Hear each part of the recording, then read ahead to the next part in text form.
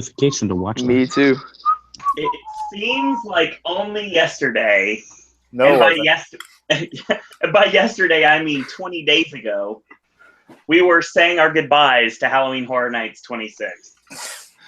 Good riddance. And it's funny you say that, but some people will agree with you. I mean, this was not anybody's favorite year, most likely, but it still provided a lot of greatness and a lot of great memories. A lot of great memories. Leave the memories alone.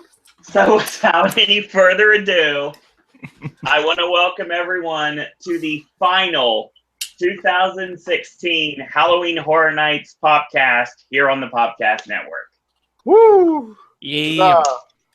We have had a crazy year, a crazy speculation year, and now we've had a crazy event year, and now we're in the postseason where we're all going to speculate what's coming for 2017. What is going to come to HHN 27? Amityville. Oh, please, please. Oh, geez. We already started. It has already begun. So, ladies and gentlemen, first off, if you are new to the Popcast Network and you're just getting this link via Facebook or Twitter, hi, my name is Sir Owen, as you should probably know by now. And I am the owner of this little shindig we call the Popcast Network. Not just a YouTube channel, no, not at all. It is a brand, and a very successful brand that has got a lot of great things coming in 2017. But before we can move on to next year, we have to put this year to bed properly. So that's why we are here on Black Friday to talk Halloween Horror Nights 26 one last time. Yeah, live purge happening out there right now. Yeah. So hopefully you guys don't have any busted noses or broken bones from trying to get that last various item that you wanted in the store. And hopefully you just got bailed out of jail in time from getting into a fist fight over an Atari system. Atari? Wait, what year are we streaming from? Hold on. Hi, guys. I'm still trying to find Atari. Did we just create a time paradox here? Welcome to the first year of Halloween Horror Nights. It was real cool. There was one house, 1999. Great year. 1991. I know. I said 99 for some reason. This phone booth over here, I might want to use that later, but I'll worry about that in a little bit. Guys, we gotta warn them about 2016. Repent now.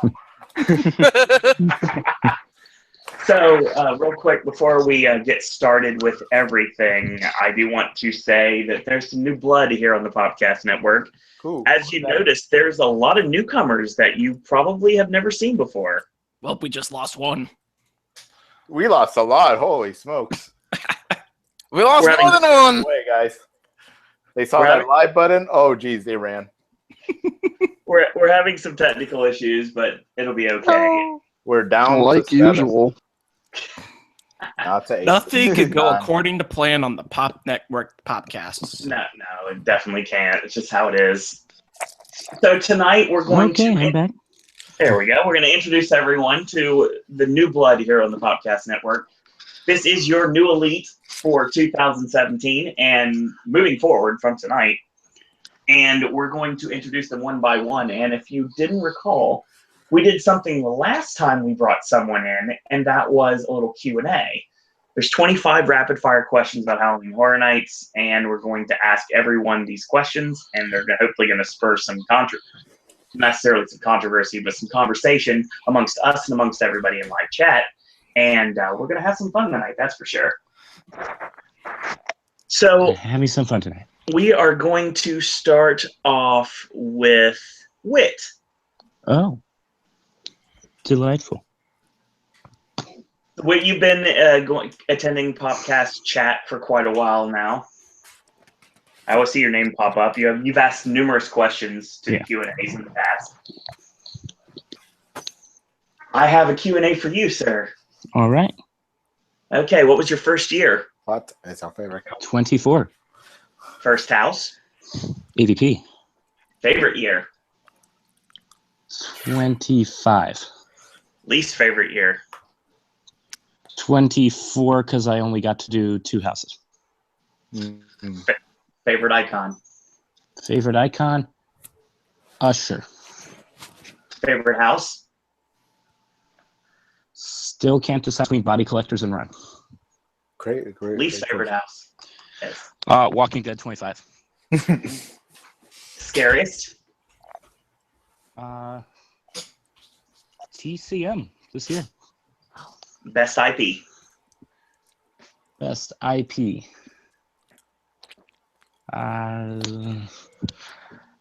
Halloween. Most scenic.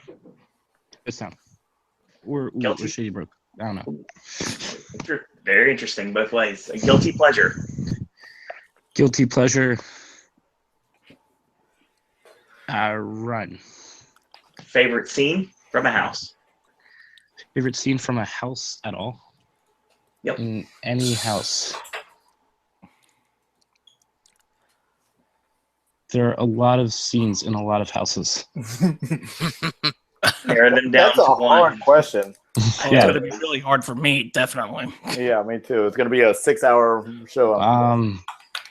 This is why they're rapid fire questions. Okay, big outdoor shindig in the middle of Ghost Town. Yes. Okay. Right. Biggest letdown for a house. Oh, geez. That's. Can I say the VR part of the repository? Wow. You just did. I love the rest of that, but ugh. We'll get to it. Biggest surprise hit for a house. Surprise. I was not expecting to love Insidious last year as much as I did. Okay. Very nice. The next question is, what's your favorite scare zone? Survive or Die. Least favorite.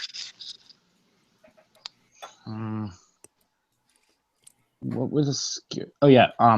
What's the video one? I forgot its name. Bayou of Blood. I don't find tambourine scary. Nice. Scariest? Scariest scare zone? Yes. These are all about scare zones. Purge, because I was weak and it was my first horror event and it was terrifying. Nice. Most scenic? Dead Man's Wharf. Nice. Favorite roaming horde? Favorite room? Clowns.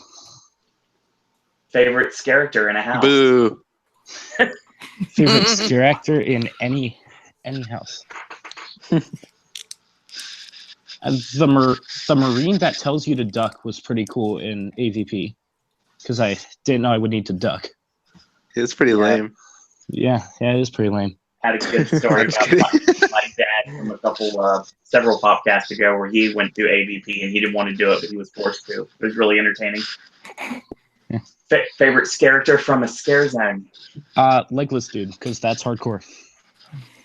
Probably Darren. Favorite character role you would like to play?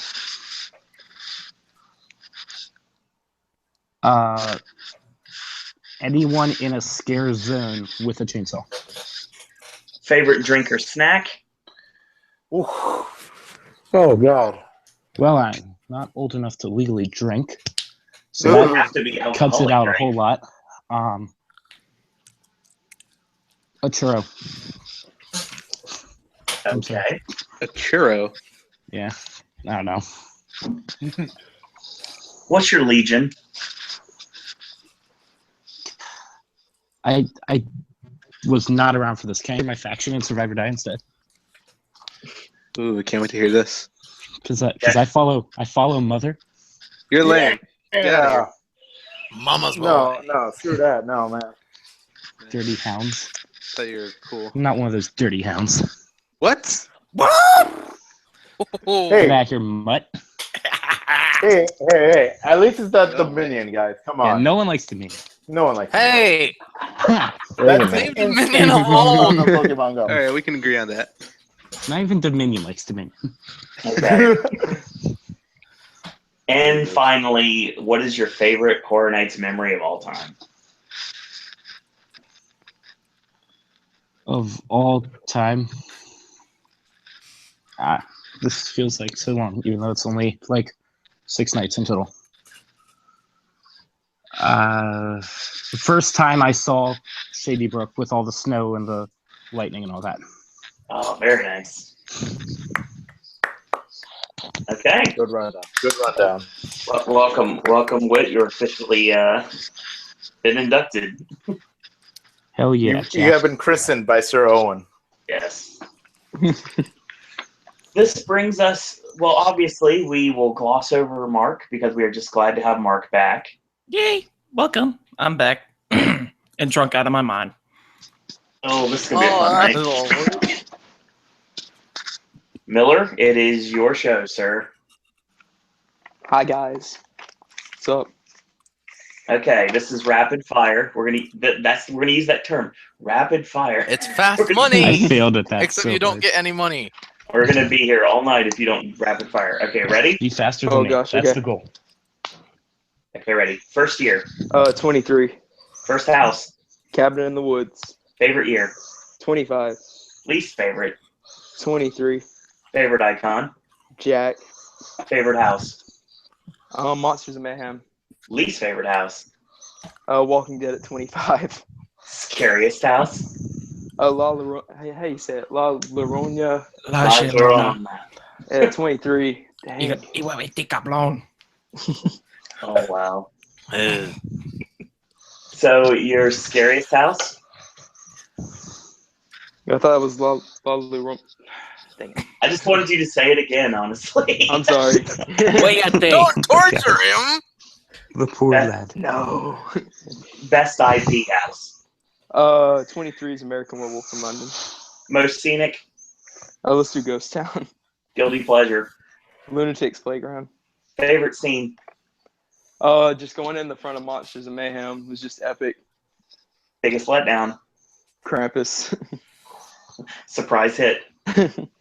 Purge. Favorite scare zone. Psycho Scarapy. Least favorite. Scary Tales. Wow, interesting. Scariest. Let's go with Icons. Scenic. Dead Man's War. Roaming horde. The Clown Saw Drill Team. Character in a house. Dumpster Mike. Yes. Yeah. Big props to Dumpster Nice. Mike for getting me on opening night. Big props for Dumpster Mike for getting me every single fucking time. Oh god, never mind. Favorite character from a scare zone. Oh, I really like that principal in Vent 55. Was it the principal? Because he was awesome. He was. Yes. What character role do you want to play? Michael Myers. Favorite drink or snack? The Churro Dog. What's your legion? I gotta go with Wit. I wasn't there for that, so I'm just gonna say in Survivor Die, I was Dominion. I pledged to the Dominion. Whoa. It's a good time for you. Yes. And finally, what is your favorite Horror Nights memory of all time? All right, so it actually came from this year, surprisingly, and this is why I really like Dumpster Mike. So the Dumpster Mike phenomenon was growing. I think everyone here knows that, and so I decided on my first run through the house to decide to yell Dumpster Mike at him as he popped out at me, and he stared me down for like 10 seconds until he jumped out at me, almost like falling out of the trash can, and it's pretty terrifying. Interesting. Well, Miller, we would like to officially welcome you. Thank you. Miller. Yes. Judah, Hello. are you ready, sir? Yes, I hope so. Rapid fire. All right. First year. 24. First house. Halloween. Favorite year. 25. Least favorite. 24. Favorite icon. Jack. Favorite house. Some sort of tie between Insidious and Body Collectors. Least favorite. I guess they run. Interesting. Scariest. What do you say? Curious. Triggered. You said run. Gonna kick your ass. Triggered. How many times, Darren? Quota for this year was 4. Next year will be 5. Yes. Scariest house. I gotta say Insidious for me. Best IP. I guess I'd say Halloween from 24. Scenic. Body Collectors. Guilty pleasure. Asylum in Wonderland. Interesting. Favorite scene. Spine ripped from Body Collectors last year. Biggest letdown. I guess Exorcist. I get it. Surprise hit. I do like it, but I was just expecting something else. But yeah, I just hyped it up way too Okay. Surprise hit. much. I gotta say I was expecting to love Ghost Town. Favorite scare zone. Yeah. Least favorite. Face Off in 24. Ooh. Scariest. Psychotherapy was just, I don't know, they always got me. Scenic. Dead Man. Roaming horde. Pumpkins from this year. Character in a house. Alright, you redeemed yourself. Yes. Character in the House. What was the room in Tomb where it was like lights and stuff? Like they changed colors? The hieroglyphics? Yeah. There was There one were specific two in that character. one. Was it the one closer to you or further back? It was like the one, I guess he was further back. Oh, nice. Favorite character from a scare zone. I don't know his name, but he had curly hair this year. He was from the bowling team or whatever. Oh, He was yeah, just he's really- amazing. Yeah, he was just awesome. I think I know who you're talking about. Yep. Yeah, same here. Character role you would want to play. I'm really fan. Favorite drink or snack. I don't really drink or snack at Universal, but I think those wedges they had this year, I don't know, they were pretty good. I don't really have an answer for that. Interesting. What's your Legion? Wasn't there for that, but I am Dominion. Woot. Yes. I'm Dominion Oh, in here. God. I don't like it. Popcast. Oh, jeez. Another one. What's happened to you guys? Last but certainly not least, what is your favorite Horror Nights memory of all time? Watching the usher rub people's tickets on his crotch last year was pretty. That was funny. That actually happened? Yeah. Where did this happen? What I need to have a is this? video of that. There is a video of it. It was pretty great the first time I saw. I mean, every time I Excuse saw me, it. I need to go Google something. Damn. So real quick before we move forward, Lady Luck says, I have a plushie Krampus that would like to have a civil conversation with you. Daniel wants to know what about 27? We're going to get to 27 a little bit later. That's not a problem at all. Yes, I don't know why I brought up Atari's, Lady Luck. I just don't get it. It made sense in my head. Okay. Atari. How old are you, Owen? We don't need to speak about age, Diego. He's immortal, okay? 42. 14,000s. Oh, God. The light from the TV still scares him to this day. Yes, you're correct. So we will skip over Emperor Sephiroth because he has graciously joined us in the past. Yo, I'm not an octopus. Hey, Scott. Oh boy, here we go. Okay, the definition of rapid fire has been lost on most everyone on the panel tonight. Oh, I'm sorry. You're choosing questions that like put a gun to your head and says like, "What's your favorite child?" That's that's the question you're Yeah, saying these are right deep now. emotional things here. See, this Yeah. no, you and Darren are gonna have a really fun time because you've got a lot to process. That's the reason I'm saving you guys for last. Okay, yeah. Answer the damn question, Owen. I have 10 years to think of. Okay, so are we ready, Scott? As ready as I'll ever be, and it wasn't Ataris. You should have said the mini Nintendo systems. Or the Wait a minute. Sega Mega Drive. Hold on, hold the phone. See, the thing about it is Pump your brakes. didn't I see some place that was selling like an Atari system, like greatest hit system that available in stores? That was the NES. Nintendo Entertainment System. Yeah, that's It's the a NES. small little NES thing. Mini. No, actually, Nintendo and Sega have been selling those things for years, and no one gave it crap. But now that Nintendo does it, it's a big deal. There is an Atari that Yeah, because exists. Nintendo is still boss. Sega sells millions, but nobody bats an eye.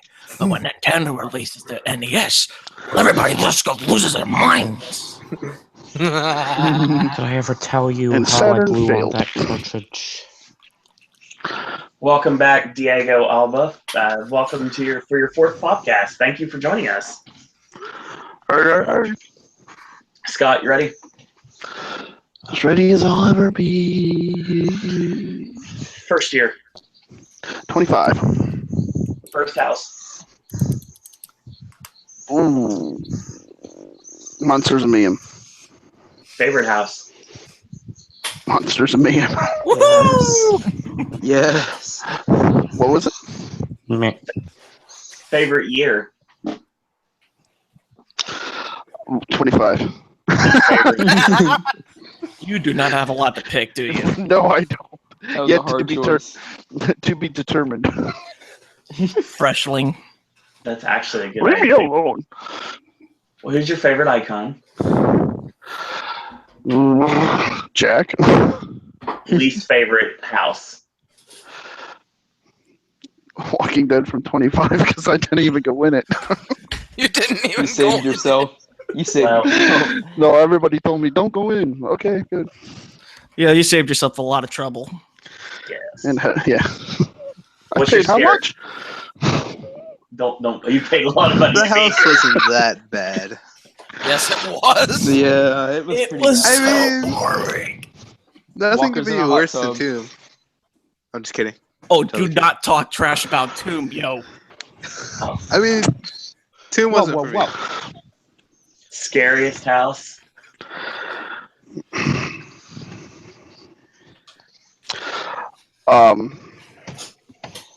Shoot, Body Collectors. I think it was last year.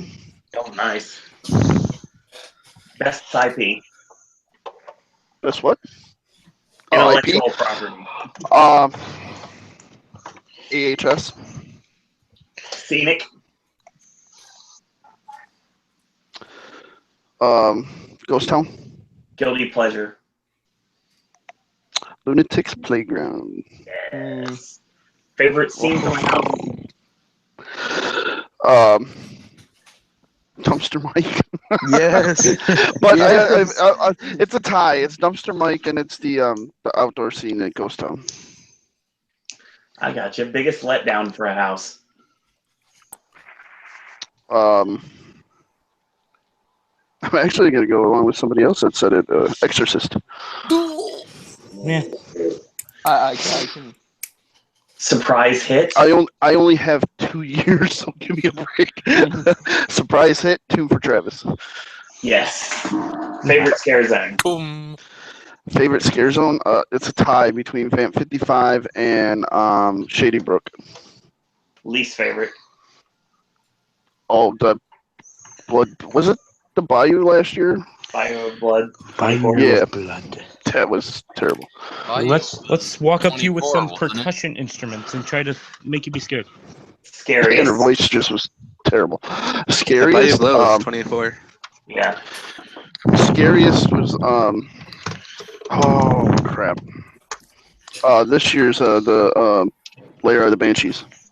Interesting. Even though I didn't even get scared in it, but just had that creepy feel. Most scenic. Scare zone or just anything? Scare zone. Most scenic, I would have to go with Lair of the Banshees. Roaming horde. Ooh. Male cheerleader or wheelchair clown? Favorite character in a house. Chance. Oh, nice. Favorite character from a scare zone. The teacher from Vamp 55. Yes. What role would you like to play as this character? As a scare actor. As in, like, in the houses? Anywhere. Eddie Schmidt. Nice. Favorite drink or snack at Horror Nights? Anything with alcohol. Do you have a favorite Legion, or apparently a group from Survivor Die Now? Sorry. I didn't partake in it, but Wow, you guys are so young. yeah, no, we're not young. I just didn't. No, I was I'm doing young. other stuff and bitching about my feet. Shoot. Well, you know what I mean. Young Horror Nights time, not young in time. I don't think anyone's young in time anymore. No, not really. Okay. What That's is it? your favorite Horror Nights memory of all time, Scott? Hanging out with you, and meeting Bill and Ted. Yeah. Favorite scene from Bill and Ted? Manitowoc County Sheriff. And on a related note, Scott, I received a Facebook follow a little bit ago, so I should just tell you that. Nice. And that's as far as I'm going to say. So we have got two people left on the panel. One of which is somebody that everybody Can I go knows. last? Oh, you're going last. Don't worry. One of which is everybody knows in chat how many times that Darren went through Run last year. Wasn't it like 100 something? Good Not God. even close. How many nights did you go? No, he's not even close. Darren, give him the number. 286 times. Yeah. What? That's because you had somebody in there you know. No, maybe. Yes. No, that helps a lot. That really does, especially for a house experience. I mean, when the ops shoot me down the express pass when I already use my express, that helps a lot. Yeah, it usually does. Oh, I got a story for this that happened with Express. I'll get to that. I do too. Oh, we all have stories, some of which we won't talk about on here. Some of which happened at Halloween. I'm just gonna say Those that. ops over there can be really, really, really unhelpful. I'm not. Yeah. So I know. I just want to say story too. I love getting told which way to go during the only section that's meant to be confusing. I love getting It seems like all kicked you out of have the line. problems. I've never had any issues. There's the reason why they call it the chaos room. Okay. We'll get to that. Don't worry. I just want to say that the ops are new blood, extremely new blood for Universal and stuff Every like year that. they're all new blood. Yeah, like 80% of those people are new hires. They don't know anything. Some people don't even know what a Horror Nights is. I don't know what happened to those people. Yeah, that's pretty sad, isn't it? Yeah. It is. Yeah, they're probably using their bodies as the foundation for the next attraction. Oh boy. So yeah, just know that those new hires don't know what common sense is. So I'm sorry. Sorry, not sorry. Yeah, sorry, not sorry. Hashtag sorry, not sorry. Okay. And other than Darren, who it seemed like it was going to be a foregone conclusion he was going to join at one point anyway, and which I'm very glad that he did decide to join us. Mm-hmm. And using my name. Just kidding. We have someone else that is also in the panel. This is somebody that has been not necessarily he wasn't one of my best friends, but he's become one of my best friends in the time that 26 went down. And it was somebody that just kind of knew, and now it's somebody that I realize knows a lot about Horror Nights and be a perfect fit to this new elite. Mm-hmm. And without any further ado, let me everyone welcome Dustin.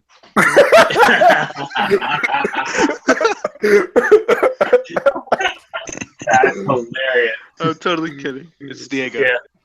It's a D name. Yes, it is. Welcome, Diego. Finally. Oh, it was me the whole time. I didn't know that you were describing someone else.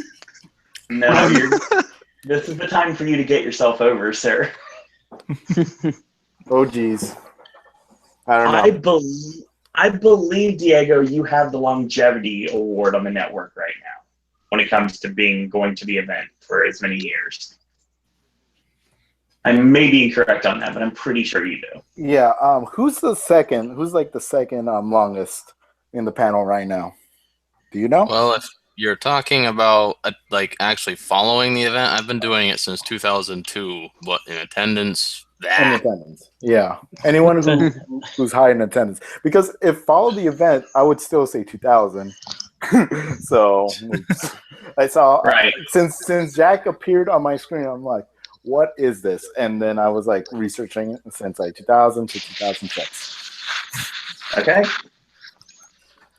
So are we ready for? And I've been going to not so scary that long.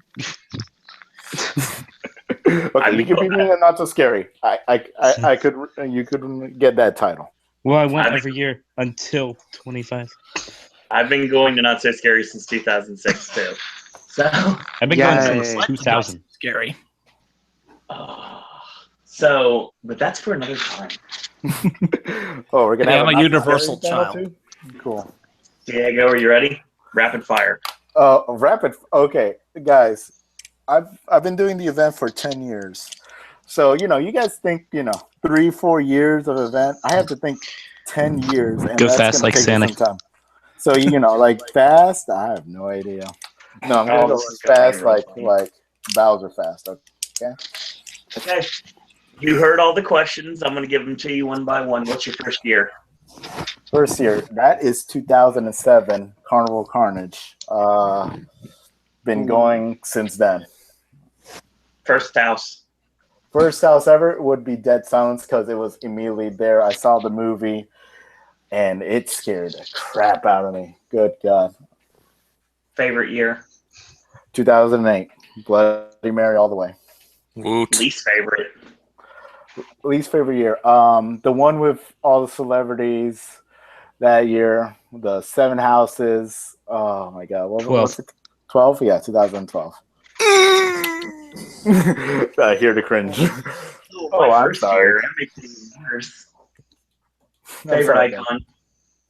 Okay, favorite icon. Oh, God. Okay, here comes the hard questions. Okay. Wait, it could be any IP from 2007, correct? Technically, that does count. So I would say Nightmare on Elm Street. Okay, I'll give you that. That's fair. Mm. I mean, by rules, that does count. Favorite house? Of all time? Yes. Dead Silence. No, not Dead Silence. Oh, God, no, it can't be Dead Silence. Dead Exposure. Dead Exposure is my favorite of all time. Okay, least favorite?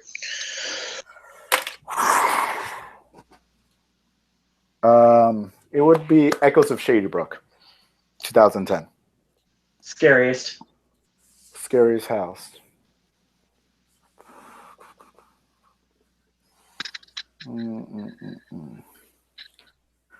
Oh, geez. Like I told you, 10 years is going to take a long time to just recollect everything.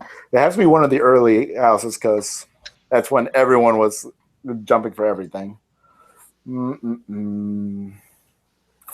I think it would still be Dead Exposure because of the effects that they use. They hide the scare actors extremely well back in the time. Best IP? They hide? As in they're like part of the set until the flash comes on, and then they appeared. So when they hid, they're blatantly there, but you can't see them. Theatricality and deception. Right. Nice. So wait, what do you mean by best IP? I thought you already told me a best IP house. No, what's your best IP house? Oh, so this is best IP house. Yes. Okay.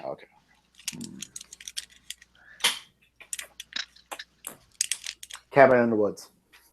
Best scenic. Very nice. Best scenic.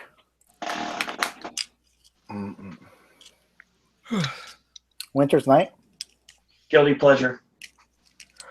Oh, okay. Leave It to Cleaver. Favorite scene.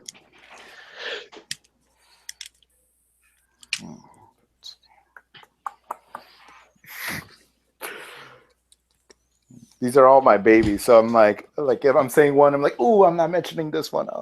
I'm so stupid. Best scene. There's so many great scenes out there. There is.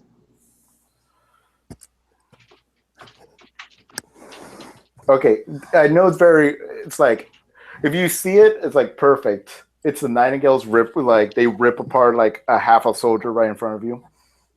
Right. That one. That's the one that I only saw like 6 times, and I went through that house like almost 30 times. But it was worth it. Biggest letdown. Afterlife. Ooh. That I was expecting so much better for that house. The concept alone was like, they should have used something really well to it, but it was just a random 3D house with a prison outfit. Surprise hit. Surprise hit. American Werewolf in London, because I didn't think they were going to use puppets that extremely well. Okay. We're going into scare zone territory. What's your favorite? Okay, easy. Schoolhouse, 2008. Least favorite. I don't know if any of you guys know about the Legend of Night Maze and how horrible it was. Yes. Yes. I've heard rumors. If you guys don't really know, you know the cloaks that for cast change for the tents, they go on like big cloaks and they like walk out with their outfit on, but over them it's a big black cloak. Think of that. And in the front they just have like a black just like, it's not even a black mask, it's like something that is like they could see but not really well. And they have like a couple of wall panels. And then they close them up and bring it out. And I think they're required not to scream, not to yell, nothing. So all they do is just appear in front of you and they expect you to get scared. That is all. Okay. It was literally in Shrek Alley. It was horrible. It was originally it sounded like a great idea, but I thought they were going to put a tent over it and it's going to be like a knife house back in the time. But no, it was a disaster. Wait, you're talking about 21 Night Maze? Yeah, 21 Night Maze. Yeah. Yeah, that was so bad. So freaking bad. The only reason it was good for me is because me and my friends got split out and they got scared out of their friggin' lives, and I just walked through like nothing. Maybe it's the amount of times I went through it, but literally there was a scare actor, someone like half my size. She appeared and she did nothing, like no like preemptive like jump or scream or anything, and I just looked at her. I'm like, okay, and she walked away. That was my experience of Night Maze. Well, I only went to that year like once, so gotcha. That's when I was just wrestling. What is your scariest scare zone? Oh, scare zones for me never get really that scary. Being that out in the area, and being that I know Universal so well, I don't really get scared that much. But I would say like maybe something like racing like The Purge. I don't know. I feel like it was they had so many purgers in there that I enjoyed it really well.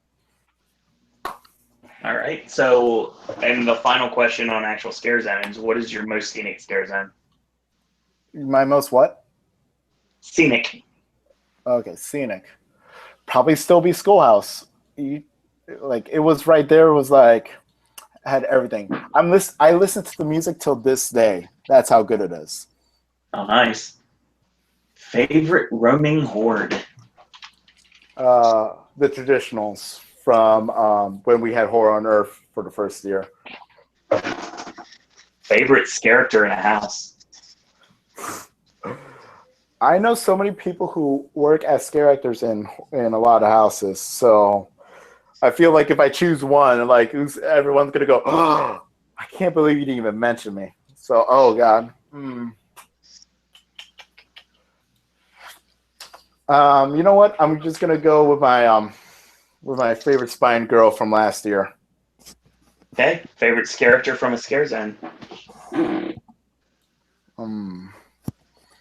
Oh, okay, easy. Rosie the Fox Girl. Oh my God, what Scare Zone was that? It was traditionals. It was traditionals. It was just traditionals. So wait, does that count if it's not a Scare Zone, or does that count? I mean, technically, it's. I think it would count in some ways. Oh, okay. Yeah. So if you want me to, I could make another one for a specific Scare Zone. I'm thinking only Roaming Hordes right now, but oh, okay. I think of one from Van 55, the pink-haired vampire from Castay. I know him really well. He always makes me chuckle. Nice. What character role do you want to play? Probably an icon of some sort. An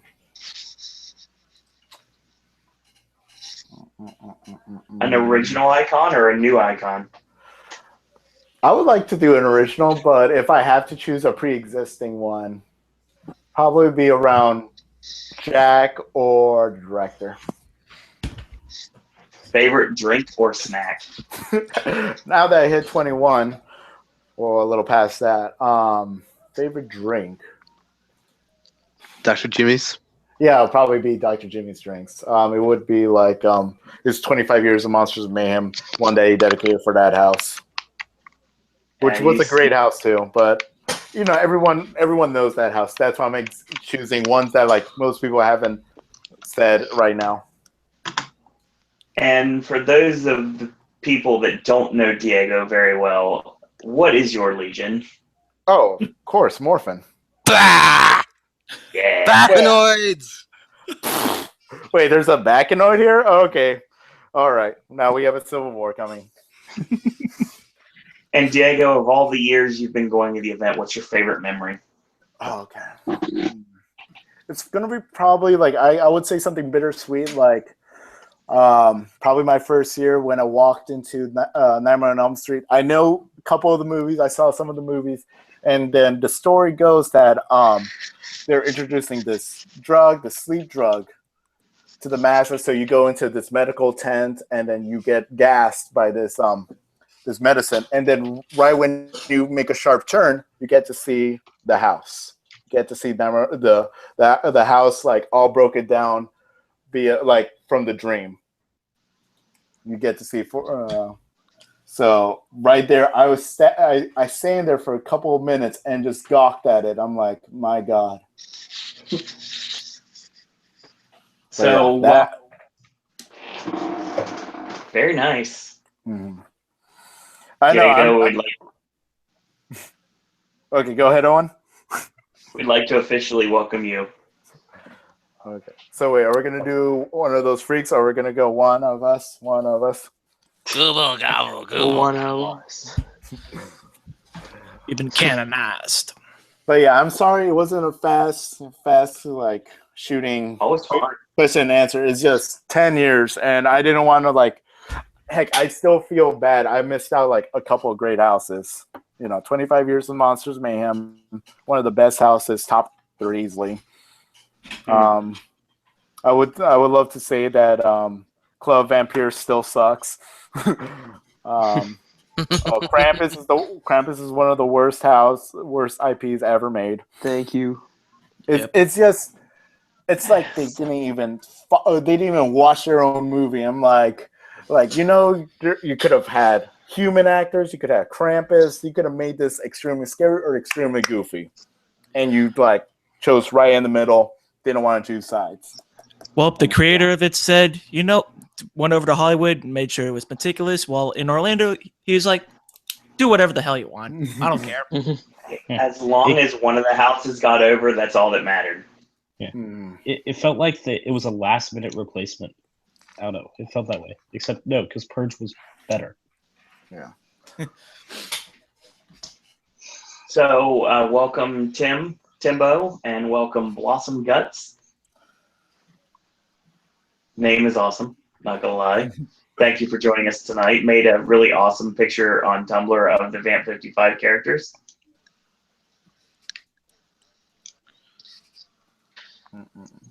Darren? Yes. Oh, he's Are alive. you ready, sir? Maybe. Let me get my pasta first. Pasta. Yeah, I'm ready. Why all this? Lady Luck says, "Why all this You crap?" is taking heathens. season?" Hold on. We'll get to houses later, Lady Luck. You know how we work around here. We're introducing everyone, and then we're gonna get into the nuts and bolts of the conversation. Hey, Lady Luck is a decent lady. She'll just slit our throats just to get to the point. Or she'll have a plastic mask in front of her. Same thing, right? I remember that. It was God, worst scare zone ever. Night Maze is still beats no. it. Night Maze is still worse than that. Yeah. It was personally my best for that year because that was the only time I went. I love the blood and guts reference, Blossom Guts. I really do, and maybe someday that character will decide to come back. You never know. We'll see. Hopefully. I know a lot of people would be very happy if that happened. We'll talk about that a little bit later. Darren, are you ready? In answer to your question, Lady Luck, it's because Krampus never moved. No, that's not the only reason. We'll get to that in a little bit. That's my biggest reason. There's The lots. house just sucked. That's also a correct answer, but we'll elaborate further in a little bit. I've been in 4 houses worse. Mm-hmm. Lady Luck says I gotta defend my man, the Krampus. The Krampus wasn't in the house. Yeah, that's the problem. If the Krampus was there, I'd love it. Oh, His hand was. That's the only thing that moved. Oh God, we'll get to houses in a bit. Darren, are you ready for rapid fire? I've been ready. Yeah. First year, 2006. first house. I feel bad for myself because I didn't go to my first house till 2014. That was for Dust Till Dawn. What the? I didn't you so attend scared. 2009 to 2013. I missed those years. But I did attend 2006, 7, and 8. Skip until 2014 to now. Darren, Yeah, remember, sure. I always will respect you for the things that we've done in Horror Nights 26, but still, not cool, man. Not I could have cool. gone through Psycho Scarpy, Maximum Madness. Yeah, I you wanted could've to, been our but I chickened hero. out. Hey, Anyway. at least you didn't chicken out of Roanoke and Dollhouse of the Damned and Giggles and Gore and Halloween. I chickened out for 3 years. And I missed Bill and Ted those 3 years. Because my sister that hit convinced Owen my right in parents the not. heart. You missed the 2006 show. That was like the best show. I know. What's the I matter, saved McFly? Chicken? Luther was Nobody balls. calls me chicken. Oh, geez. All right, Don't let's get on to Q&A. Back to the Future with me and Owen. You really think this is only still going to be screwed 3 me over. hours? On to that question. What was your first house? Dun, dun, dun, dun. From Dust Till Dawn. Yes. Favorite year? 2008 and 25. Least favorite? 26. Favorite icon? The director. What is your favorite house? Oh fuck. I'll go with From Dust Till Dawn and Roanoke. Not Roanoke. Run. Oh, I was about to say. Roanoke was okay. Roanoke was fun. Least favorite house ever? Oh my gosh. Krampus, Purge, Dracula Untold, and Freddy vs. Jason. And Two of the Ancients. That's more than Yeah. No. Why liked do you about hate half of Tombs those. so much? We'll get into that later. Scariest house? I'll go Krampus. I'm just kidding. Whoa. Walking contradiction. The houses. Quote that little shit. The houses aren't that scary, James. Yeah, the houses. They're tame, in my opinion. They're pretty tame. James reference. Yep. Best IP house. Probably Texas Chainsaw. Most scenic. Most scenic. I'd say Ghost Town. Guilty pleasure. Oh. It should be Run or Lunatics. I'm just telling you. No, it's something worse. Oh, jeez. The Walking Dead, The Living and the Dead. Wait, which The house from 25? That's the one from 25. Whoa. Wait, that's 25. I think I just died. That was my go-to pleasure house for that year. 25. I'm in shock. Favorite scene in a house. I'm gonna name 3. The Enforcer Room from Run, the Shootout from Dusk Till Dawn, and finale to Texas Chainsaw. Not bad. Not Sorry, bad. I like all all those a whole lot. Yeah, I can tell for the sounds. What's your biggest letdown for a house? Probably Tomb of the Ancients. Biggest surprise hit. Lunatics. Oh no, scratch that. Go with American Horror Story. Interesting. Favorite scare zone. Probably Asylum in Wonderland in 2008. Least favorite. Scary Tales. Scariest. Dead Tropolis 2006. Most scenic. Probably the zones from this past year. They all had something in them that was pretty interesting and cool. Roaming Horde. Scarecrows / pumpkin heads and geishas. Oh, I Those are my wonder favorites. I wonder why. Yeah, I know. I wonder why. They're Yeah, pretty it's not lame like I at took a first. picture with you and your favorite pumpkin. Yeah, I over in, know. It's Brooklyn. like Weird, right? Man, Yeah, but he it's was like pretty a weird. bat out of hell after me. That was awesome. Craig's asking what's all the hate on Tomb. I don't think everybody's gonna feel that way. Oh by no, the time I you get love out. Tomb. Tomb is It's the like I'm best the only one that one. hates Tomb. Spoiler alert. All I'm gonna say is I agree with Darren, but we'll get to that later. Ooh, favorite Tomb's house in my top character. couple houses. All right. Can we continue? Favorite house character. Probably the guy in Ghost Town who got his dick shot off. And Dandy from American Horror Story. Nice. Favorite character from a scare zone. Oh jeez, that's a rough Oh man, you know, there's this one weird pumpkin head that was in front of dude. Transformers. I'm just kidding, no. It's stroking I would as have we to go. go with So this is a tough one because there's so many great characters out there, especially their characters. Right. But I would probably have to go with this is a tough one right here.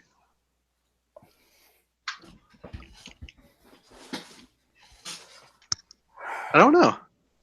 I can't pick one. You gotta choose one. I had to choose all of them, and I'm still regretting some picks. Go ahead. Fine, let's just go with the Pumpkinhead. Or the Scarecrow. Let's go with the Scarecrow. Speaking of that, if you had a role you could play as a character, what would it be? If I had the body, I would be an enforcer. I would love to be an enforcer from Run. Okay. That'd be great. Favorite drink or snack at Horror Nights?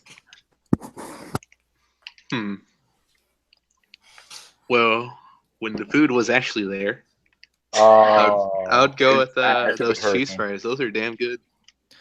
But Matthew, second would have to be Twisted Taters. Cheese fries and Twisted Taters. Those are damn good. Okay, and we are ending our questions with two more. What's your Legion? My Legion? I don't have one, but everyone keeps Wait, telling you me don't I'm even have Morphin. Who has a Legion in here other than Other the than- Bakanoid? Other than the Bakanoid. Everyone keeps telling me I'm a Morphin, but yeah, Yeah. I wasn't there for that year. Oh, what am I question's out gonna of date. do I'll with go you with, guys? I would go with the Hounds from Survivor Die. Or Soda. Filthy mutt. Mhm. Filthy Guy scam. gets paid. And of all the memories you have of Halloween Horror Nights, Darren, what's your favorite? That is a tough one right there. But I'm gonna pick one because it was funny. When Tristan confronted Sloan at 25 after we got Freddy vs. Jason. It was one of the all-time greatest moments in the history of ever. Mm-hmm. Oh, geez. That was the best thing I've ever seen coming out of a house. Yeah. I kind of want to know all that story later. Well, almost had an encounter in this year. Ooh, that's terrible. We'll discuss all of this later. Yeah. Now, Oh, we're gonna have an after chat. We're gonna get drunk. Yay! I'm already drunk off of my head. Blossom Guts is a morphin. Lady Luck is an iniquitous. Okay. I'm just gonna say okay. I'm like that sounds so cool. I'll not be doing any iniquitous. activities. I'm just being Craig very Craig Garden is a Bacanoid as well. Hooray! You're not alone. Craig, you're already on the list. You just made the list. Oh, yes, we're putting wrestling into here. I'm sorry. It was only maritime. Of course we are. John Cena! Ding, ding, ding. Man, my favorite icon was John Cena. He was in the last show, so we could talk about John Cena whenever we want. He was in a lot more than just the last show. Do you smell what The Rock is cooking? Goldberg. I think it's like the hour of like taking out our wrestling memes right now. The Halloween Horror Nights has just been hijacked by the friggin' WrestleMania. Not too much longer. Now we've introduced everyone. There's one last person that is going to be joining us in a little bit. She's having some car trouble right now with traffic. So once she arrives, she will be our final panelist and the final member of the Popcast Network. Yeah, I guess where she's at. She's probably on the highway to hell.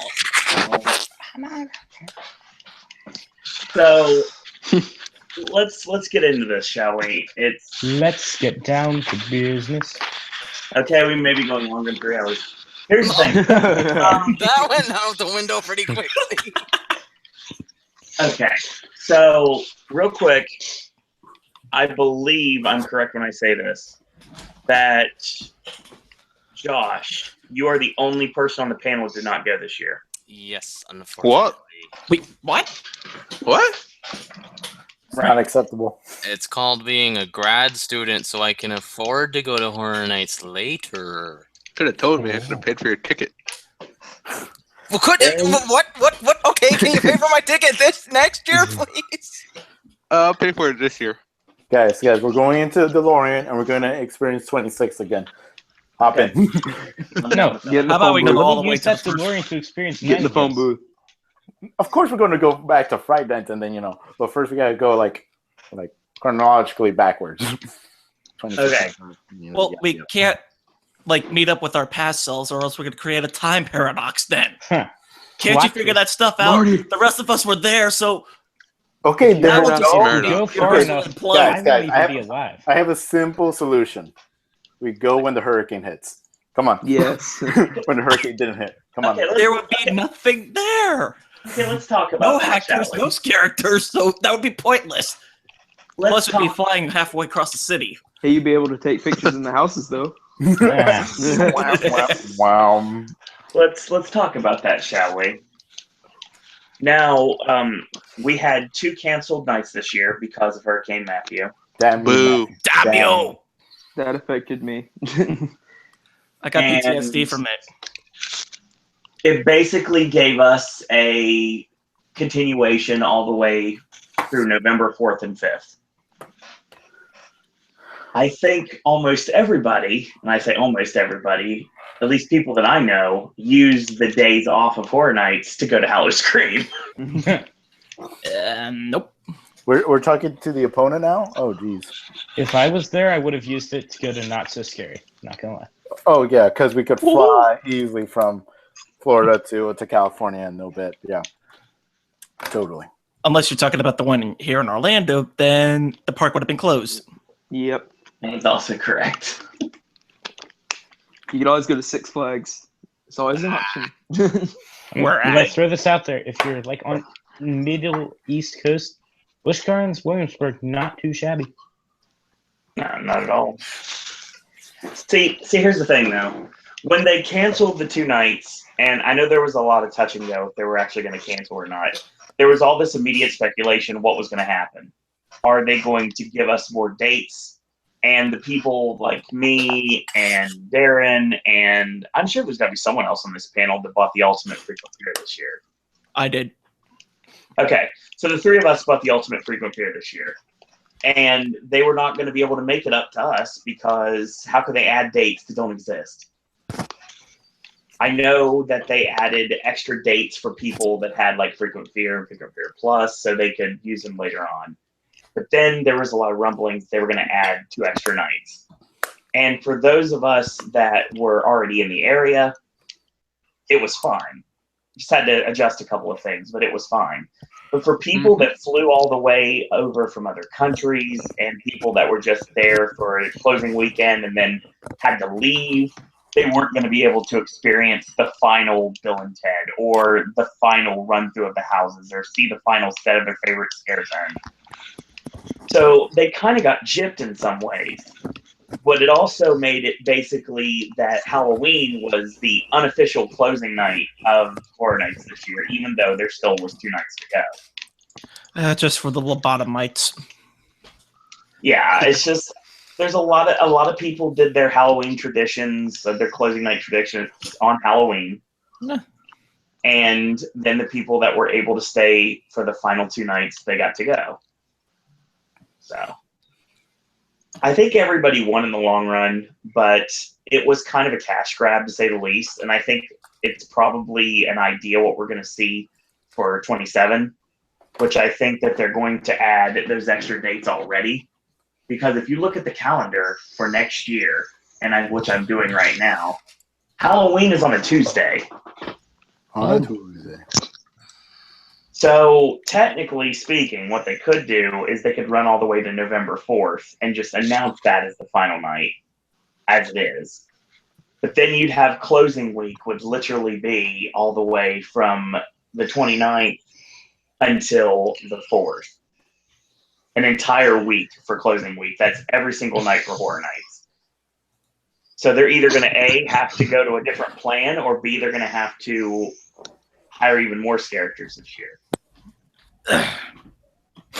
There was still quite a few from the extended days this year, so Well, we'll I know just a have lot to of- wait and see. Right, and I know a lot of people couldn't extend, so I mean they had to be replaced with different things. I know the streets were a lot more dead for the last couple nights. Not much difference. Houses there certainly were. A lot of differences on the houses on the last 2 nights. Yeah, we're talking about like originals definitely, but like IPs, they had to fill those things up quick. In some ways, yes, but in some ways, no. I did feel like there was a lot of dead spots in a lot of the houses, IP and original, on the closing weekend. Some of the ancients felt empty. So you're saying it felt like a Halloween Scream house? It just felt like a tomb. That's about it. On the past few nights, how crowded was AHS? About 25 minutes. Holy crap. Really? I saw it 25 minutes. We were freaking out. That's Yeah, I remember that. Mm-hmm. I can honestly say that my last 2 run-throughs of American Horror Story this year were one of the worst I've ever had and one of the best I've ever had. So I kind of got the best of both worlds. Well, sorry. Caspi. Yes. Caspi. I like Caspi, but I like Cache. I'm big on Cast Day. Big shout out. Big Best shout out guy. to all my friends in Cast Day. And the gentleman that always referred to you as best guy. Mm-hmm. At Lunatics, they called me Christmas best. That's even better. Wait, that guy has a name? Wait, is he in the panel? Wait a minute. You're telling me that Best Man and Darren is the same person? I've never seen them Yes. together. So I don't know. What? Actually, my twin brother. Sure. Oh, you have another one I've never met? Oh no. And he's way more nicer than me. Actually. Yeah.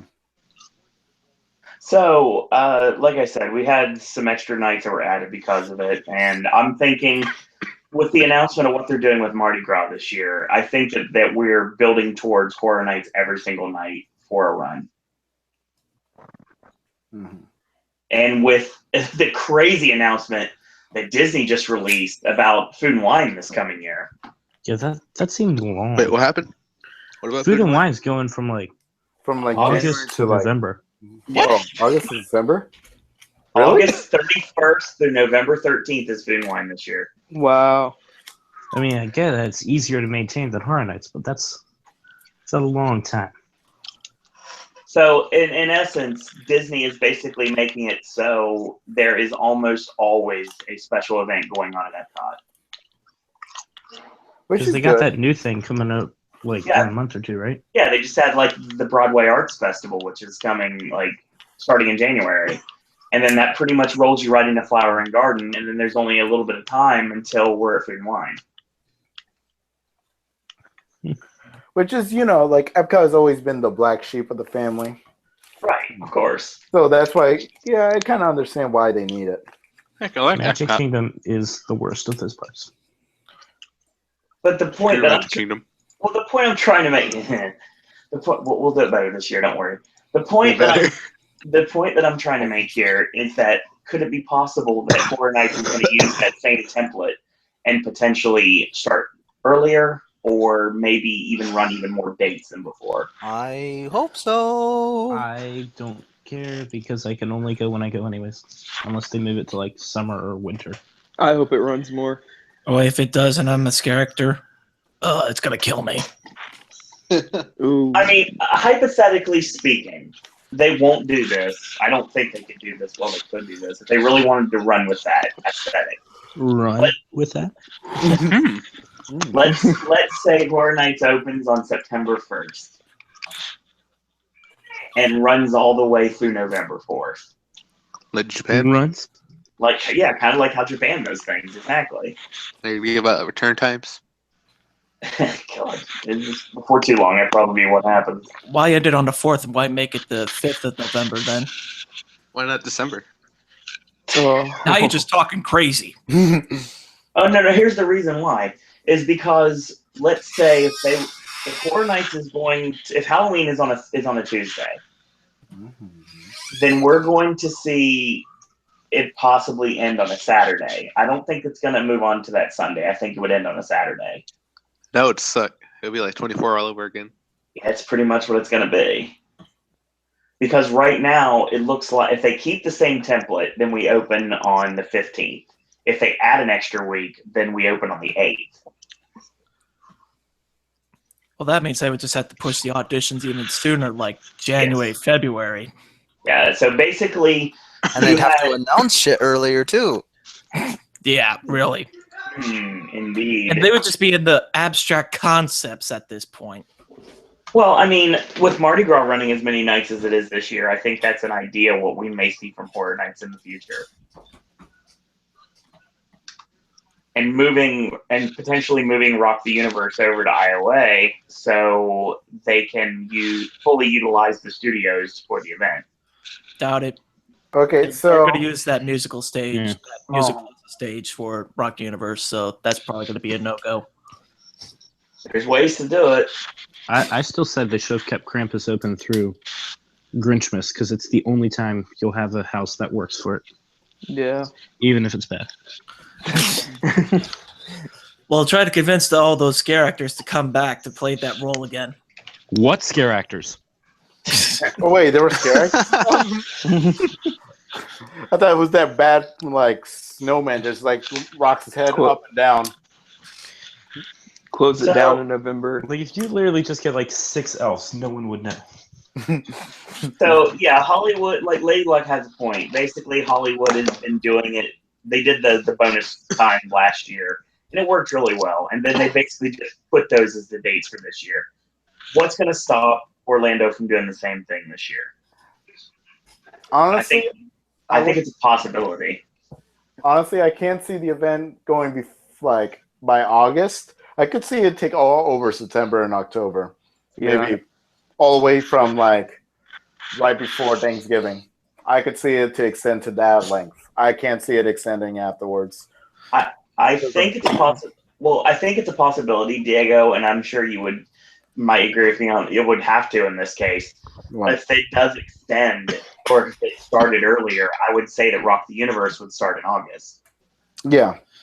Yeah, that'd be the best way to do it, is just push Rock the Universe sooner than later. Yeah. You Rock the Universe in August, give it like a good week, like the end of August, give it like a week or like a couple days, in this case, a couple of days to get started. And then on the 1st of September, we got Horror Nights. Exactly. We do Preview Night on August 31st, and then we do Rock the Universe the weekend prior. Okay. I've been wondering this for like 2 years now. What is Rock the Universe? Is there like a so I've Christian gone concert festival? It's basically Christian that's rock. what it is. It's like basically a Christian festival to be able to worship rock. I've gone to it a couple times, only for like one single band, but usually it runs through Friday up until like Sunday morning, where they do prayer and all that type of stuff. Have a sermon out there. And as bad as it is to say this is something that comes through for this podcast, it is the first chance that anyone has to see the Bill and Ted set before the general public. Mm-hmm. I think I would rather just wait to the general public. Yeah. But another concern is that if they do push it earlier, what about the sets and whatnot? They're going to have to rush them through, and if they did, would they be as good as they were in previous years is my main concern. All I'm going to tell you is they rushed Chainsaw Massacre to literally one day. It was all wood from the outside, the day before preview day. And then bam. Yeah, that facade was pretty that lame. facade it was was lacking. Yeah, it was lacking, but they don't really care about that. They'll make it work. Real quick before we move forward, so in chat right now, Blossom Guts, the picture she did on Vamp 55. Mm-hmm. It is currently up on Tumblr. It's blossomloveasks.tumblr.com. You want to check out that Go picture. look at this. Link in the chat right now for everyone that's in live chat. If not, check out blossomloveasks at .tumblr.com. So wait, are we going to critique it on air? That's kind of weird. Very cool picture there. That's cool. Lady Luck says I'd be less surprised if they decided to do 2 parks again. Capacity seems to be a big issue. Seeing lines for American Horror Story or even The Exorcist or other IPs this year. I think if they can stay away from 2 parks, they're going to as long as they can. Yeah, because that's a logistics nightmare. Well, yeah, it is. Like for the Seuss Landing or whatever, they can't do anything. It would just be people in black cloths and everything because it's supposed to be the Seuses are sleeping. Yeah, you go from one area you can't use to 3. Yep. It'd be bad. But I mean, I think studios will be fine. I mean, obviously, all the construction with Fallon and Fast and the Furious, it's going to be all right. Now, when Nintendo starts, that's when we might have issues. Well, who knows when that's ever going to get off the ground? They're doing it over in Japan first, so we're not going to probably see Nintendo for all I'm maybe just going to say 2019. That next year is going to be Avatar Land. So literally anything could happen right now. They have sex with their tails. They have sex. Avatar Land has now just been delayed till 2020. If anyone still gives a shit. If any, yeah, really. Okay. Yeah, very nice job on that picture. I'm still typing it in. Give me a break. Just a lot of letters. Well, Lady Luck was also saying not necessarily just islands, but a dual park event again. Yeah, I mean, it would be something that would be an idea that would look good on paper, but wait until you had to walk from park to park night after night, you'd be even more in trouble. Some people would just not do one side of the park each night. They just do one side of the park and that would be the end of it. Well, cutting crowds in half would be nice if that actually happened. And not only that, especially after this year. Doubling of the staff there too, with the scare actors, the ops people, and even like the regular workers there that works the food vendors and stuff. That it's just a nightmare, and that probably cost Universal a lot more to do both parks than it would make money off. What if they made studios just be all IPs and then put all the originals in islands and just charge less for it? There's another thing there too about islands. I don't think there's that much space to make off of houses either, because what used to be where Kong is right now, that would have been a relatively great place to put a house, but now since that ride's there, there's pretty much nowhere to put like a full-fledged facaded house. We still have the Carnage Warehouse. We still have what else? Poseidon, Discovery Center, Poseidon. You could do things. Thunder Falls Terrace. Thunder Falls Terrace, if Kong allows, if we have enough space from that back. But yeah, we have like 3 or 4 locations that we could use. Yeah, just charge like $30 for it. Make it an IP only event or something. Trust me, original. Don't say IP only event. Yeah, I know. I said that. We're not Hollywood. No, like studios can turn into Hollywood, and then islands can just be originals and charge a lesser price. So are you talking about like a split ticket? So you, with the parks, you could pick either side if you want to go. That just sounds like too much of a pain. Yeah, I would have to agree with you on that one. It definitely would be, but then you could actually have the cohesive theme that everyone wants, and then IPs can just be happy little IPs. Well, not only that, with the transferring, how are the ops people going to tell who's who? Like, I know it's like the card scanning and everything, but that's just going to create a lot of backup only traffic. way would be the train. You can't use it. You can't use it for anything not Harry Potter related. J.K. Rowling already lost her mind with the lights up there this year. That was stupid. Lies. It's all work. But I blame the mentors in Japan. Yeah, what's that clickbait site? There must have been something in their contract they could get away with. Something in there. Honestly, if they're going to do anything, if they have to do park to park, they're just going to have to basically go between parks, like backstage that way. Yeah. And they're going to have to be a giant scare zone to get you from point A to point B. Yeah, it'll just have to be like one huge scare zone. It can't be like 2 separate ones because of, sound stages in there. It's going to probably be between, like, if we're going to have a scare zone, it's going to probably be between they're going to have to make a space for the sound stages all the way to Seuss. Yep, exactly. Yeah.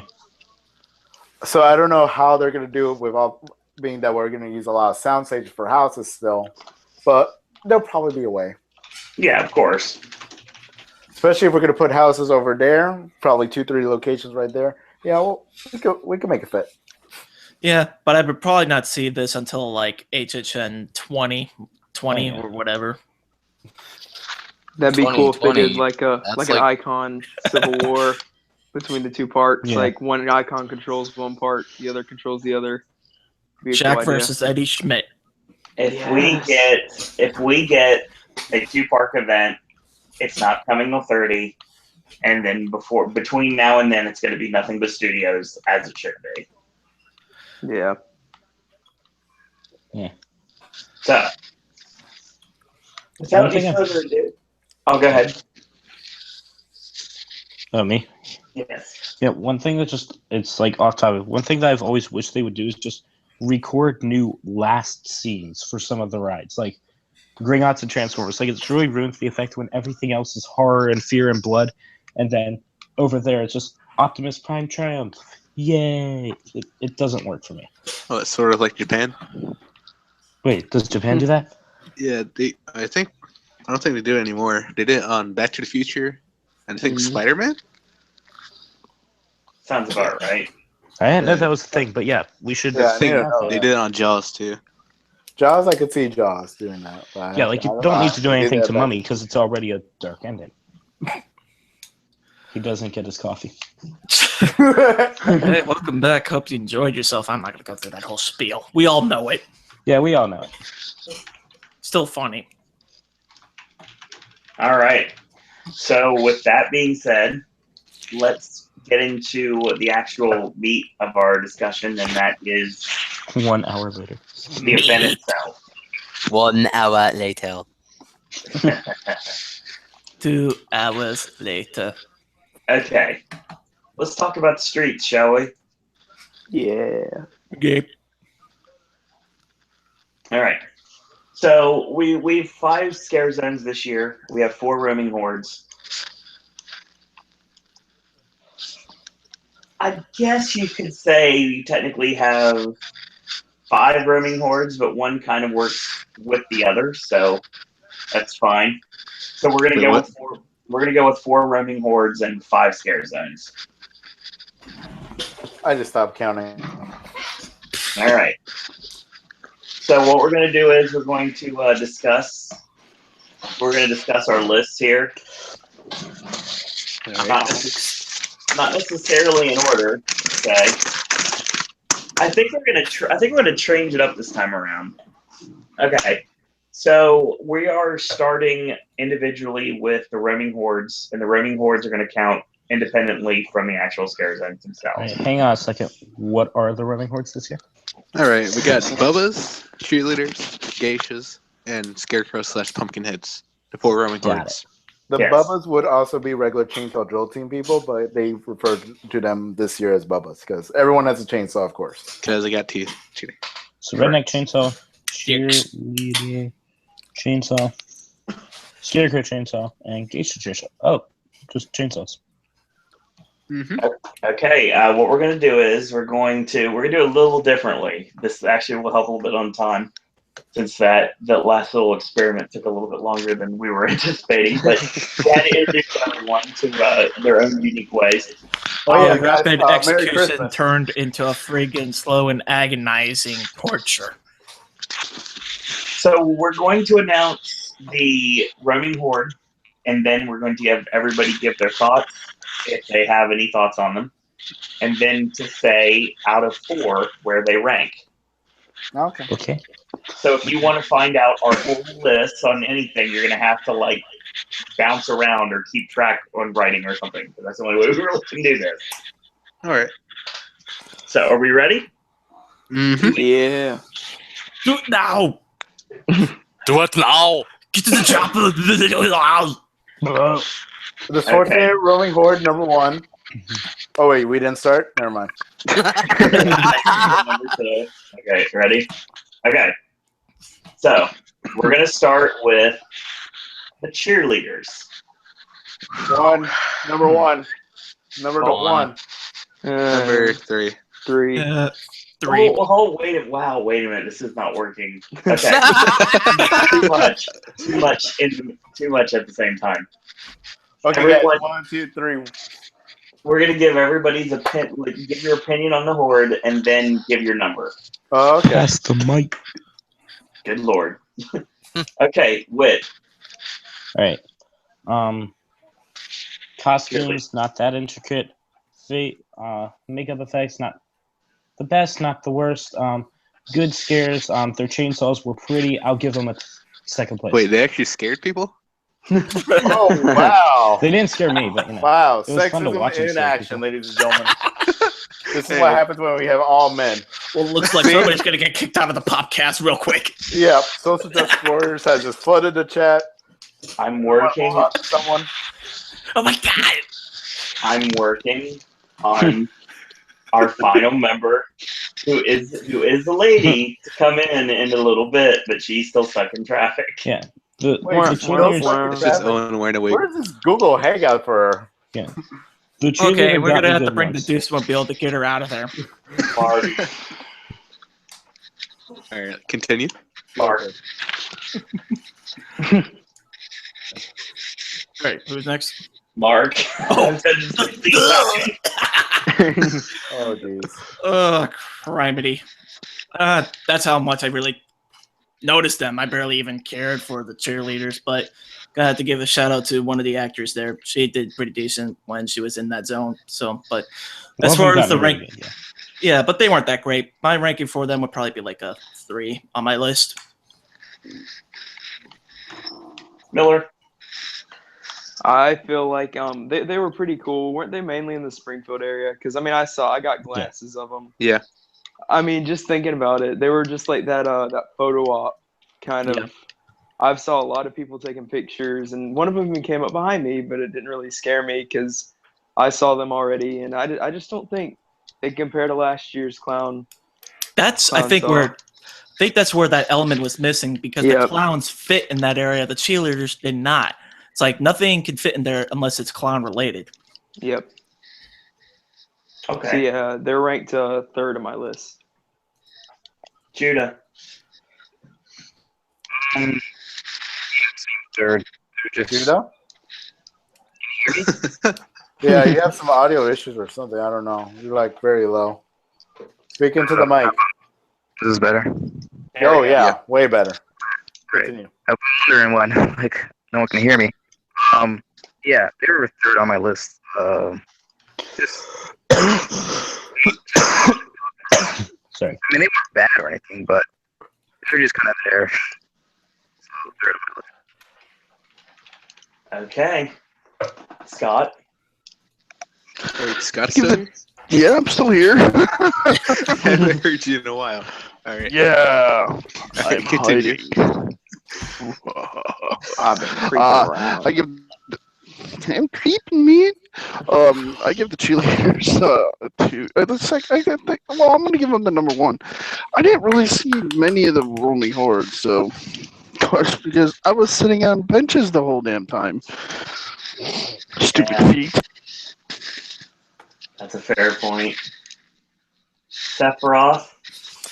Okay, I'm gonna try and make this as quick and painless as possible before our female member gets into the chat. And if there's any females in the chat, I apologize, but as I'm gonna channel my inner Dr. Jimmy and say that there needs to be an equal opportunity hotness for both guys and girls, and so the cheerleaders, yeah, they were 100% of Dominion was shirtless. They Pretty were much all the time. The cheerleaders were quite good for people that are attracted to girls. So if they get my number one spot, I'm gonna go back in the corner now. Oh my God. I agree with him. I love that man. And of course, everyone can agree with this. Big shout out to Doc on that one for sure. Yeah. He just came up for 2 seconds and now he's left. Congratulations. We got Doc Jimmy. We had a lot of us had the pleasure of being able to hang out with him a lot this year, and he bought me a drink. Yes, he did. So I'm grateful for him. Bought Diego alcohol. He bought me a lemonade. Life was good. No one was even his cameraman for one of his videos. I was. Yes. It was for Banshees, right? Yeah. That drink was so good too. Oh Jesus! If you guys haven't seen it, I recommend you watch that video. Make that drink. Thank me and Jimmy later. Yeah, make that drink. Speaking of that, Diego, what's your answer on the cheerleaders? Okay, so, oh God, I would say number one. I would instantly say number one, being that I don't know, they've done things that I haven't seen much scare actors do, especially for the roaming hordes. No, it's not really. Okay, here's the thing. I've never seen a chainsaw get bedazzled, and that is brilliant. I have bedazzled chainsaws. That's why they're in my 2 and not my 3, because the chainsaws were so creative. For 10 years, I've seen chainsaws be the same dull hardware thing. Finally, they did something with it. The girls are crazy. I love that. Crazy girls, all the way. That's all. Number one. Easy. I want rappers with gold chainsaws. Yes. Solid gold. Darren. Oh, man. The cheerleaders. They had a cool switch out. That's about it. But they felt like a rehash of the prisoners. I don't mind them. Oh, no. I mean, they had the same attitude and all that. But overall, there's really nothing special to them besides their outfits that just said HHN. Yeah. Their switch out and their chainsaws. I didn't really notice anything about their personalities. And sometimes I wouldn't even see them start their chainsaws. They'll just taunt people. That's about it. I thought the cheerleaders had HHS on their We had a HHN. Yeah, it was under- I thought No, it they're was not us. from Hollywood. Halloween Horror School. Well, I No, thought it was Hollywood Hollywood High High School. School. Yeah, from Band 55. Yeah. See, Scott and No, I but they weren't. actually We have, know what you know, 55 cheerleaders Yeah. are are. the same It's not brainwave. that. Oh. Yeah, but anyways, Okay. seeing them at the event, yeah, I didn't really mind them. No, they provided some scares in that area, so there's like no dead space. I mean, I all mean, the I didn't really teenagers there appreciate them because of throughout the American event Horror Story seems to get until scared. Extension Week when there's no geishas or cheerleaders. Yeah. So I kind of missed them a little. But yeah, they're interesting. Not my favorite. I'd rank them 3 on my list. Wow, Darren. Wow. There goes your chances. Chances. No, I guess me and Sephiroth over here, we're gonna have the ladies vote. So you know, Hey, you guys enjoy I have your something for sausage number party, 1. okay? I noticed. Hey, it was a good party too. Oh, wow. I noticed that there were a couple of times that I remember seeing the cheerleaders have issues with the chainsaws. There was a lot of dead space in times. The problem with the cheerleaders that I noticed a lot was there was a lot of talking and there wasn't a lot of scaring, but that was also a lot of setup too. And picture taking. Yeah, this was definitely the photo op of when it Yep. comes to Driving Force this year. I didn't mind the cheerleaders at all. I mean, they were fine for what they were, and when they did scare, it worked. It worked really well. So I'm also going to have to go with number 3 on my list. All right. I What's mean, next? the chainsaws, for any group that has chainsaws, they're mainly getting those teenagers and those little girls that scream. Yeah. That's pretty much it. It was all And the I laugh people who every were single only time. there because of American Horror Story. Those were the people getting scared. The fangirls. Yeah. All the people who go in there and obsess whenever they see a character played by Evan Peters. Mm-hmm. That was me. I'm just kidding. That is a fair point. You said Yeah, Peters. that's why there were a lot more teenage girls Why'd you this do year it, than Tate? last year. Let's move on to the geishas. All right, who's starting off? I'll go first again. So, the geishas... I love the costumes. Wish that was like an actual zone and they had katanas instead of chainsaws because it made One no of them sense. did It have was a katana. It was a mixed bag because some of them, it's really hard in those costumes. I talked with one of the scare actresses that was a geisha there, and she said it was a workout with all that crap on. And their saws, I saw their saws not working a whole lot. Yeah. Yeah. Really? They're the bottom for me. Yellow. Interesting. So you're ranking? 4. He There's put only 4. 4, right? Yeah. Yeah, there's only 4. Then 4. Mark. Well, like I said, I know one of the scare actresses there. I got to give a shout out to her. She did an excellent job in there in all of them. Really, I got scared quite a bit with the geishas. So, plus, like I said, got to give credit where credit's due. Wearing that costume, all that heavy stuff. I got to put it on my list at number 2. Miller. They had some really good hiding spots. I got scared at least maybe 2 or 3 times by them. Like you guys said, the chainsaws sometimes weren't working, but I mean, just their hiding spots really good.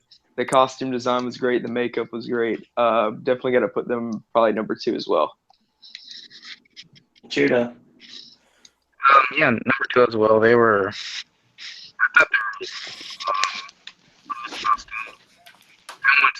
more of them.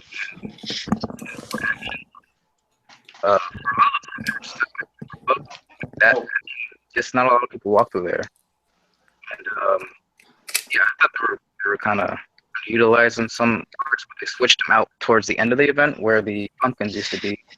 They were.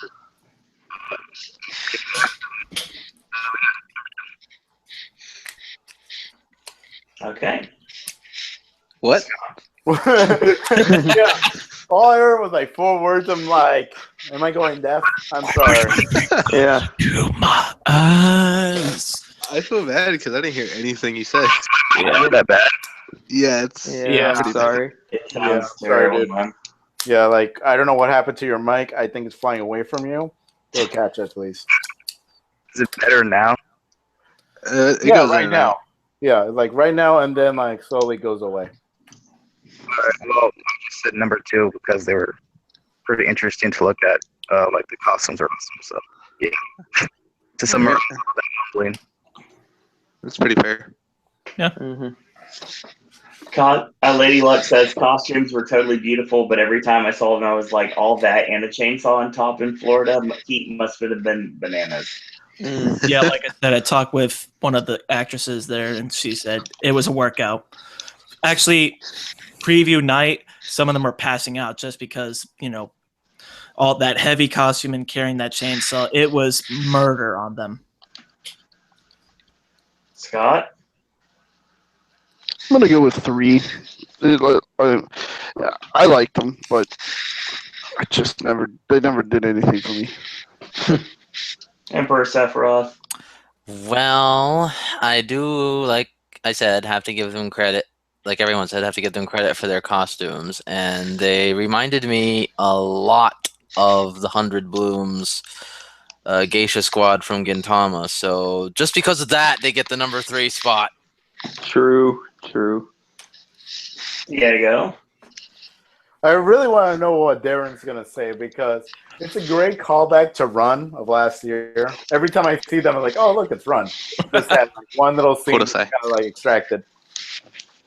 So I liked them in the house originally, but in the streets, I don't know. Maybe it's because they are in a weird spot that like you have to enter from a specific way. You got to enter from Starbucks or got to exit out from Transformers, which I barely do. Maybe that's why I didn't give them enough chances, but I never got scared by them. So I got to give them the 3. I'm very sorry. Their makeup is cool, and I love Run, but I don't know. I haven't seen them like at all in action that well. Darren? I love the geishas. They're one of my personal favorites of the roaming hordes. I loved everything about them. Mainly their switch out. It was such a unique switch out that out of all the roaming hordes, theirs was the best. I saw none of them for roaming hordes. What was it? Alright. So 4 of them would line up, like the ones that were already out there, and they'll wait for the other group to come out. And when the other group would come out, they would greet each other by bowing, and then they'll get their chainsaws ready. And what's the word to say? I'm totally gonna butcher this. It was like Kodosai or something like that. Kodosai! There we go. That's pretty nice for kill. Yeah, they yelled that, and then they'll start their chainsaws. That's pretty great. I would love like a full actual scare zone, like Japanese, like that. Nippon. How about a Run scare zone? Yeah, but everything about them, just like, especially when one of them wasn't using the chainsaw, she would have a katana, and she would actually just like go in front of people and just like charge at them with it. They should have all been yelling. like that. I don't think it was a katana, but it's a certain, It's a sword, weapon. one of those. A Hattori Hanzo blade. It's a staff with a blade on it, so yeah, something like Let's that. just say that. I forgot the term for it. I know what you're talking about though. Naginata? But they're pretty good at hiding too, from time to time, and their interactions were good, even though they didn't really speak. And they, from what I was told, they all had names for each other. I don't know what their names were, but they're all in Japanese, like monster names. Is there one called Godzilla? Yeah. Good. No, I don't. It's know. not I can ask Godzilla. my brother. It's Gojira. You idiot. Gojira. They're one of my personal favorites. They're tied for number 1. Oof. That's because you like Asians. How'd you know? Wow. That just went why to do you- We got sexism. We got racism. Come on, guys. Judge everybody together. Hold on. All right. Let's just continue on with the review. Owen. Hold on, real quick, Darren. You can't do ties, especially when we have. I can't. Especially when I we have to. no. Put a gun I to have your to head do or ties. leave. I can't. Nope, you I got it. can't pick my just one number one. They have to be two then. So yeah. I can't do that. That's too hard. Then they're one. Just do it. Oh my Guys, fucking god, that's hard. Guys, Well, if I can't do ties, then Ghost Town will be 9. Just kidding. Whoa. Triggered. We'll get there soon. Don't worry. I'm just kidding. Fine, I guess that would be 2. Oh, okay. Then cheerleaders would be 4 then. Oh, okay. All right. I was gonna say, like, who's ever like knowledgeable about the Asian culture? What's that like method that they kill themselves with their own knives? Oh, own swords. Seppuku. Yeah. I love playing I Sudoku. was gonna say like Darren had to perform that right in front of us if he didn't choose from that tie. Hey, guess what? It's an honorable death that way. Yep. Death before dishonor. Mm-hmm. That was a great Ring of Honor show. Wrestling hits again. He had to. Come on, he set me up right there. Do. Okay. See, the geishas had some really good scares, and I got to see them get a lot of people, and they had great costumes. I did see the katana come out. That was cool. I wish they could have kept that. I think overall they're my number 4, not because I dislike them. It's just because when it comes to this list, I have to. Mm-hmm. Which I don't like doing. Sometimes I don't like listing things because then I have to be like, well, I don't dislike this, but it has to be the end because it has to be the end. Everything else is a little bit better. Oh, and don't lie. Who made this chat? You. Who made the podcast? You. So, and your point is? The point is that you created us putting guns in our heads and saying what we like and what we hated. No ifs, ands, or buts. So, whoever holds the gun, he loves this. He has a thrill. So I'm just saying that, Owen, you enjoy this. You enjoy seeing us cry over like choosing one over the other. So thankfully this year is easy for me. HHN Manix brought in the chat a comment saying there's the Shadowlands maze that they did in Japan. Yes. Oh. No, it's in this case Long Day. It was literally in Japan. Yeah, it was not Japan Farm. Yeah, basically it was at Knott's this year. They said Orlando could do a really amazing and engaging Japanese maze with folklore and myths. I think that's a really good possibility down the line, honestly. I think it would be kind of like Lava Road, no, that one. Man. The Spanish thing. The issue is like seeing more like folklore and more mythology in houses is something I know a lot of people would really enjoy. And I think that that's something that's always in the back pocket if they ever want to bring it out. And it's something I think that would do really well as a maze down the line. I would definitely love to see another urban legend type house. I'd love to see the Urban Legends brand brought back, to be honest. Yeah, really. Just don't make me pronounce it. The one house in I'd love to get our own house narrated by Danny Trejo. That would be cool. Danny Trejo. Il Cuculi. Yeah, exactly. I've always thought more houses should have narration. Like, just for no reason. The issue with that is, though, is sometimes you can't really hear the narration very well because it's either too loud in there or it screams. Pacing. Or you're just getting rushed through it. I want, like, noir. I want it black and white. I want a saxophone in the entire soundtrack. Very interesting. The Seinfeld theme plays in the background. Yes, agreed. Let's move on to the Bubbas. Yeah, I'm first. Yes. Same order. 1. They got more scares than any of the others. They seem to have their stuff down. They're in my first place. Mark. I don't even freaking know because I barely even saw them, barely paid attention to them because I was rushing between house to house and houses. So I barely even saw them. And really, it's just the lowest on my list. It's got to be the 4. Don't like the Bubbas. Damn Hicks. Miller.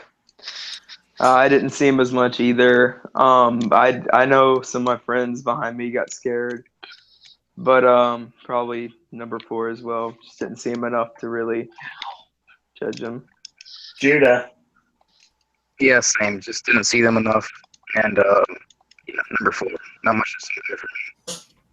Wow. Scott. Same thing. Didn't see them much. So number 4. Wow. And here I am. They were the only ones that actually scared me. Man. Yeah, it's terrible. Emperor Sephiroth. Big shocker. 2. What? But that's not 4. Don't mock the Bubbas. No, I have them as my 1. I'm not mocking them. Diego. They're on my Number 2. Yay! Darren. Darren. He's on mute. Hold on. I know the answer to All this. right. They were going to be number 2, but I can't do ties, so they're number 3. The Bubbas, I really like them. They're pretty unique. I love their characters. I like them so much that I put them in 3. Yeah. But, I mean, the top 2, I spend a lot of time watching them more than anything else. I love So, them. I'm a little biased towards them. But the Bubbas, their way of scaring was pretty good, especially one that would hide in the bushes. Oh my He god, was my yes. favorite of the Bubbas. And no one knows Absolutely. what who's I'm talking about. I'm gonna talk. I'll actually bring him up in a minute. Yeah, he was my favorite of the Bubbas. Okay. Well, yeah, that's pretty much it. All right.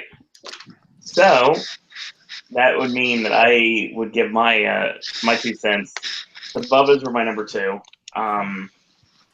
The person that Darren is mentioning, I saw him like wait and wait and wait. And then the next thing you know, the people thought that they got past him. And the next thing you know, he literally jumped out of the bushes and got the guy. It was great. Oh, wish I could have seen that.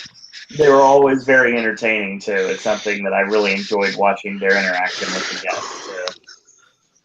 It's just the big problem was that they were in a traffic area, and like me, I was running around like a chicken with its head cut off trying to get to the next house. Mm-hmm. Yeah, I really rushed through those 2. That and cheerleaders. Yeah. Interesting. I bet they got a lot of fangirls, though. So, yeah, based on if you're playing along at home, if you can do math, then you'll know this. The scarecrows / pumpkin heads. Whoop, whoop. Oh, Yeah. Wit, you have them at 3. I guess I do. I honestly don't care about roaming hordes at all, so. Interesting. They're all equally not relevant for me. Mark, according to this list, you have them as your number 1. Oh, yeah. Because of a certain someone who is related to a certain someone on this podcast. Diego? Just kidding. No, I gotta give him props. He was definitely great. Tell him that he did excellent. Don't worry, how he appreciates every compliment. And I see Miller has the scarecrows and pumpkin heads as number 1.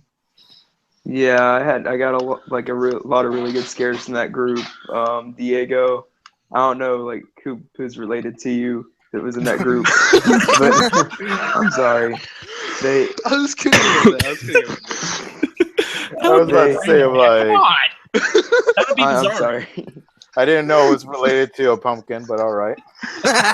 No, but they all did a really good job. Out of all the fruit and produce, I thought it was related more to a banana, but okay. Judah has them at number 1. Yeah, they were just like amped. they're like relentless. So, and plus,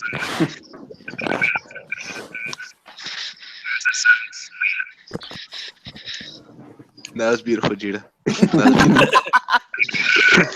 was beautiful. I can't hear you whatsoever. I'm so sorry. Seriously? Yeah, you're in a tunnel. You're choking on like cotton balls. Okay, I'm just gonna have to try a different mic. Hold on. Whatever. Please stand by. We have technical difficulties. Please stand by. Watch this Indian hit for a couple minutes. This brings us to Let's all Scott. go to the lobby.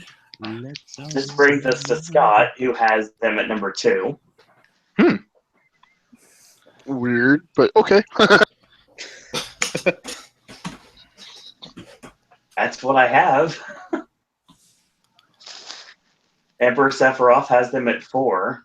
They remind me too much of the Moore fans. I know that's gonna piss at least somebody off. Oh, And yeah, that- totally. I can see that. Let's just say a candy bag hit into your face is going to happen. And speaking of that, Diego also has them at 4. Wow. Okay, I'm gonna say that out of the whole time, I swear there was only like 3 or 4 scare actors ever in Pumpkin Scare Act and Scarecrow. I haven't seen like anyone like higher, and they all ignored me, except when they realized, oh, you're with Best Man. Okay, time to interact with you for that one last night. I'm like, okay, next time I'll bring up Best Man, and I'll probably be friends with the pumpkins.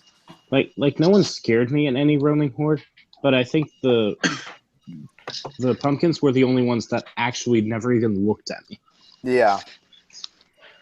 But yeah, for me this year for the roaming horde, it wasn't like I've had like 0 to no interaction with them, unlike last year where I had with the clowns, and like years before with we have all 6 legions like all around. I had more interactions those years than I ever had this year. This year they ignored me. I guess I smelled bad or something. I don't know. Okay. Damn. And I'm sure it's not a surprise to anyone. Darren has them at number 1. What? Oh my God! Stop the presses. Oh my gosh, I didn't even know that. Yes, this roaming horde is my favorite. Probably of all the roaming hordes that I've seen, including the ones from 25. Yeah, I wasn't a big fan of clowns, but anyway. The Scarecrow / Pumpkinheads are my all-time favorite roaming hordes. Watching them scare from like in front of Transformers to when they moved to like that Starbucks area, it's a big difference. Because when they're in front of Transformers, they had a lot to work with, especially one Pumpkinhead who would sit on the bench and wait for people to walk by. Yeah. Or how they'll trap people into stores or scares them into Transformers. And then when they move to the other side, the Starbucks side, they had less to work with, but they had a lot more hiding spots. Like they didn't have the bench to sit on. They didn't have what else? A few more corners to hide around, or they couldn't trap people like in a certain corner in Transformers. But they made the best of it. They would hide behind like the wooden poles, whatever the hell they call it. Entering Trash the cans. 3rd hour of Darren stroking their egos. They would trap them in the film vault, or they'll chase them around. I've seen them trap them where those benches are on the docks. Yeah, I seen like. Yeah, I'm just gonna leave it at that. Okay, I could go on. I'm just gonna leave it at that. Ladies They're and my gentlemen, favorite. ladies and gentlemen, Darren has stroked the pumpkin's ego so much that pumpkin spice has reigned over us. Oh, don't bring that up. Don't bring that up. Oh, one more thing. That certain Scarecrow happened to scare a very particular YouTuber named Adam the Woo. Woo! Oh man, I've never seen that. Woo! Also, And shout out to I guess I will. And not the ops, the coordinators. Oh my God! Even the coordinator is getting a shout out. Jesus. Yes, I have to. Okay, next time you're gonna think Optimus Prime, No, he was too lame. Just kidding. So with mine, I'm just gonna, I guess, based on what Darren just said, I kind of really can't top that. really say anything more. So I'm just going to agree with him completely. You mean the gibberish I said? Yes. I can't. I don't know what to say about them. They're just. I don't know. The I can't say scarecrows, anything. the scarecrows and pumpkin heads just were easily tops this year because one of the things that I'll never forget is just standing there and watching them stare in the window at Mel's, waiting for people. I thought that was Van 55. Oh, no, not just there. Shots fired. It was some great stuff, to say the least. So, yeah, I won't forget that moment. It was nice being chased. I enjoyed that. That was fun. Big shout out to the entire cast. Or the stare off you had with that one scarecrow. Oh, the stare down with the scarecrow was great. Yeah, absolutely. So it appears to me that Judah is having issues with his microphone, as you guys were hearing. So he's going to have to drop out for the rest of the podcast. Oh, that sucks. Oh, rest in peace, Judah. You had me in only here for like what? and 2 static hours? and extra static. He was able to be there for the roaming hordes. We didn't even make it to the scare zones yet. No. He died. Also, can we mention one thing about the park-wide music changing? Oh, absolutely. That was bullshit. We're gonna speak it in here. Okay. We can put it in here. Are we That gonna was sing bullshit. Goodbye Horses for him? Yes, Goodbye Horses was the best thing that ever happened to Horror Nights, and they had to change it to like Halloween music shit. Yeah. No, don't say Halloween shit. Say that it's random themes, remix, or some They boring. played the Halloween soundtrack. They played Tubular Bells. They played the Walking Dead soundtrack. Ghostbusters. For the Did anyone else hear Ghostbusters? Yeah. What the shit? But then Chance interrupted it. You know what? The best music choices, in my opinion, was when they played the Pandorum like ending credits theme. That really was great. Yeah. And Prototype 2's theme also, that was really good. Forget about this. Did they play Mad Max again this year, or was that just last year? No, that All was just over last Survivor year. Die. Man, last year's was epic. Survivor Die was filled with some great soundtracks. Yeah, Some but that Deus was its own Ex, some song. Inception. But Park-wide, it wasn't part of it. Oh, Park-wide music was terrible. I just want to say that Rooftops, when they always start out with Rooftops in the beginning of like every time we were in a sand scream, I feel That was that's a when good Horror song. Night starts. Oh yeah, I was like, okay, It really irked me because it's like, don't run to the house. It's like, then why the hell did you play that song? That's like a song for me to run and Don't parkour bring to the running damn Yeah. house. to houses. Yeah, that's when I want to. Oh. When I like want to grab like little kids who like to run in front of me in American Horror Story and just bash his head. Ain't that right or there? like to tell people that who aren't following the rules. A little shit. I was so pissed. You still are. Next year, I'm telling you. Oh, next year I'm definitely gonna get Ultimate with Express. Next year, I can Lot of still money. only go 4 nights. Yeah. Next year, you guys gotta pull out a mortgage, the second one, just for the ticket alone, not for the merchandise, not for the food. Craig says that Prince of Persia soundtrack in Tomb. Oh, don't forget Wait, The there Witcher was? 3. Let me look this up. I I love did. No, Witcher The Witcher 3. 3. Yep. Let me go to HNN. A lot of Yeah, it's video the game part that music sounded used this Telltale. year. Yeah, When you said Prince of I don't Persia, mind I the thought you music, said though. Prince of Egypt. I'm like, a DreamWorks song was in there? What? I don't mind the music like that, though. Like video games and movie stuff. Yeah. Yeah, The We gotta Witcher give a finished. shout out to the Shining music and Dead Man's Wharf. Oh, shout out to Creepy Scarecrows that played Parkwide. Oh yeah, before they took it out, that Cedar song, amazing choice. Owen's favorite, Bangarang. Bangarang, yes. Don't we have some scare Oh shows yeah, or they use something? a lot of music from the Jack Show. A lot of music. Oh, yeah. Yes. I remember the Thrill Is Gone played on preview night, and I don't remember hearing it past that. Oh geez, I miss that. Should have played Bioshock music. Yeah. Oh, there it is. Oh, here we go. There it is. I was trying to hold off. Man. I couldn't hold it back. In Survivor Die, it will work great. True. Not Survivor Die.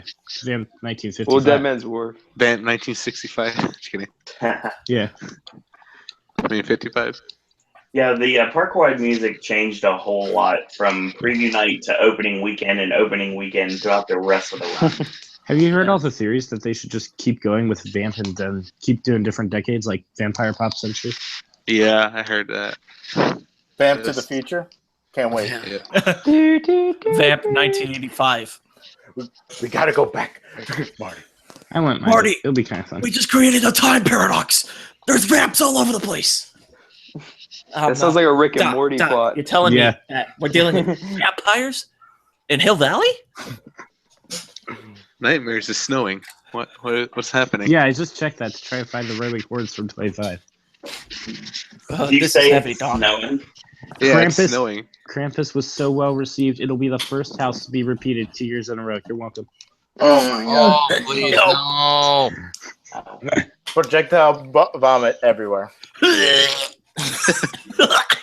Oh, don't make me think of that smell, please. All right, I bet it's still there. I bet it is too. Let's go to our actual scare zones themselves this year. I'm going to Grinchmas in a couple weeks, and I'm going to be looking for that smell. I'll be there too. It's not going to be in that scare zone.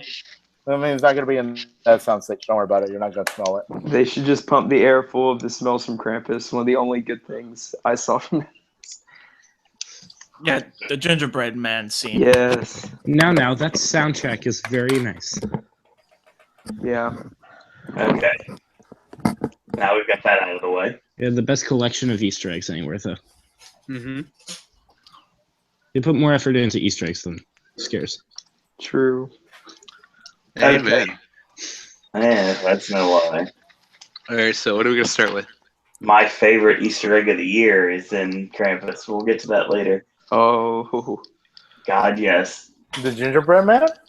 Oh. Yeah, the one wants getting flushed down the drain. Oh God, let's get to this.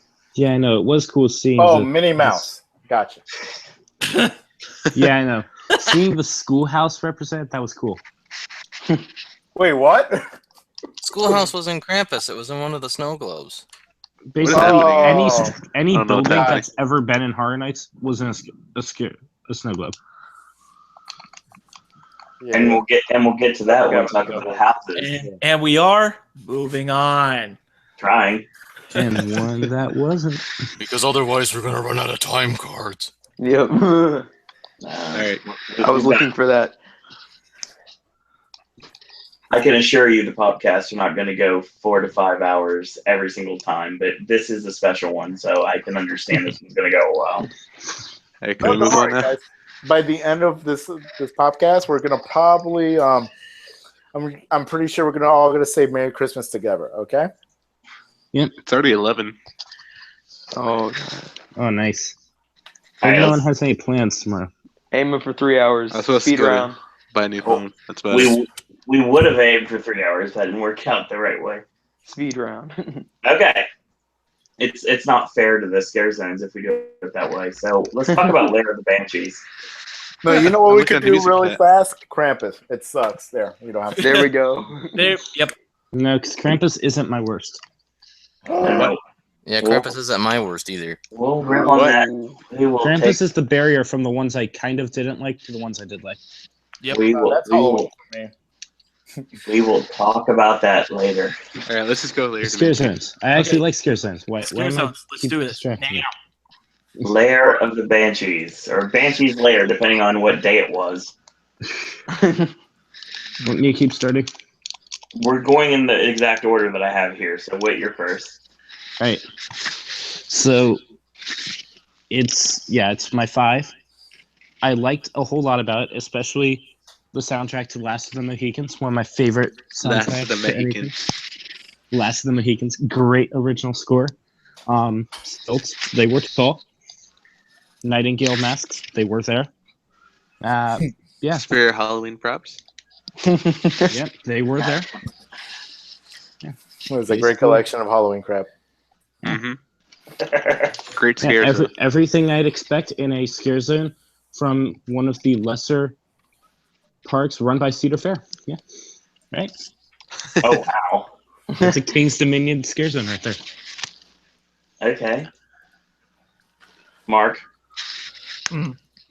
I would have to put them at my 5, but they weren't the worst. I really loved the aesthetics in there. I gotta abbreviate that. I love the actors in there, and the zone, it fit perfectly, especially with the fog rolling around and the spirits on stilts. They were really decent. Really loved it. Really Didn't get scared that much, but I would have to put them at my 5. But they're not bad. Okay, Miller. It's an interesting scare zone. I mean, it felt a lot like, I forgot the scare zone from last year in that area. It felt a lot like that. The same scare Evil's zone from last year. Yeah, it felt a lot like Evil's Roots. But I mean, it had different aspects to it. What the hell was that? It was the Banshee scream, guys. Oh, wow. Uh-oh. Who's So gonna which one of us is gonna die? Which one of us is gonna kick the bucket? Well, whoever put Banshees as number 5, guess what? You're dead. Oh no, that's us. But Ladies the and props gentlemen, were we are pretty currently reenacting Unfriended. Guys, can we turn on our camera so I can hit myself on the camera? Oh no. Yeah, that way I could go and get my gun and blow my brains out right in front of everybody. Get the blender. Oh wow. If that's your explanation, Miller. Yeah, it's number 5 though, sadly. But Scott. I'm gonna say number 4 because, like I said during the when we were ranking the when we were doing the 25 questions, I said Banshees got me a scare or two, and they did. So, yeah. Wow, I am so out of it right now. I'm hungry, so I'm making me grilled cheese. Judah, tasty. Hello. Oh, Judah's back from the dead. Judah. Crap, it is true. Prince Persia is playing Did you make it through the tunnel? Is this working? Yeah, it's working. He made it through the tunnel. For now. Yay. Yeah, we were singing Goodbye Choruses when you left. Just for you. Lair of the Banshees. And now we're doing scare zones. We're doing Lair of Banshees first. Judah. Nope. Oh wait, He's what's going dying on? on me again. Judah, you're ranking for Lair of the Banshees. Yeah. Oh, This is our first scare zone. number 4. Although I really liked it. Okay. Sephiroth. 3, because some of the Banshees were nice, and that thing that had the teeth. I don't know how to describe it, but that thing that had all those teeth, that was awesome. Oh yeah, that's cool. Oh, I completely forgot about that.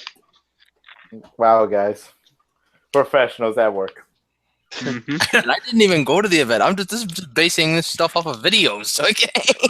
Speaking of that, Diego.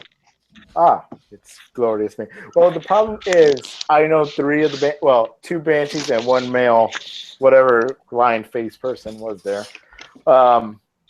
So I would have to kind of do the Darren kind of thing, but I'm not going to put them in number 1 because Van 55 still steals my soul. Man, that was so lame. Van 55 was so lame. I'm just kidding. Oh my god. I'm totally kidding. I'm totally kidding. We were best buds. We hate the same little kid. Darren. Come on, man. Pull yourself together. I bought you dinner at Mel's. Wasn't the best? Yeah. Wasn't the worst. Oh, you're gonna share our relationship right in front of Popcast? Jeez. Yes. Oh god.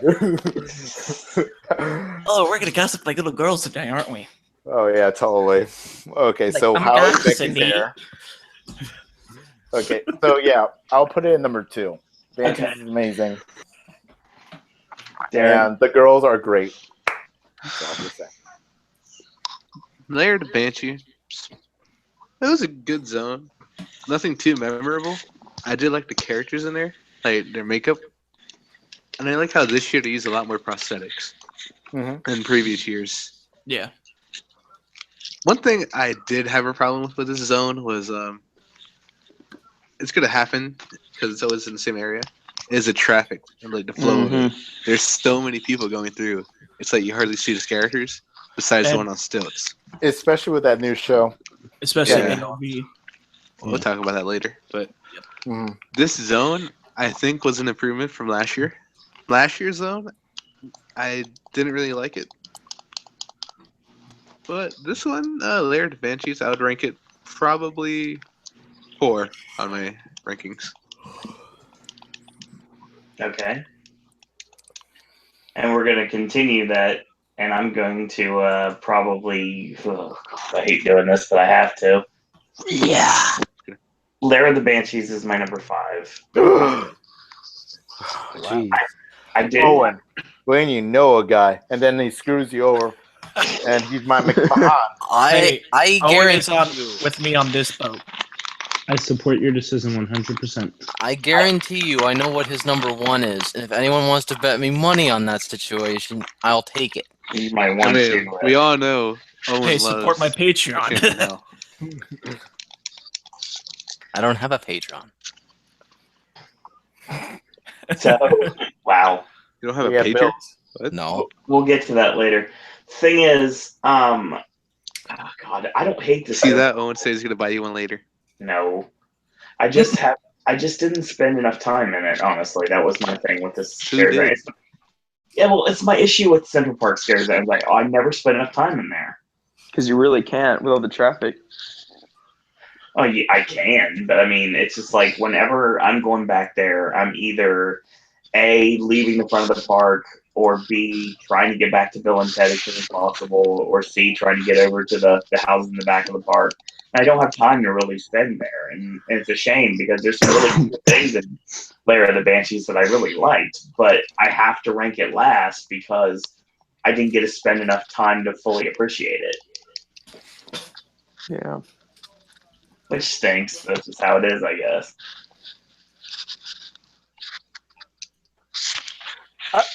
I think there's always going to be a problem with that Central Park area, though. It's always going to be a problem with, especially with traffic. It's going to be a problem with a lot of things. The only one that did really well was Schoolhouse because they had part outside and part in Central Park. But being that we're going to have this new stage show, probably that's never going to Harvest of happen. the Souls did pretty good, from what I remember. Wait, which one was that one again? 2006. It was with all the pumpkin heads. Oh, another pumpkin heads. Just pour on the pumpkin spice in my face. Thanks. That's an interesting story right there. Oh no, my dog is barking. Time to beat it. I mean, I did not get a chance to experience it. I got to see it, but I didn't get a chance to actually experience the zone. How was Canyon of Dark Souls? Not all that good. Reception. It looked good, so I mean, that's the only thing I really can say about it. 'Cause that's all I get to see. Just black curtains. Did they put the can tell you lantern in that. there again, like they did last year, or did Nope. they? They didn't have the 20 lantern, but who cares? True. I guess it wasn't like 25, so like 25th anniversary. So Yeah. So we Makes move on. sense. We move on to our next scare zone, our icon scare zone for the year. Chance in Hell. Oh boy, here we go. Starting out with that number 5. Go ahead, Whit. All right. So, this one's my number 4. Ooh. And that is because there wasn't too much visual. I thought there would be like 4 little stage show things, but 3 of them had nothing on them. Chance single-handedly kind of saved this zone for me. And also, it's great because I get to quote Vincent Kennedy McMahon every time I talk about it. That's a fair point. Because it's no chance in hell. And that's all I got about it. Oh, wow. Hey, Mark. You know, this is pretty ironic. We're listing off the scare zones exactly where I actually have them placed on my friggin' videos. Yeah, same so far. So mine would have to be like number 4 for that scare zone. Because it's pretty great because if you knew some of the past scare actors from Psychotherapy, you could see them again. So that was a really pretty cool. So my favorite little actor, Noodles. Got to give him shout out to little Noodles out there. All right. Miller. They're my number 4 as well, and I felt like I have to agree with what Whit said. They had multiple stages where they just had random props there, which I really thought they were going to use for maybe some of the other scare actors, like doing the auditions, like they put in the description before the event. I think was in the bio, like they're trying out to get Chance's attention. I was hoping they'd all have like different like stage shows, but Chance did carry the zone. I liked her activity or her interactivity with a lot of the guests, and I did like the big marquee hanging over the zone was really cool as well. Like Chance definitely was good. Like I was taking a picture and trying to get pictures of the last night I was there, and then she just called me out and started making fun of me. So that was nice. Yeah, I mean, and if it were Hollywood, I will start suing Universal, but I like luckily we're not Hollywood. I like how she talked to the voices up. They played as well. It was pretty cool. Yeah, it would have worked better if they had Chance's house where Chance's house should have been. True. Yeah, that's the general census. I think everybody agrees with that. Absolutely.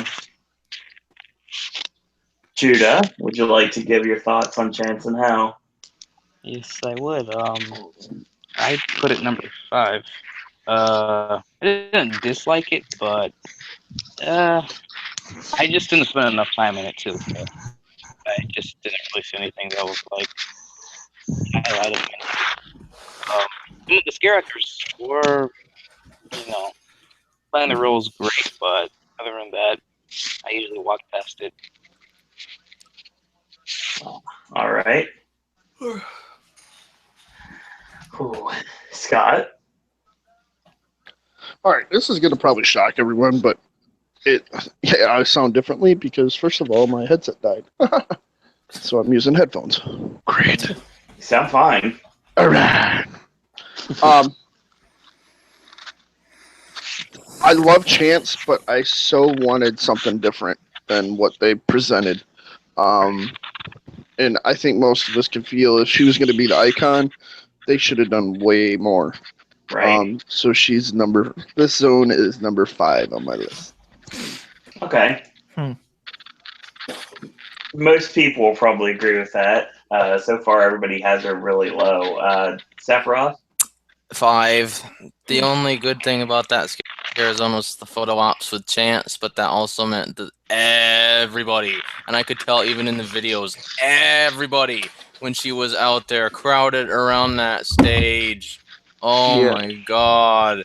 If you want to have more of a detailed explanation as to what I think about that zone, shout out to HHN Legacy. Go read his blog and what he says about it, because that's pretty much what I said.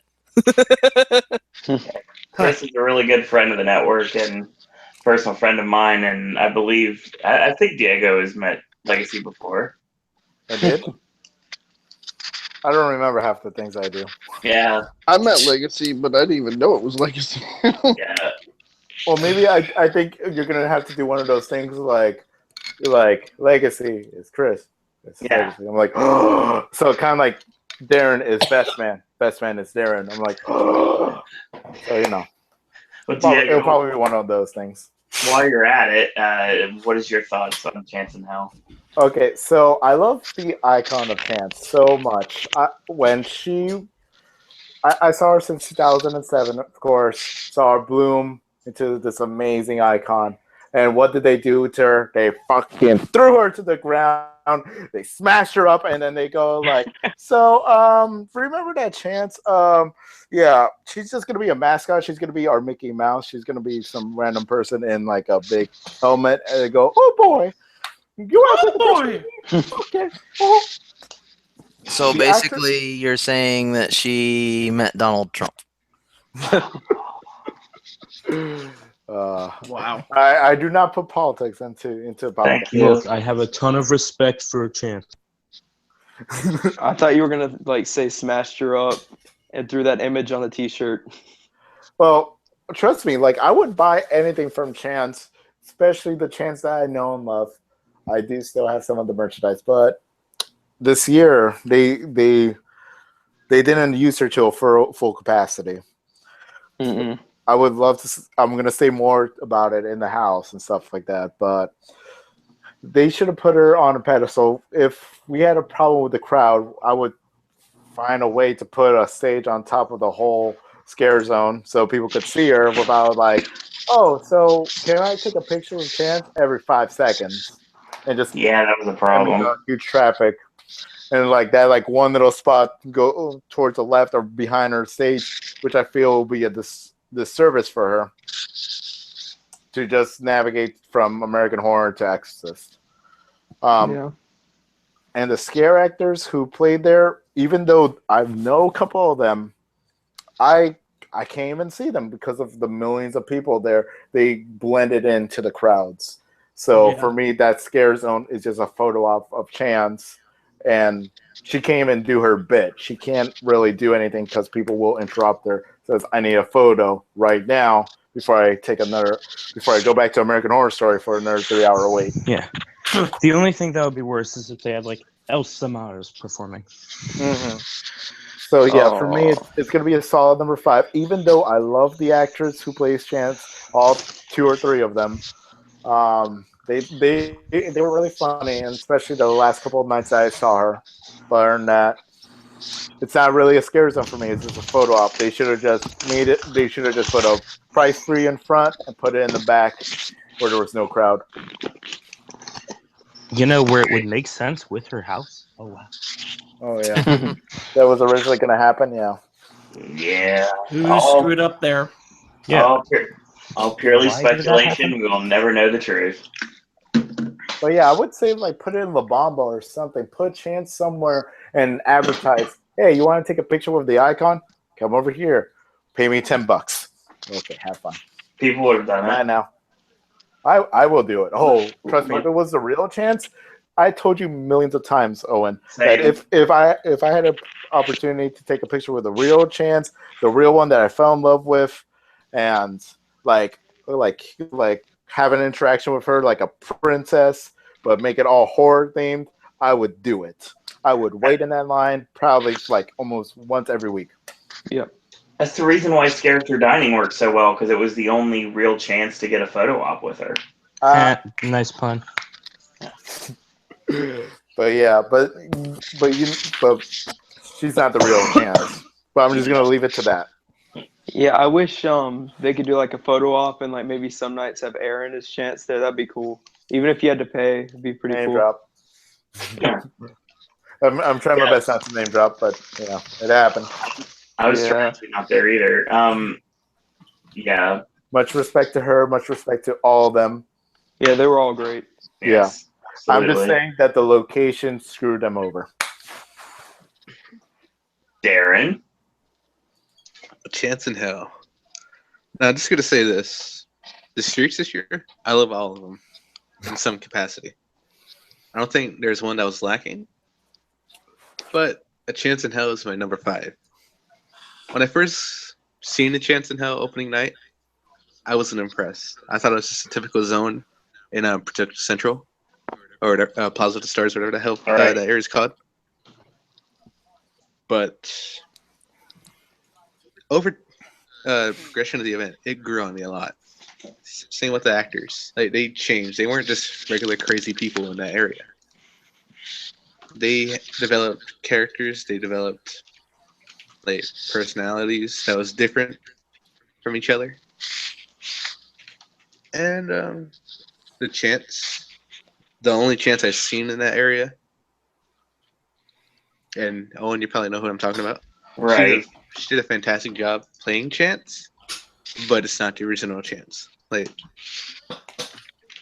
it's not her. No, it's not. Yeah. But she did do a good job playing her, like the character. Yeah. All of them did a great job. And it's a funny tie-in from last year. Exactly. Mm-hmm. But yeah, this zone would have done better It was near the house, where the house was in Shrek. And it probably would have made a little bit more sense than just walking into this area with colorful lights and stages. And Was someone the holding was the real Chance the same, the one that was in the show every time? Most times, yeah. Most of the Most time, times. right? Yeah. Carnage, not this year. Well, yeah. Yeah, Carnage returns. She I wasn't didn't even in think the she was in commercial. Academy of Villains. I'm surprised that I'm surprised that they didn't give her a show. Surprised that they didn't even give her the commercial. But I digress. Yeah, the commercial was a joke, but we'll get. They we gave can her a get to commercial that after later. Yeah, people that bitched, was you know? disappointing. Hey guys, Worst commercial I've ever seen. guys, we're marketing. Let's see. What's that Chance character? What does she do? I don't know. She was a clown girl. I'm like, okay. What do they do? I guess scream. Just have her scream in front of the camera. Bam. $millions. Thank you, ladies and gentlemen. Wait, did you say make that scream good audio quality? No. Cut it out like the shitty John Cena meme. Exactly. Oh wow! Yeah, All you're right. good.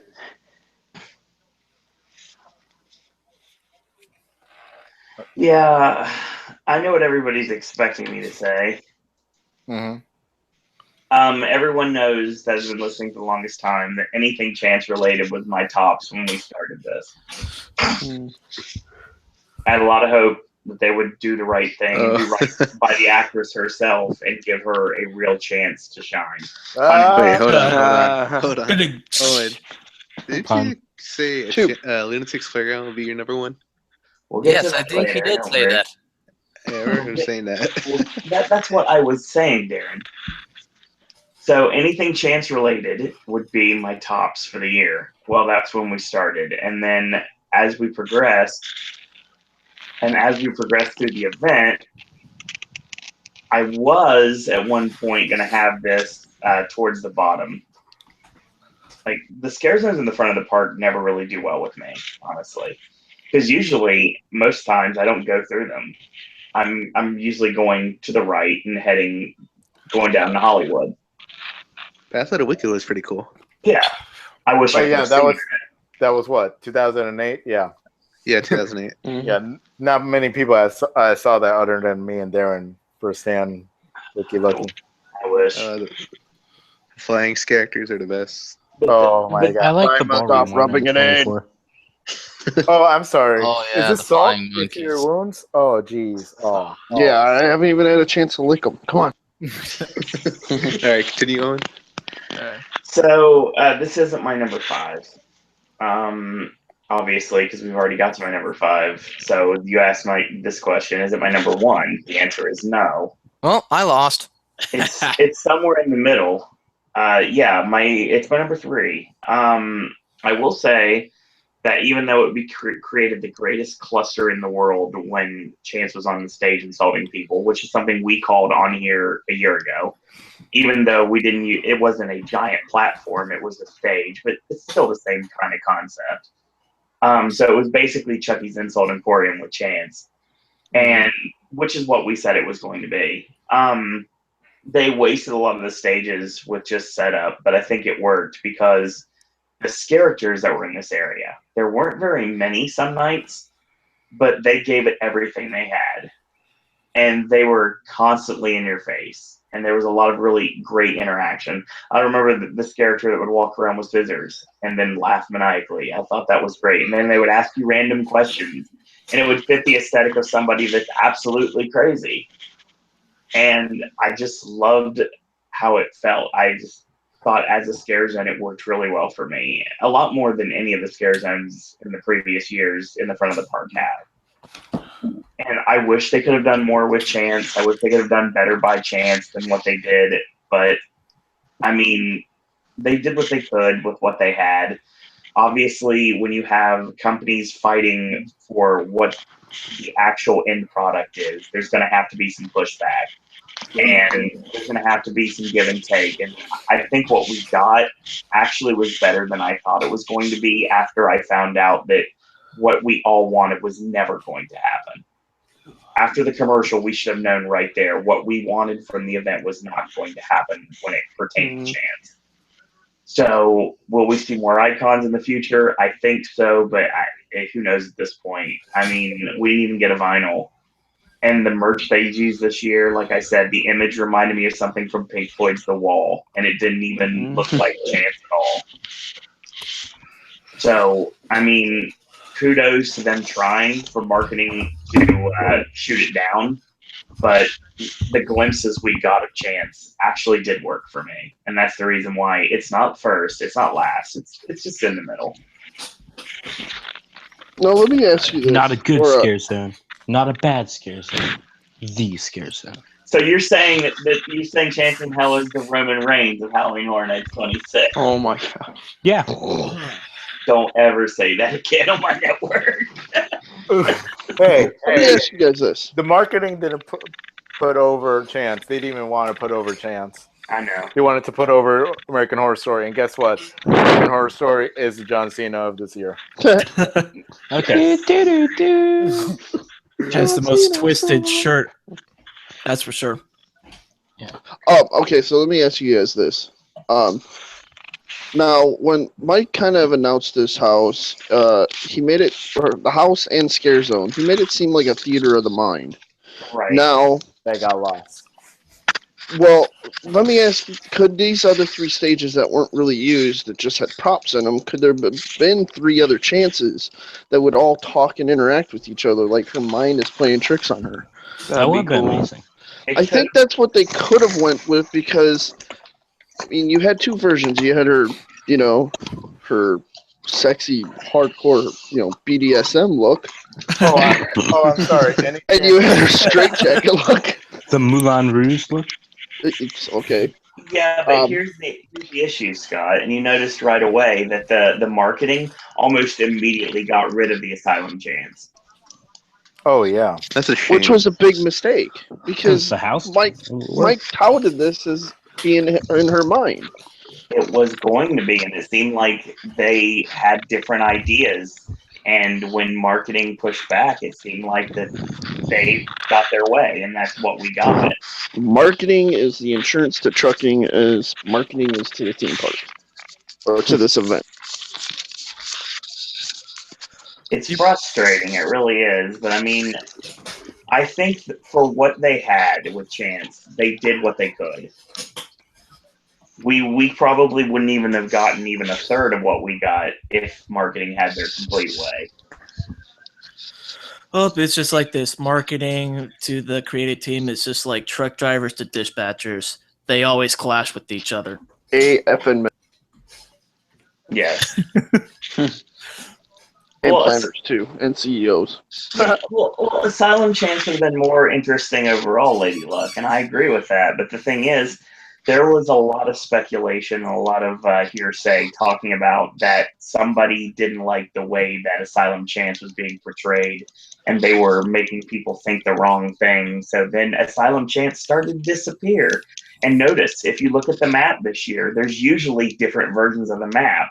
The only thing that changed on the map this year were the dates and the time of closure and the color, and that's it. Yeah. Well, let me say this. I mean, could it have been because of what happened? What are we talking about? The major event in Orlando. No. No. We're not talking about that. That's for the purge. Yeah, exactly. That would have done Yeah. anything. It would have, but not for Chance. Chance got unaffected by it. I think Well, that's why I'm just trying to figure out a way that killed Purge. But I think I'm trying to figure out a way why they killed the Asylum Chance, because I mean, the only time you've seen the Asylum Chance in the park was either in the house or in the Universal store. She was only in mannequin. Oh yeah, that's that. Yeah. Could it have been what happened with Knott's? Well, that was too late. No, I think marketing before it's too late. Marketing only wanted to push the IPs, and they didn't care anything about Chance. Chance was the last thought in their minds. It was clear that one side really wanted Chance to be the icon that everybody wanted. It was clear that the other side did not. Yeah. If marketing had their way, Twisty would have been the icon. Yeah. Really? If marketing had their way, Hey, you better be hush Hollywood your mouth. 2.0. Hush your mouth. Don't even. Well, hey, I have to say that Twisty is one crazy mother lover, so he even scared the everlasting bejesus out of me. So I love Twisty Wouldn't as a mind that. character. It's just Yeah. icons should not be IPs. Yeah, I still don't understand the Twisty love. How it's just how they cut his character off so shortly on the show. That's why I'd never understand. I'm like, I was so happy about Twisty. I was like so happy about like learning his origins, and then they just cut him off. I'm like, Yeah, the hell, he was dude? the You best just part. had your season right there. They Yeah, portray that him as like the one- icon of that season, and he's really not there for that long. Spoiler, sorry. Damn it! That would be like if they killed Tate in episode 3, and that was just it. Well, Yeah. killed, but he didn't be a ghost. Yeah. Season 1's confusing. Oh It yeah, is. and like it's the same thing. Like if it The was like murder if house. season 5 for Lady Gaga, they killed Lady Gaga in episode 2. Yeah. It would have been the same thing. It was weird. I'm like, but we were scared and we loved Twisty. We wanted to see the whole thing. Heck, they could kill them off in the second to last episode just to make it tense. Yeah. And see like the outcome of the last episode. But other than that, Although I did love they shouldn't Danny have killed just Twisty at all. killing everyone. All right, was now a to great the way next to end one. No, okay. Survive or die. Yeah. Yes. Not just my favorite scare zone this year. Survivor My favorite scare zone of any year. My favorite thing at Horror Nights, even including every house and show. I love this, everything about it. I love all the factions going against each other, not just after you. Cast chains where they all fought. Beautiful. I follow Mother, the Hounds, Dirty Mutts. Dominion sucks. They stole the air purifier. That's not cool. Overseer. Everything about Scares Survivor Die is great. I love it. Question. Number 1. Okay. Mark. I'm about to get triggered. I don't think I could top that. They were probably number 2 on my list, but I love the interactivity of it between the group with Mother. I gotta give a shout out to the Hounds, hoop hoop, and of course the Air Hogs. When especially when the Mother group and the friggin' Hogs are about ready to clash, and then next thing you know, the Wolves come in and break it up. Did you ever participate in the cast change? No, but I did participate in the raids. Right. Well, the cast change, did that only happen when they went to war? Or did the war happen sometimes other than cast change? I think it happened not even in between cast changes, but just every I don't know, certain interval or whatever. Yeah, because I was running with Mother, and that was one of the best things so far. Yeah, that was definitely great, but unfortunately, they're at my number 2, so they didn't top my number 1. I feel like a lot of people are going to be that way with the one I think is most people's number 1. Bom, bom, bom, bom, bom, bom, bom. Blue Moon. America, where London was a scare zone? Wait, what? When did this happen?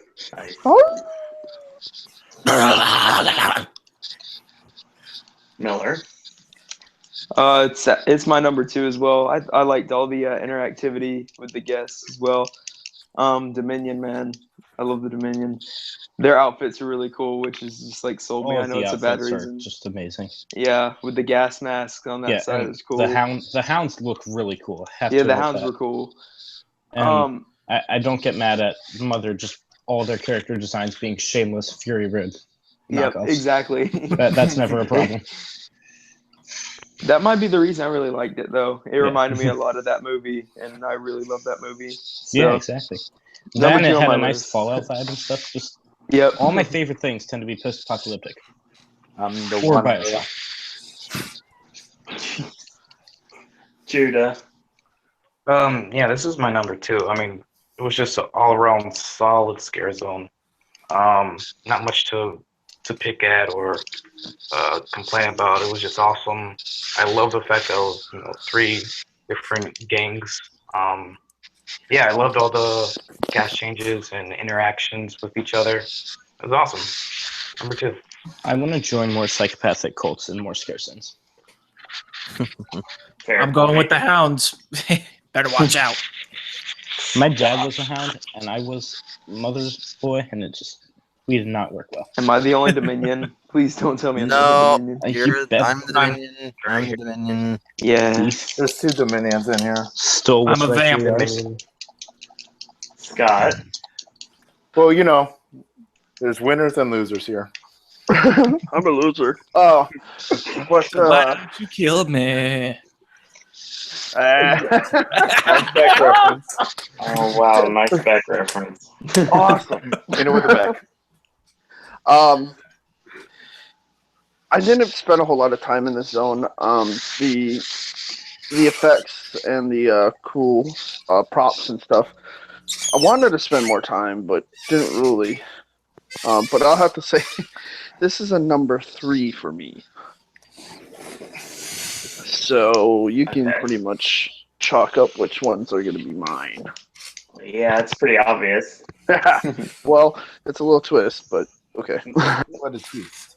Not necessarily. Do that twist. I think I know where this is going. Sephiroth? No, you actually don't. Number 2, because when the Dominion reminds you of your favorite anime character of all freaking time, you're gonna go with the Dominion.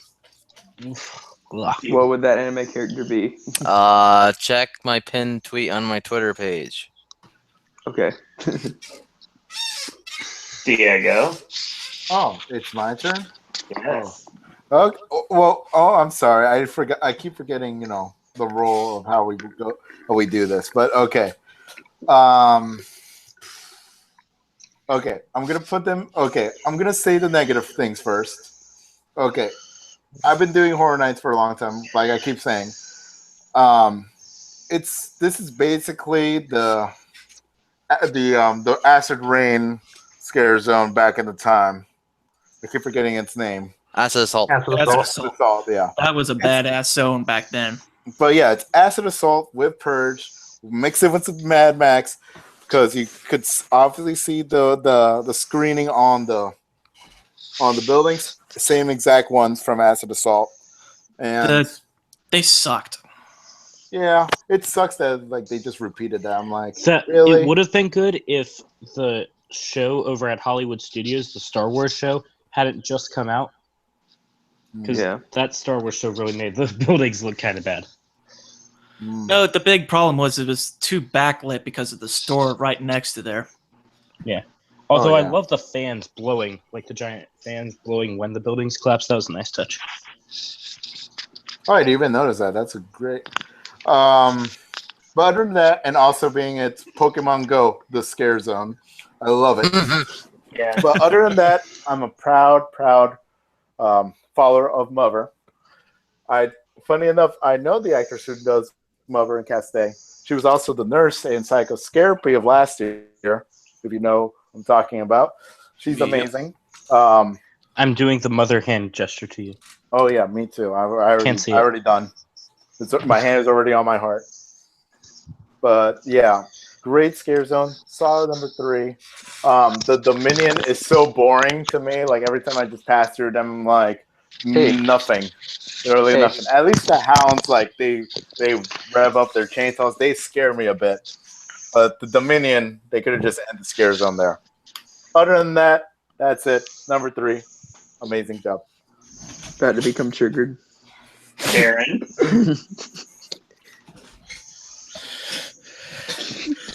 All I can say is,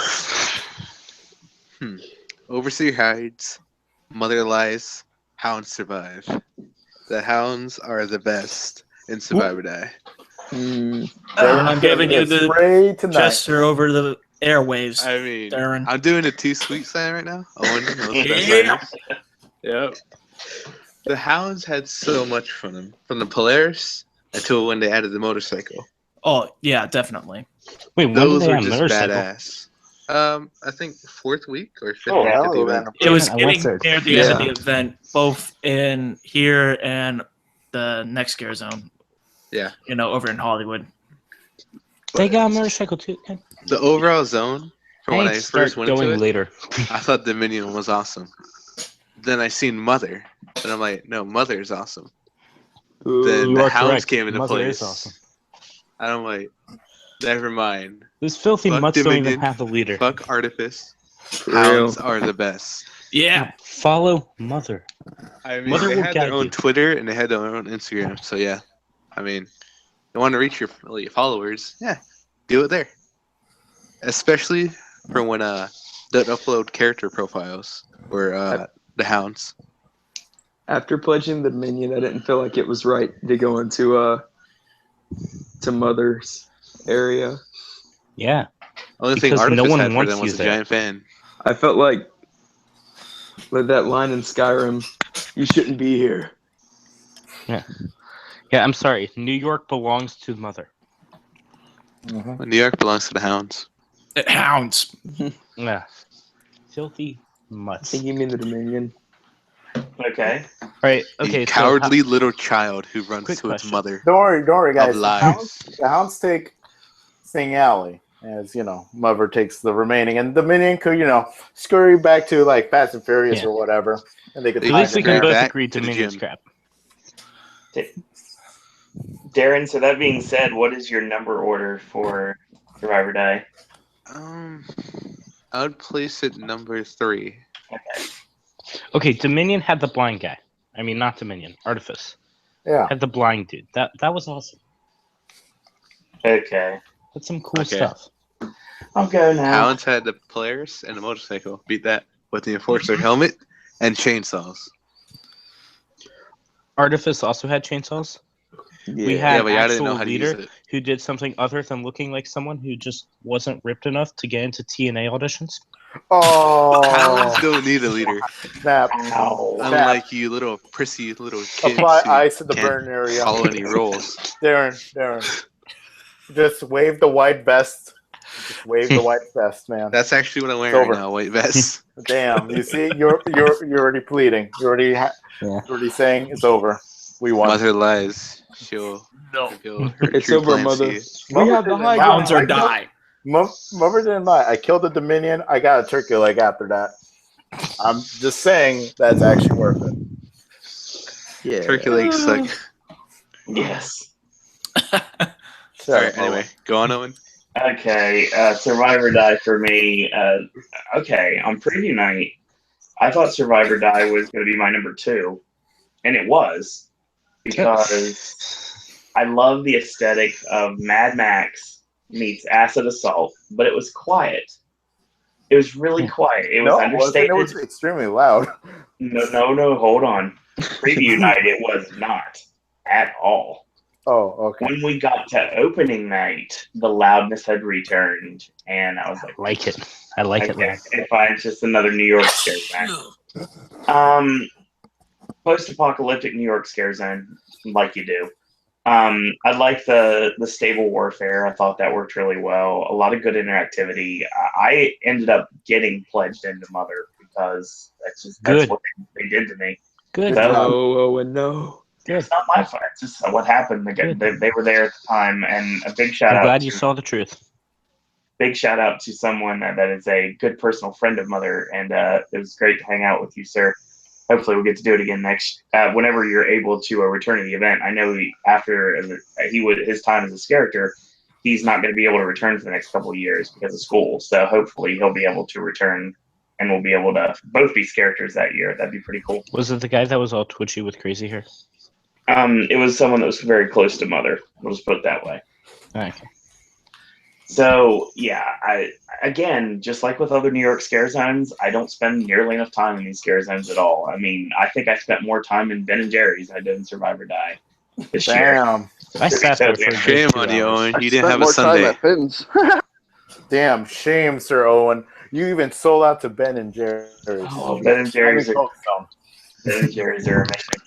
I just used the too night basic third in Ben and weekend to Jerry's. go out and take a ton of really great pictures when it was raining super hard. But Survivor Die was a fun scare zone. I mean, hopefully we'll get an elimination of the apocalypse scare zone in New York this coming year. Wait, there's only been 2 in like the past 5 years. Right? It just seems like there's been a lot more given the fact that they've been there. And I'd like to see a different scare zone in New York this time around. I mean, it's always the same thing in New York. Right. From Detropolis It's always the same to, thing in Central Park. What's that one? Apocalypse City of Cannibals, something like that. Yeah. It's always chaotic. Cannibal in there, Holocaust. but it's something City of the Cannibals. different. Something like that. Yeah. Well, what else could Yeah. you put there that's not like complete chaos? Post-apocalyptic. I mean, they had body collectors in there one year in 2008. Oh yeah, that was killer. Heard works really well there. Then they didn't use it in like 2010. All they used was Sting Alley, I think.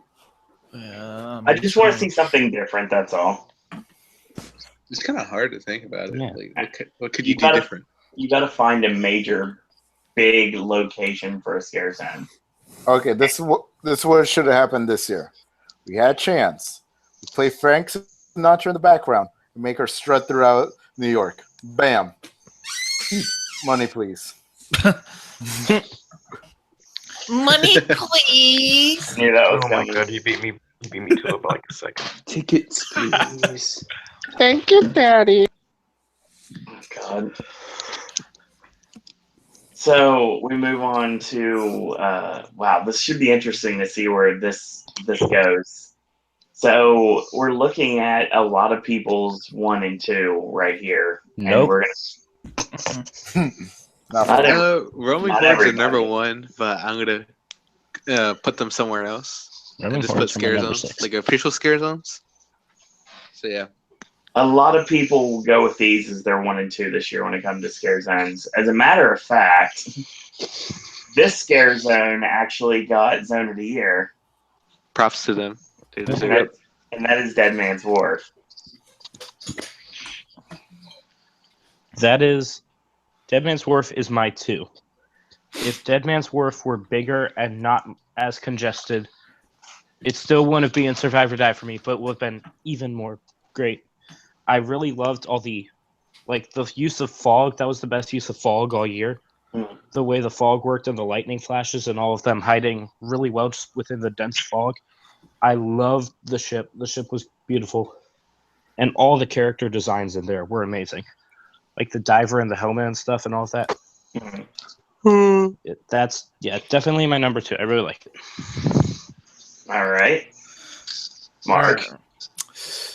You know, I really loved it, but it would have to be in the middle. It has to be like number 3 because obvious for my number 1. But like Whit said, it was, the way they hid in there. And what I loved about it is it reminded me of back, which year was it, where it had the Forsaken? 2011. Yeah, 2011. Oh, God, I loved it. So bad.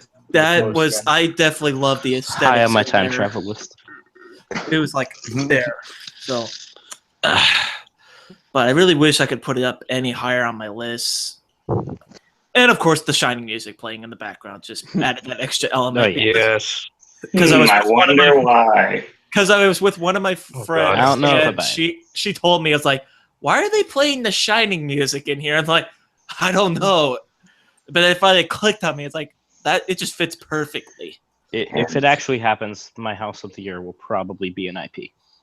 Hints are everywhere. Yeah. Just throwing that out there. Miller. Miller time. My number 3. My number 3. I really like the costumes in that area. Probably my favorite costumes in all of the scare zones this year. But that number 1 spot's really hard to beat. We'll get to that. Don't worry. Really like the ship. The ship was cool. Having the black wall in the background made it really good for some really good scares back there. Although it was congested, I feel like the props were really good and used to full advantage with the scares. So yeah, it's my number 3. Judah. Yeah, that's my number 3. I really loved it. The just overall aesthetic of it. I love the tone of it. Just the eerie wharf. I love the fact that they had like these misters to make the ground kind of wet and give it a damp feeling. Right. And yeah, again, the Shining music. I noticed that like immediately and freaked out. I didn't Number 3. notice that. Scott. All right. In my podcast, I put Vamp at number 1 and Dead Man's Wharf at number 2. Mm-hmm. Sitting back and thinking, Dead Man's You Wharf realize that is Survive or Die is the best, right? Yeah, well.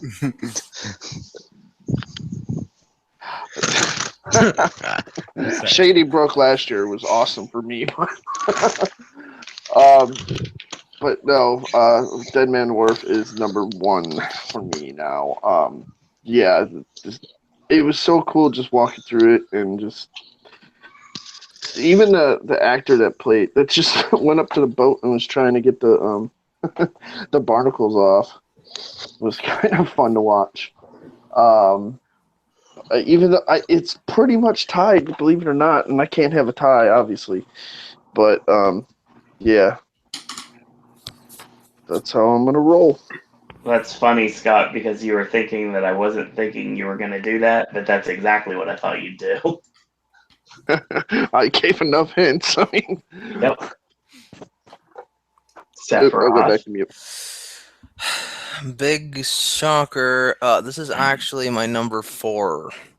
Because when I first saw it on the Tim Trackers videos, the first thing I saw was that guy in the diving suit.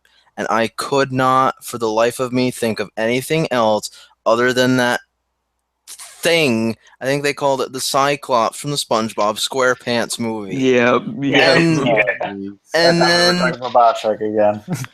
And then from there, I saw the one that looked like Squidward, and then I saw one that looked like Patrick, and I was like, I cannot take this seriously. SpongeBob in hell. However, I did like the Edgar Allan Poe reference with the Annabelle Lee and everything, but to me, this Scare Zone was basically SpongeBob SquarePants meets Halloween Horror Nights. Good Scare Zone ruined by memes. Wow, that's one. You know, when you actually say that, and I'm thinking about it, I'm like, holy crap, he's right. Yeah, I didn't see it, but when you put it that way, it's hard to argue. All they need is a pineapple somewhere, and then it would all fit in.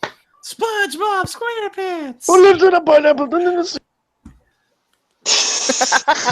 shoots the virtue at your sleep? who references Shining incessantly. That's terrible. Lady Luck said it best. Nah, man, you mean old Greg. Yes.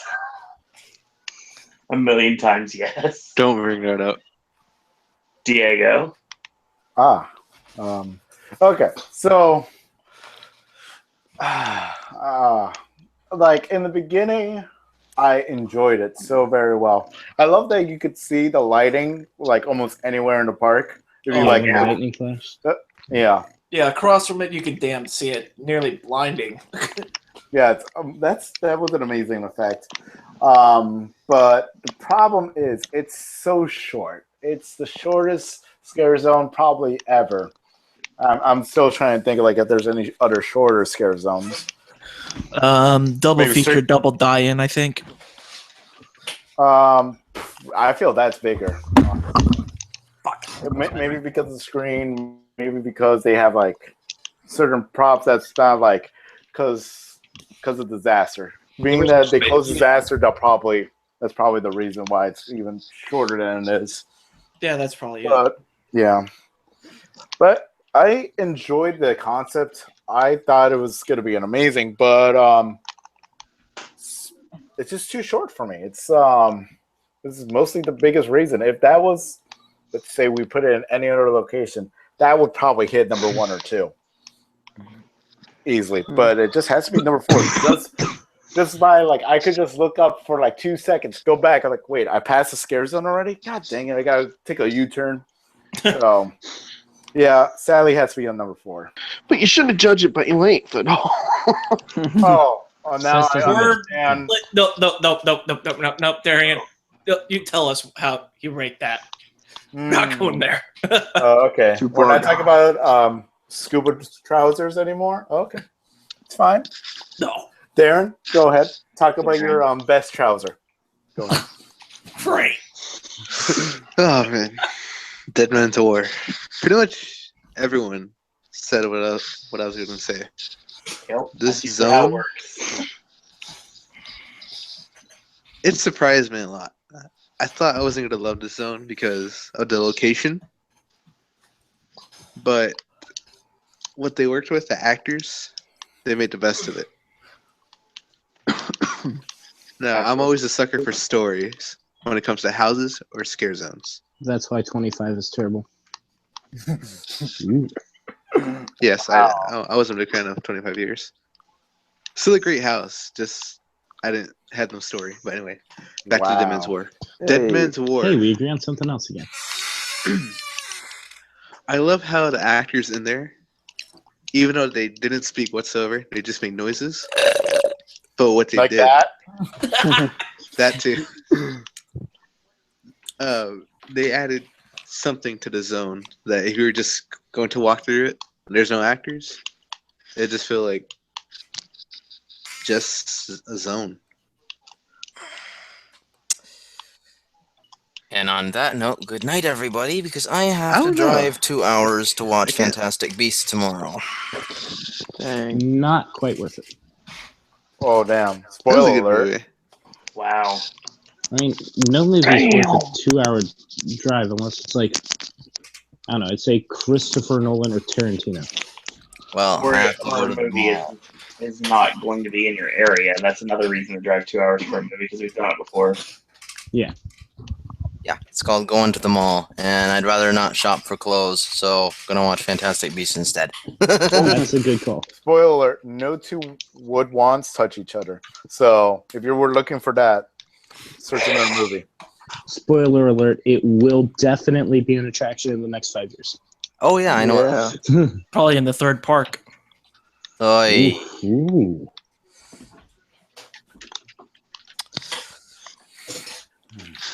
So Nope, there that's you go.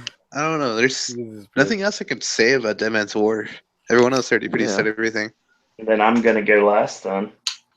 Dead Man's Because War. you're trash. I'm not a trash person. Here's the thing. Dead Man's War. Clogged toilets. Dead Man's Wharf is my number 2. And Oh, I think that reminds me. It's my number 1.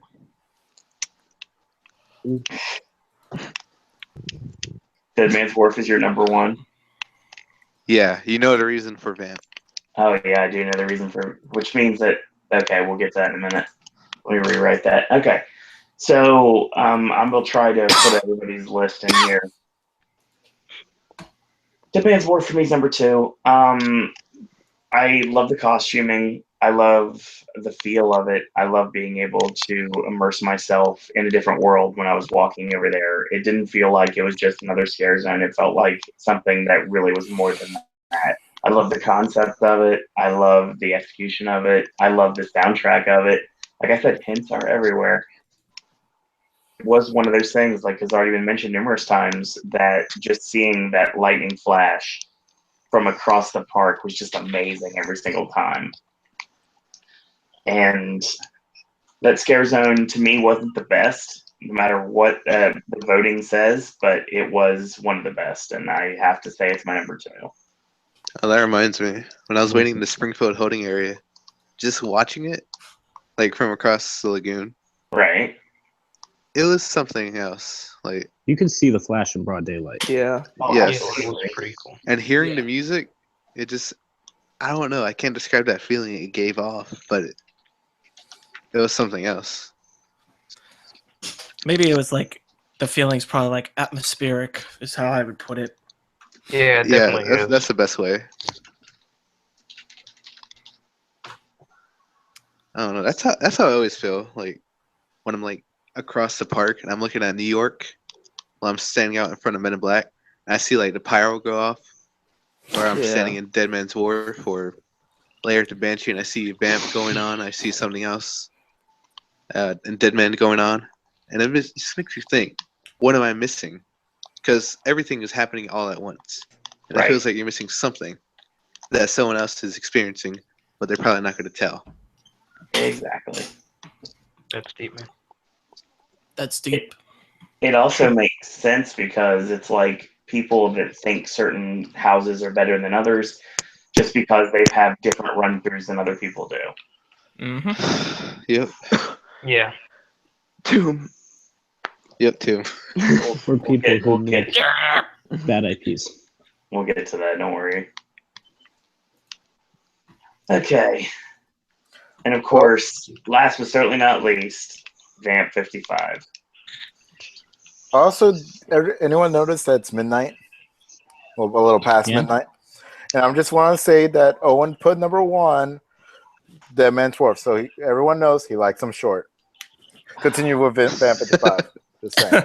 It's 12 o'clock. No, Owen said it's his number 2. Oh, it's his number 2? I said my number 1. Oh, okay. Hey, shut up. I don't want to hear about short. But, wow. Okay. I tried to do. I just messed that all up. After midnight. Right. We might get done by 2 o'clock. Here's the thing. Rocket Nah, I don't think till so. the dawn. I want to first off before we go into actually no, we'll finish the vamp first. Wit has it as his number 3. Am I the lowest one for it? Yes, you are. Nice. All right. I have it so low just because I love Dead Man's Wharf and Survivor Die more. It's still a really great zone with a whole lot of fun stuff going on. I love the interaction and the stuff where they start chasing the ones who aren't yet turned into vampires.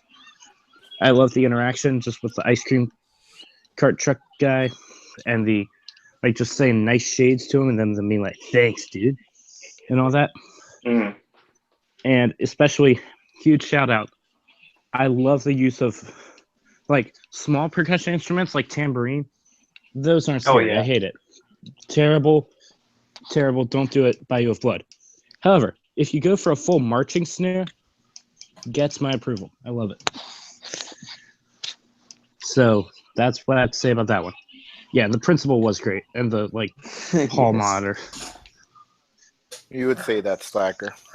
Give it back to class. Yeah, she tried to give me detention. Mark, do you have a hall? I just told her I had to go back to mother. Yeah. It's obvious. Vamp 55 is at my number 1 list because of the camaraderie between all the actors there and the interactivity between them. And not only did somebody get the scare actor of the week, but he also got the scare actor of the year in that zone. I think I know who you're talking about. Mm-hmm. So, yeah, that was really great. The camaraderie was awesome in that place. So Vamp 55 was top of my list this year. Can't wait to see it maybe come back as a house or maybe Vamp 65. That was where Mike Aiello went for his yearly being a scare actor, right? Did he? That was where he said he would probably go on the Catacombs podcast when they did an interview with him. I didn't hear anything about it. No, to my knowledge, he didn't do anything like that this year. You didn't? Probably too busy. Yeah, I thought that he normally did, but probably doing more stuff with his family or whatever. Yeah, he did. Yeah. He did say this 3 weeks in, so it might have changed. So I'm bad at saying things only when I say things. Witt's got it at 3. Marks has it at 1. Miller, you have it at 1. Man, where to start with this zone? All the scare actors were great in this zone. I mean, like I said, the principal is my favorite scare actor in a scare zone. I really like the Ice Cream Man was another good one. The Scared Prom Queens were great. The marching band, really everyone was great in that zone. The music was great. I love the throwback songs they had in that zone, like Blue Moon, which we started to sing earlier. Also,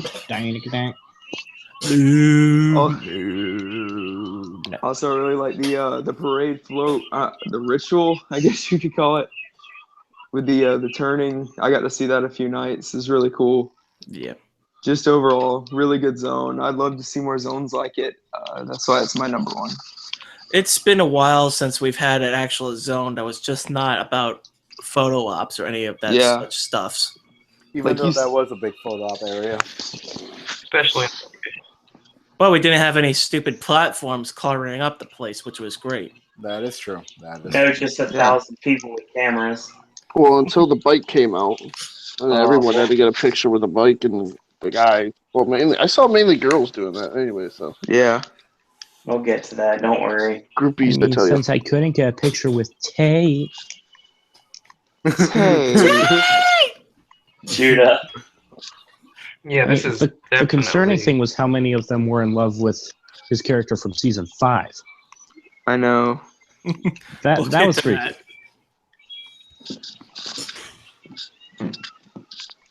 Tierda.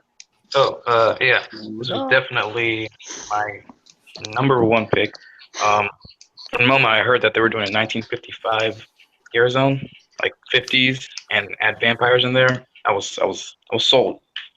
Scare actors both casts were just amazing all the time. Like I said, one of my favorite scare actor, probably ever that I've seen in my 3 years going to the event, was in there. He was awesome every night, along with many others. Soundtrack was spot on. Love the overall feel of it. Yeah, and love the floats and, like I said, the ritual of them, the greasers coming up to the homecoming queens or whatever they were, and just biting their necks. It was awesome. Everybody was just great. The characters were there. No complaints. Number one. All right. Very nice. nice. IGN. Okay. Scott. It was number 2 on my list, but it's tied. It's tied with Dead Man's Wharf. Pretty much, I'm not going to say too much because everyone's going to say it anyway. But the interactions were just amazing, and it was just fun to watch. Just to sit there and just watch them interact, and they'll come up to you and start talking, or they'll just scare. And it was just hilarious. So, I had a lot of fun in that zone. And we move on to Josh Sephiroth. Sephiroth is gone, I thought. Yeah. He's the one that dropped out. Okay. Wow, Owen. Way to go. Glad we all mean so much. He's trying to speak to us from the beyond. I will say that he did have it as his number one. It's wherever you're at. Give us a sign. He did have it as his number one. Rejoins the party or the chat. Diego. Oh, so now I'm new Sephiroth. Now you've taken spots, so you're good. Yay! I'm getting higher and higher on the list. So let's see. Honestly, when I got the list of the scare zones and I originally read Van 55, I was like reading it over. I'm like, how is this gonna work? I can't believe they even thinking of this. I thought it was gonna be stupid. And all I saw right before the day I all saw was just Ghost Sons banners. So I'm like, that's it. It's gonna suck. And then the night happened. I see it all in motion, and I was like, I thought differently. I was like, no, it can't be that good. And then I talked to vampires. I see people like this amazing interaction, and I'm hearing the music, and then I know from that day on, I'm gonna sing "Only You Will Be My Number One." So yeah, it's honestly gonna be my number one. Let's see. Other than the people who've been like talking about it, it sucks being second to last. Well, third to last if I count Owen, but no one counts Owen. Call me Mr. Cellophane. Okay. Let's see. I have a great scare actor over there. He's a great greaser. I've obviously talked to him. His character's name is Clifford. Props to him. Also props to the greaser vampire who like dances his way throughout like the whole zone.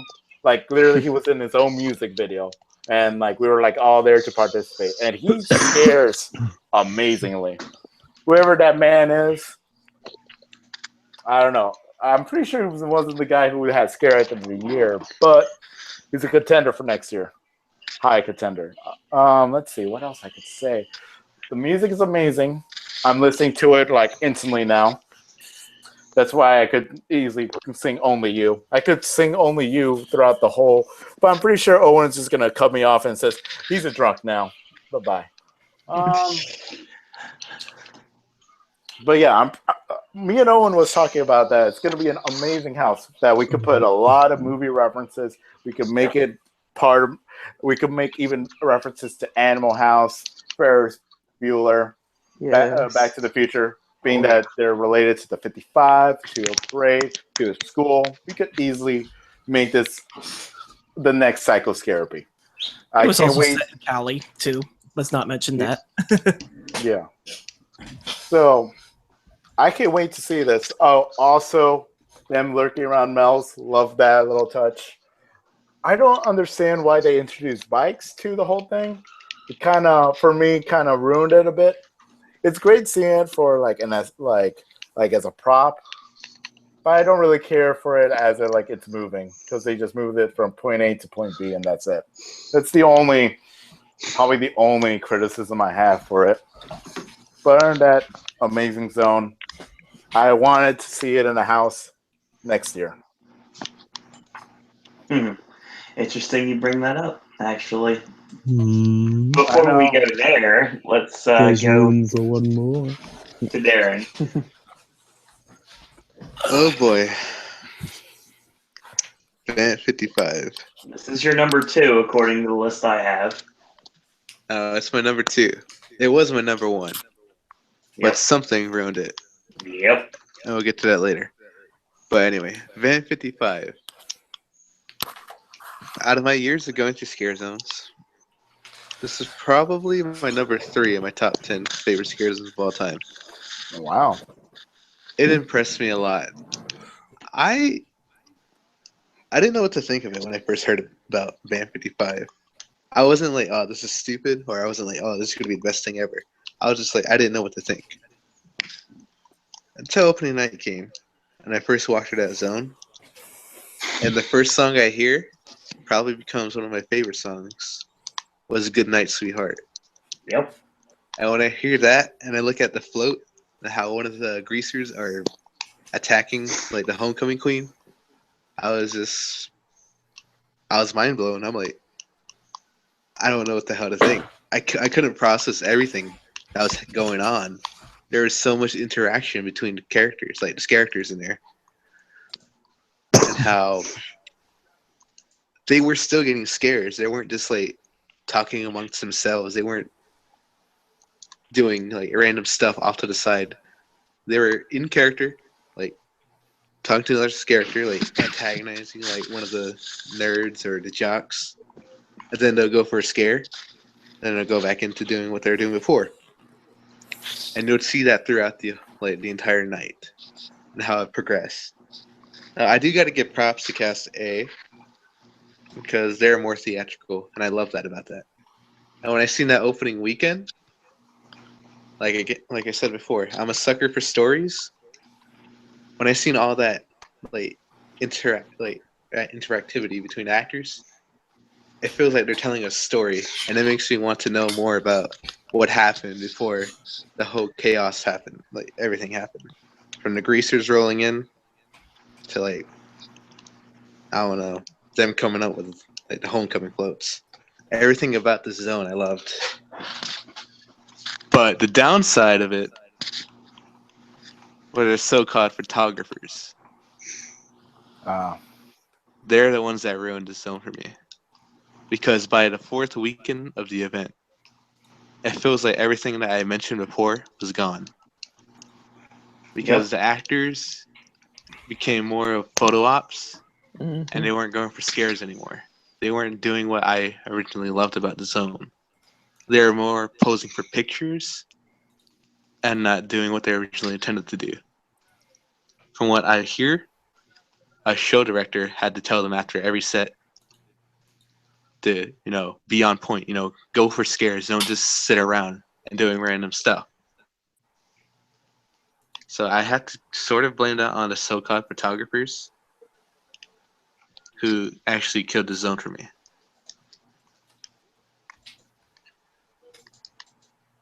It's really a shame because if that wouldn't have happened, nothing would have stopped that zone from being a lot better than it was overall with every Street of the Year. I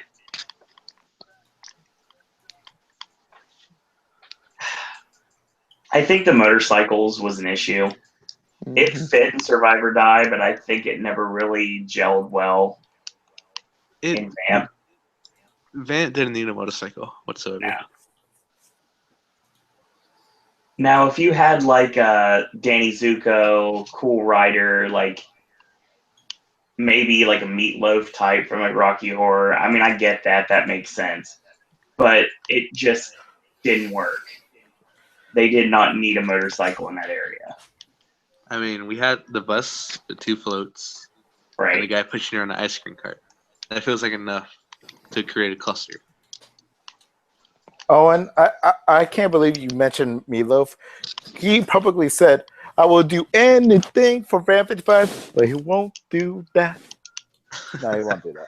And apparently that was show up at Halloween Horror Nights and hang out like Steven Tyler did.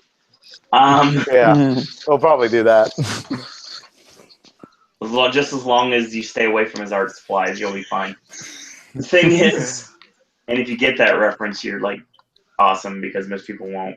I love this zone. So much great interactivity. I witnessed a lot of really cool things. A big problem I had was the bleed over from the Academy of Villain soundtrack.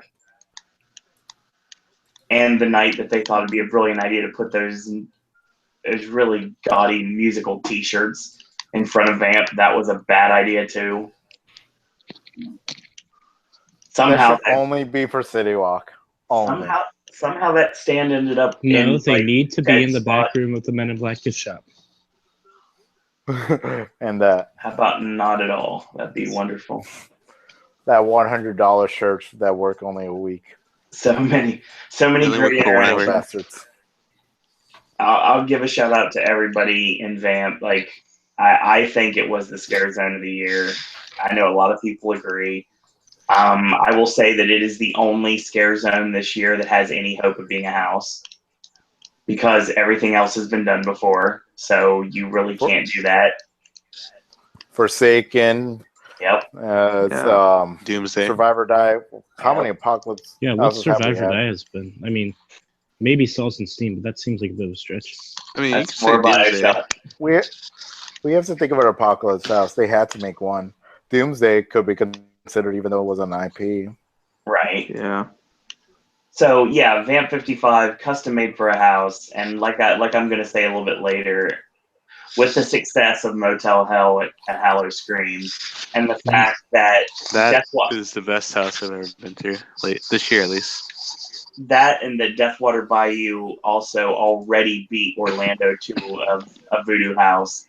And now that Motel Hell, the aesthetic of it, has beaten Orlando to the punch again, I think that not only is this going to happen, I think it's going to happen soon. And Vamp 55 is going to be an amazing house. Now, it won't necessarily be called Vamp 55, but it's going to be based at a Hollywood high school, and there's going to be vampires running rampant. I think they should go for Vamp 1956 if they do the house. Be a nice, clever little name. Maybe put a Teen Wolf in there. We did a Richard Linkletter thing and just do it every single year. Like every 10 years, you have a Vamp house. Teen Wolf would be hilarious because it would confuse a whole lot of teenagers who watch MTV. Exactly. That would be great. Like, but you know what Teen Wolf I'm talking about, though, right? Yeah, I know. The real. Yeah. Okay. Cool. I know that what all the teenage girls I go to school with watch is not the real Teen Wolf. No. Talking about the Michael J. Fox film? Yeah. Yeah. It's a good film. I'm just gonna copyright Vamp from the future. I'm just gonna copyright it so Universal could give me some money afterwards. My advice to you is make that a T-shirt because that seems like something that's like custom, ready to be made right now that no one's jumped on yet. Mm-hmm. Yeah, I mean, I'm gonna probably put my favorite greaser vampire. So yeah, and like Lady Luck said in chat, shout out to the band members for wearing their uber like hot band uniforms. Like they had to be sweating like profusely, especially in the Florida sun. Definitely. Oh, can I also make mention of when Cass Day always hears Johnny Be Good, they all form around near the float and start singing. So amazing. That's another thing. One of the greatest images. Really? Yes. I guess you guys aren't ready because for that the yet. people would circle them and start taking pictures. And when they'll try to leave, they'll But get your kids are gonna bombarded. love it. But your camera's gonna love it. You mean? So that's everybody's opinions on the scare zones. I think before we go into the houses, I do want to talk about the shows and the repository real quick. Oh, okay. No comment Real on the quick. repository for me. Repository was my Yeah. favorite repository. It was also my least favorite repository. Okay, It was repository. bad jokes aside, let's go to Yeah, the repository is pretty good. let's talk about Academy of Villains real quick. Uh, Here comes the hate mail for me. mhm. You're gonna talk crap about Total. Wake me up. Number one Tourette's guy. Here's the thing. I know where you're coming from there, Mark. Don't worry. The thing is, I think we have found the second show from now on. This show was latched onto by everyone, and I think that we have found our second show every single year from now on. Good. Yeah, they actually made a permanent basis by actually having auditions here in good old O-Town. Yep, that is correct. And there was also a lot of speculation saying that some people from their camp kind of let it drop that was probably going to happen next year too. Honestly, they should just move down there and just get rid of Fear Factor. Yes. Well, that'd be fine, but 2 times a year every year, 2 months of the year, I don't think that's going to be a possibility. Nope. Yeah. We'll get to Yeah, that. I mean just year round. Put it as a show. That they have a very lucrative spot. Well, see, the thing is, they could do that because they have a new group in Orlando now, so they could if they really I wanted wonder to. what that group's for. We Yeah, shall just see. replace Fear Factor or replace that pet show or replace that theater that's literally never used at Toon Lagoon. Yeah, Oh my that God. would be the best choice. Put it like over near Toon Lagoon because that is never used. What is? Has that even been used for anything? Like It would use Bill and Ted. few years back for I think I actually Agro went. Circus. It was like Matt Hoffman's Matt Extreme Hoffman. Circus Agro or whatever. Circus, yeah. Matt Hardy? I mean, Broken Matt Hardy? Yeah, totally. I want Matt Hardy. Matt Hardy's an IP icon I would accept. Jeff Hardy? Tell me, okay, fine. If you want to go into wrestling, tell me why the Hardys and Decay didn't fight in Ghost Town. Come on. I have no idea. That needed Hardy to happen. I have no idea. Like, I was waiting for it, too, because it's like, they're at Orlando. The sets are there. It would have been great. Do it. I would have been hard on TNA from through and through until I they would just cancel my WWE Network subscription just because. they broadcast inside of Ghost Town. Just like, sorry, I'm a TNA only fan now. Okay, okay, Academy of Villains don't want to gloss over the show. Completely different than any sort of shows that we've had for a while. Yeah. Now, we've had this type of show before. We've had dance shows before, but this is something to a higher level and a higher degree. Right. And the crowds for this show every single time, I did not see a show that it wasn't packed.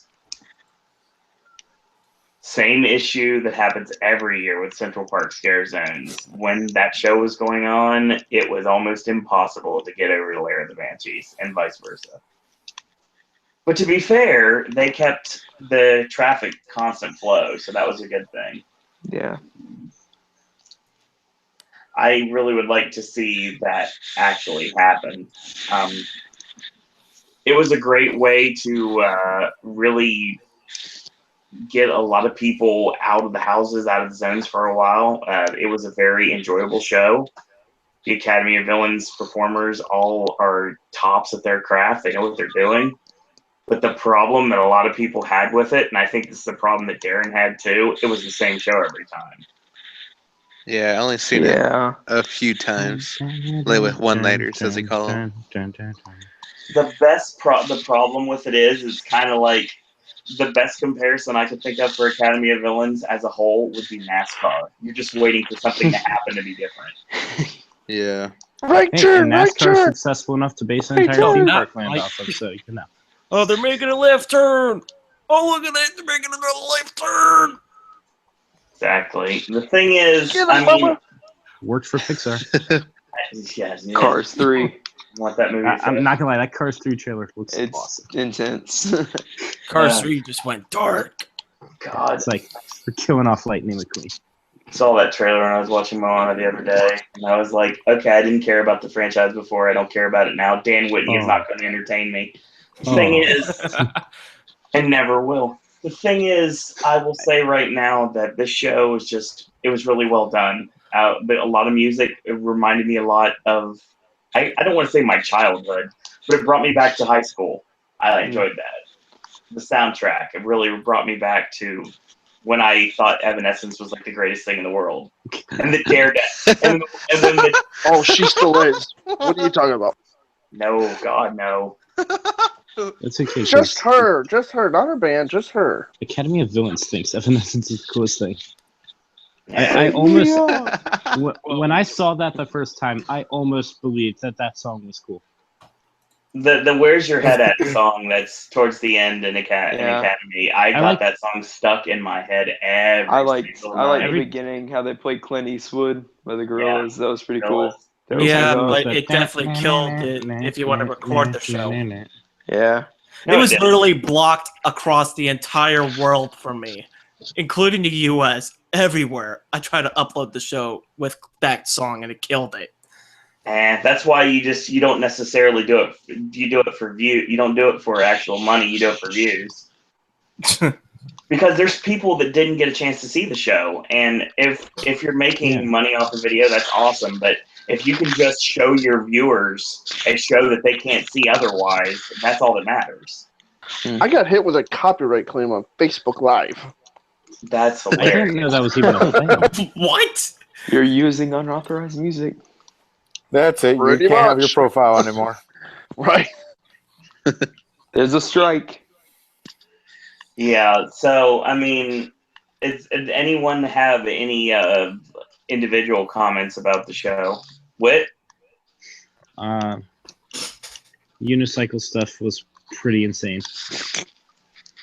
I liked the trend of that Horror Nights 26 had of capitalizing on Suicide Squad, continuing. Yeah. With Bohemian Rhapsody. Is that Harley Quinn? Yeah, exactly. I mean, I think they were doing that way before Suicide Squad put it into their trailers. Yeah. I think it's what. Oh, you think they were doing Bohemian Rhapsody? Yeah, they were doing it. Oh, yeah. That actual group was like doing it for, what was it, America's Got Talent? Yeah, they did. I think they did. I think I'm blaming that part more on Chance being in general. I don't think marketing would have let Chance happen if Suicide Squad hadn't been a thing. We will never know now, will we? Nope. So that's one good thing to come out of Suicide Squad, at least. Mark, any further comments before we move on? Well, definitely love the variety of music, and I'm gonna be a sucker, but I definitely like when they had, Evanescence playing. Saw them at the Kink Festival about a week or two ago, so they're awesome live. So shout out to Evanescence. Wake me up! Wake me up inside! Oh God. I will say I loved how it was somewhat integrated with the overall theme. It wasn't like taking place in Shady Brook. Yeah. And having all of that. That worked really well. I hope it keeps being icons. But is it officially Shady Brook? Where is it officially says Shady Brook? Well, it was basically filmed within Halloween and Walking Dead. Yeah. I think any asylum at Horror Nights can just be assumed to be Shady Brook, right? Pretty much. Yeah. Unless it's like officially an IP, like some certain house next year. And it can't be a jail, right? Because people were saying people were saying like Afterlife was going to be Shady Brook. I'm like, nope. No. Yeah, jail's a difference. It would have been something different. So, do we have any more thoughts? Yeah, we Hellgate Junior. Scott?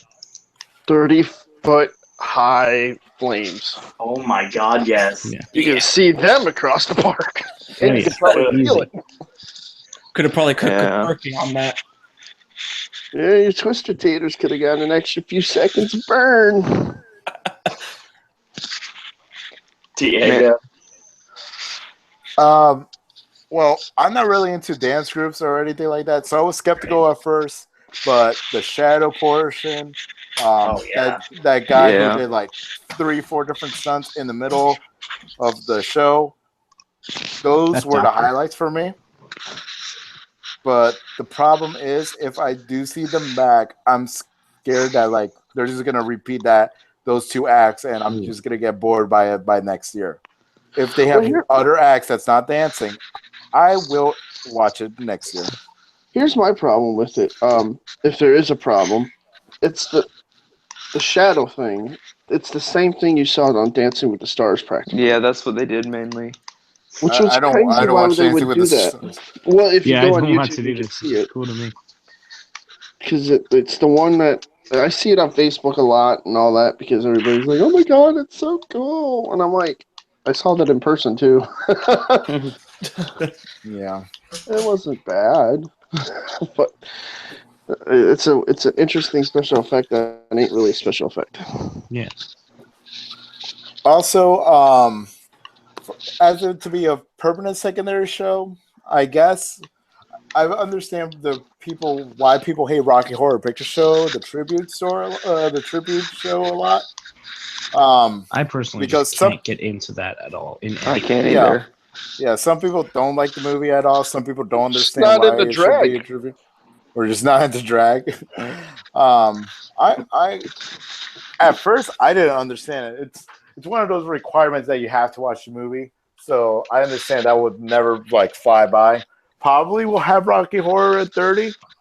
Just to have like a hey, remember this? We had this couple of years. Learn that. They have to get the cast right for Rocky Horror, because if they did it like the one year, then the next year, and then switch it up with the singers and dancers, then it just doesn't seem right. They have a ton of great singers that they use all the time, all throughout Universal now, with all the toad choirs and sing-its and stuff. So I'm sure they can pull some of them. Yeah. Yeah, the second last year for Rocky Horror Picture Show was amazing. The last year, not really. So yeah. It's all about the cast, man. Yeah. But yeah, for a secondary show, I don't know if I could see it last as long as, like, let's say even a Rocky Horror. I know it's not gonna last a Bill and Ted length. But it's fun seeing it at YouTube, like on the off season. That's why I watch Academy of Villains mostly now. Like, hey, I'm having Horror Night Blues. Now I could watch something from Horror Nights without, without seeing it like from Wild Stallions or something from a YouTube channel. You can watch it normally from like Inside the Magic or something. Thank God for Wild Stallions. Mm-hmm. We can get to that soon. Darren. Yeah, that's them. Academy of Villains. It's a great show. It's not an amazing show like everyone makes it out to be. Yeah, I agree with you there. But like you said, Owen, it's the same thing every time. Nothing's changing. They're doing the same routine, same songs, same everything. It's not like Bill and Ted where they would say something different or they'll do something different. Yes. Which makes the show fresh. Or they don't they do expressions differently in Bill and Ted like every show, which I love. So Academy of Villains, I give it like a 2 out of 5. It got stale after the first show. Well, yeah, that cast was committed. Do you remember the nights after the hurricane when they didn't have the stage up? Didn't they perform on the street? They performed on the street. Yeah, that was pretty awesome. I was at one of those performances. I do have to mention this again. During Horror Nights, like I mainly just go for scares, ins, and houses. So I watched each show once, and then I watched Academy of Villains a second time because I got a nosebleed in the middle of Texas Chainsaw Massacre. Oh, that sucks. So So I just had to like sit down and stop moving for a little bit. Also, for a secondary show, it's all right. But what would be a better secondary show would be an icon show. Would be True. Carnage Returns. If it's an would be icon the show, I Arrival don't think it's a secondary show, personally. Well, you know what I mean. Secondary meaning not Bill and Ted. Not Bill. Yeah. Yeah, because Bill and Ted will always be is the here to primary no stay. matter what. Yeah, I don't see Bill and Ted ending until Horror Nights or until, I don't know. Armageddon. Yeah, until the Armageddon. Until whatever. Until Until Comcast, Comcast whoever's decides your- that Horror Nights is no longer profitable. or it goes Yeah. bankrupt because of how much money they're throwing into the park. Yeah, let's just replace everything with screens. That's gonna work real well. It's just like everyone files in, and then they just show the original movie. They show videos of Bill and Ted from before from Wild Stallions. Jesus, we're already going out to one. Damn. Mm-hmm. We haven't even gotten to houses. Also, one more thing about Academy Villains. It was very fun to watch them walk through their roaming hordes. Because one of the actors, the one on the skateboard, is terrified of chainsaws. Really? Yeah. And they had to walk through the geishas and scarecrows and pumpkin heads after every the end of the night. So it was very fun to watch them attack them. That's a good. It's pretty good. Yeah. Okay, it's 12:41. My brain is like going into goop mode. Okay. Yeah. But yeah, that's a great fact. I didn't even know about that. All right, on to Bill and Ted. Bill and Ted is good. Yes. Yes, Bill and Ted. It's good. Here goes another hour. Academy Here comes Owen saying refrain his 1 yourself. hour of every Refrain single yourself. second. Quoting It's the gonna whole be show. my third day of friggin' sleep deprivation. Academy of Villains. The last word I'll say about it is, no matter how much it was a tad bit repetitive, it was enjoyable, and the crowd really got into it. And it's going to be a welcome addition to Halloween Horror Nights moving forward. I prefer Bill and Ted. No more job. I prefer current. As do I. I prefer an icon show. Yep. Why can't we have both? Actually, why can't we have all three? I Like like it. That right there, Yeah. I will love. Didn't they do that Or with makeup the open. Sweet 16? Was it Sweet 16? I have a good feeling that there possibly could be 3 shows next year, but we'll talk about that later. What did they do? Bring a freak show back, like in 2007? No. I actually, like I said, I got thoughts. We'll get to American that Horror later. Story Freak Show. Ooh. I heard it was a good show in 2007. That freak show, I think. So, okay. Penn and Teller. Don't go there, please. No, Owen's just Don't gonna miss get something. Good. triggered. I know Don't how to get trigger my- people. Do not get my hopes up again. That goof's gonna come back. Okay. Sorry. All right. Anyway, on to Bill and This Ted. this is how we take forever, guys. Yeah. First off, number one, thank you for sticking with us this long. What we have left to talk about: Bill and Ted, the repository, their houses, and 27. Oh, why the repository? Let's just skip That's over 11 that. things. That's 11 things right there. Yeah. Speed through gonna be this. All right, repositories, very repository. All right, good. Bill- That was good. Wow. No. I heard A it. lot of Well, I money. want to talk about this repository. A lot Bill of and money. Ted. All right, Bill and Ted. Was Can I Bill talk and about this real Ted. quick? The 9 houses were pretty cool. Good night, guys. Yep. All right. Bill and Ted. It wasn't as good as last year. Ooh. Yeah. I don't in any way understand a lot of the references they made. What? Like how can you not mention Harambe once? And Oh, yet screw or Harambe. Chewbacca Mom- I'm gonna No. put it out there. Screw If we're talking Harambe. about big pop culture, Hey, things, I If remember you one didn't of say never that, heard Gorilla's of just gonna rip Chewbacca your Mom. arms off. Yeah, why I've did never they heard do of Chewbacca Mom? Mom at all, but Harambe was a big deal this year. Yeah. Yeah, all my friends are like, "What's up with the Chewbacca mask?" I'm like, Yeah. "It's." I think you have to be like over 40 and on Facebook to know. literally only 2 to 3 weeks people would know, and the people who would really know is the stay-at-home moms who watch Ellen every single morning. The exact people who don't go to Horror Nights. Yeah, who don't go to Horror Nights because they think it's blasphemy or whatever. I actually You know saw who does go to Chewbacca Horror Mom on Nights? Facebook Nerds before who know Ellen. who Harambe is. Right. That's my angry rant about Chewbacca Mama About Harambe. references. I'm good. I like the show. Pretty good. Yeah. Riley Well, Kim was a highlight. We knew going into this one that even though it was Bill and Ted's 25th, it wasn't going to be the actual 25th. The 25th show was last year.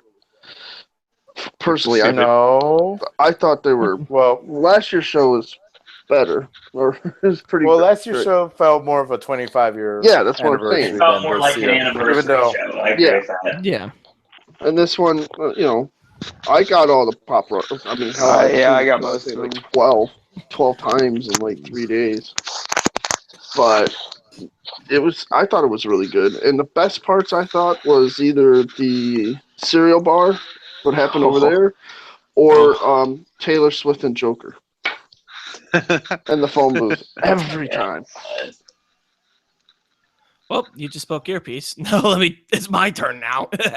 Fine. Oh, I would have to agree. Last year's was a little bit better. The worst joke in Bill and Ted this year had to be the stupid puppy monkey baby that the stupid Mountain Dew Kickstart tried to do. Hey! The best way that joke actually landed the most for me was the final show when it turned into a Woody Woodpecker reference, and it made me laugh my ass off. I wish I could have stayed a little longer, but I had to work the next day. But it was decent. But I think last year was an anniversary type show. This year is just kind of like another, just another regular show. Miller. Yeah, I gotta agree. Last year's was still felt a little bit better. I did like Rilo Ken as the villain. I thought that was hilarious. All the like a parody of Kylo Ren, just perfect. Well, okay. Bye. I don't know why a lot of people were upset because I saw a lot of people on Twitter upset because there wasn't as many political jokes, which I felt Bill and Ted really didn't need a lot of political jokes. I thought the number they had in there was fine. They're a bunch of millennials, that's why. Yeah, exactly. Yeah. I think if they took shots at Hillary, though, they all would have gone pissed. Yeah. Ooh. The hot sauce joke. I laughed so hard. The hot sauce joke. I remember Owen telling me that story that happened at Bill and Ted with that. Oh my God. That guy. There was the you don't like America, you can get out. Those type of people. And what? No disrespect or anything, but some people take things a little too far. And when Hillary came out one night, she was doing her spiel like always, and the guy stood up and he was very belligerent and he flipped her off, and he was told by another cast member of the show who was not watching the show. He swung out for the show, and he was like, "Well, he's like I can say what I want. I'm a veteran and everything." And the guy was like, "I work here. I can get you thrown out." He's like, "I can say what I want." He flipped her off again. He's like, "No, I can get you thrown out." And he goes to get an op to get the guy taken out of the actual crowd because it was so crazy. Yeah, I believe it. Oh, it was insane. It's like the election this year has everyone acting crazy. Yep. Yeah. Oh, and the other good part was when they added in the touchy feely spot. Yeah. Personally, that's when it killed it really for me. The Avatar Land jokes, the end. Then that was. I wonder what they're gonna do if it finally opens this year. I'm telling you, if it does happen this year, next year is going to be full out Avatar Land. Like they're going to be on Avatar Land, but they're not going to say Avatar Land. That's the joke. Yeah, Pokemon Go Girl. Going to be there. Pokemon Go Girl was another funny part. We're finally open. How do you think I like how that bitches? Yeah. That's what the tails. then the joke will be basically something like, "Yeah, you're open already, but Star Wars is going to blow you away in 2 years anyway. So what's it matter?" Yeah. Right. So, Judah, your thoughts? So, I thought it was only alright this year. I know it's unpopular in this crowd, but I thought last year was a lot better. And there was a couple jokes in there that I really thought were funny, but for me last year it was just a lot better. Also, it just felt kind of weird that at the end it was like, "Hey, it's Donald Trump. Now everyone dance." Yeah. Singing and dancing for no reason. It's just how it works. Yeah, I mean, it's Bill and Ted, so obviously it's not Oscar worthy, you know. But I did love still the way thought- the warnings were done. What was that? I love the way the warnings about the content were done. Yes. Oh, yeah. That was one of the major times it felt like an anniversary year. Yeah. I was hoping they'd have clips of previous shows before the actual show started instead of just like those the fail clips before. I don't know what else to call them for the show. They did, but it was just the opening video, and that was it. Yeah. I really love the Prince and Bowie tributes at the end, though. The thing that we called on the network a year ago. The only thing I was wrong about, I thought there'd be a Motorhead tribute started off, but there wasn't. Yeah. No King of Kings. Oh, since I didn't do anything about Academy of Villains, I actually preferred Academy of Villains to Bill and Ted this year. I know their opinion. I feel bad about this, but the only reason I know who the Motorhead is just because of Triple H. Oh, wow. Yeah. Wow. Oh, another part of the show that made me really laugh, like I said earlier, was the Manitowoc Sheriff bit. Yes. I used to live right there in Yeah. Calumet County, which is right next to Manitowoc County. And my dad went to the junkyard a lot. So it hit home, and it was funny, and I laughed, and I talked to the guy who played the sheriff during some of the shows, and he actually played Ryan Locke too, and he was like, "Yeah, that is funny." And then I told Bill and Ted, and they laughed their asses off too. Oh, it was absolutely great. I got to sit there and watch the show, and then behind me this is several nights. There was a night that I had a lot of the cast that were sitting behind me watching the show, and it was just like they were quickly critiquing everything. It was a different way to watch the show. And then I talked to them about it later on after I actually met them, and it was kind of like, yeah, you guys gave me like the best perspective of the show I think I've ever had watching it.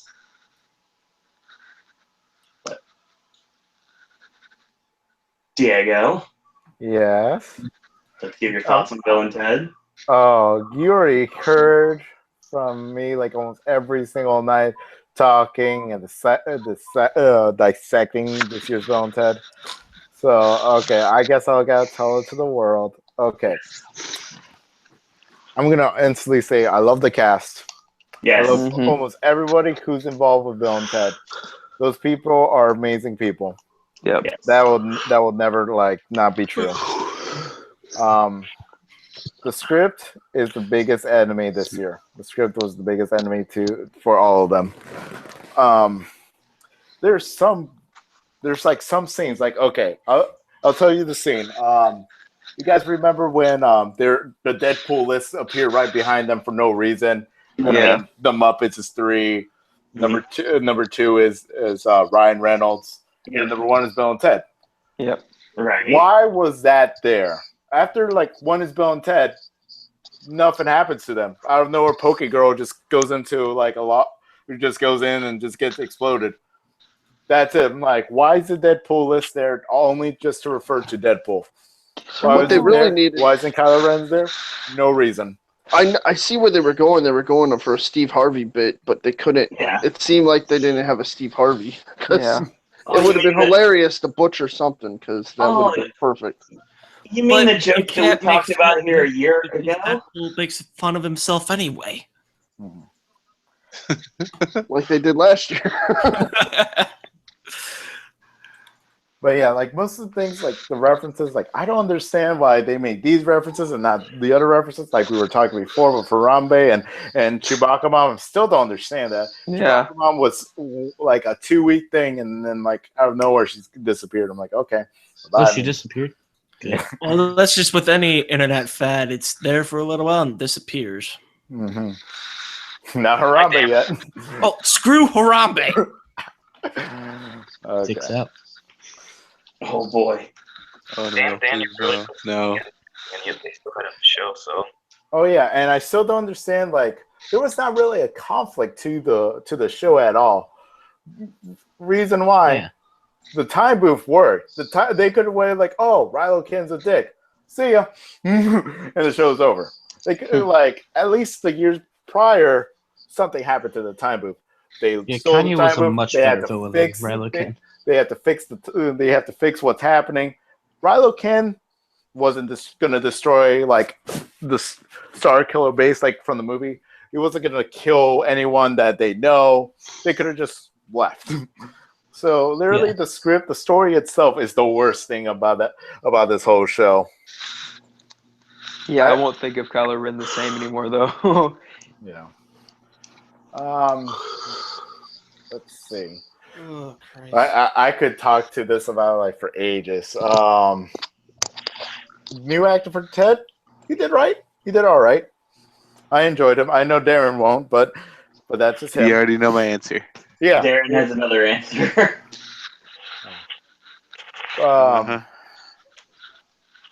Let's see. What's my favorite parts of it? Oh, I highly enjoyed the Suicide Squad, Dance Squad. Yeah, that was funny.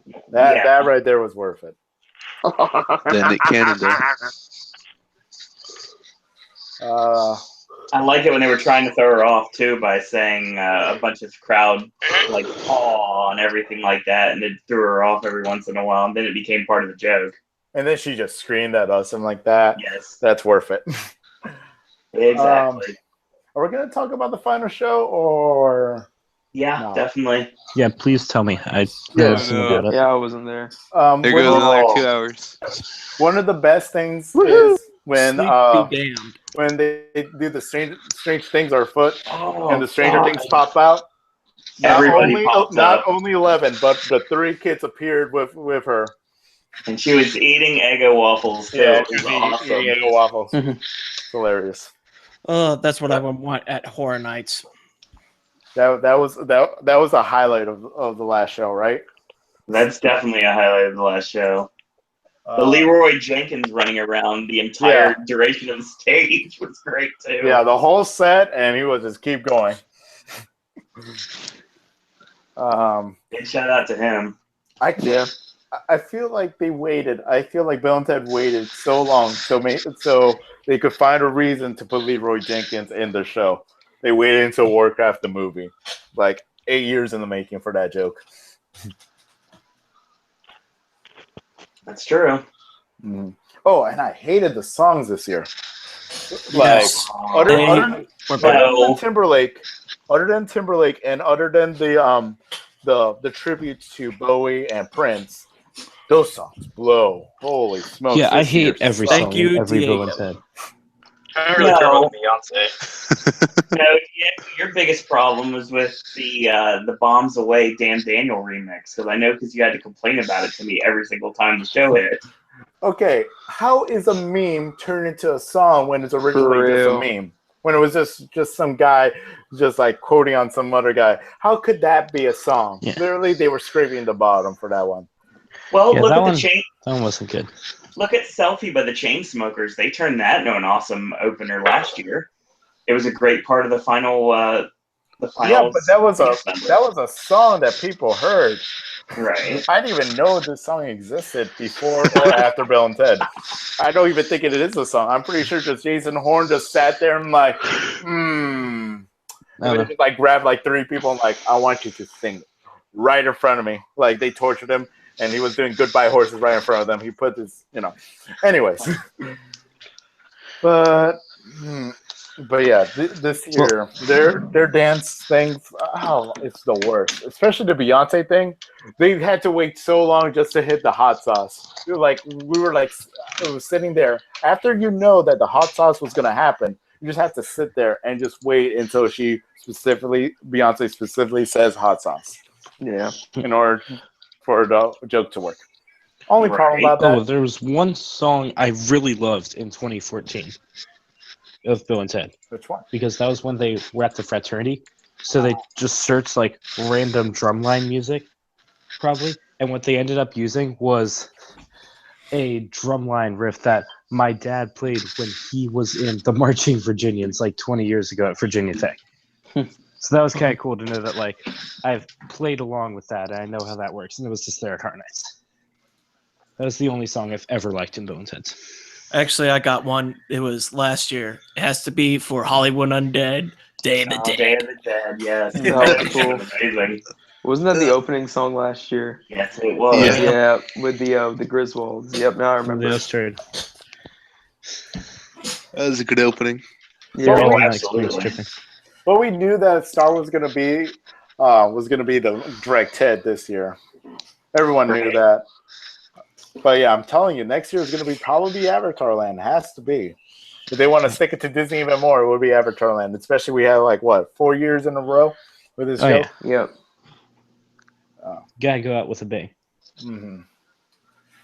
And Darren. Bill and Ted. 25th anniversary.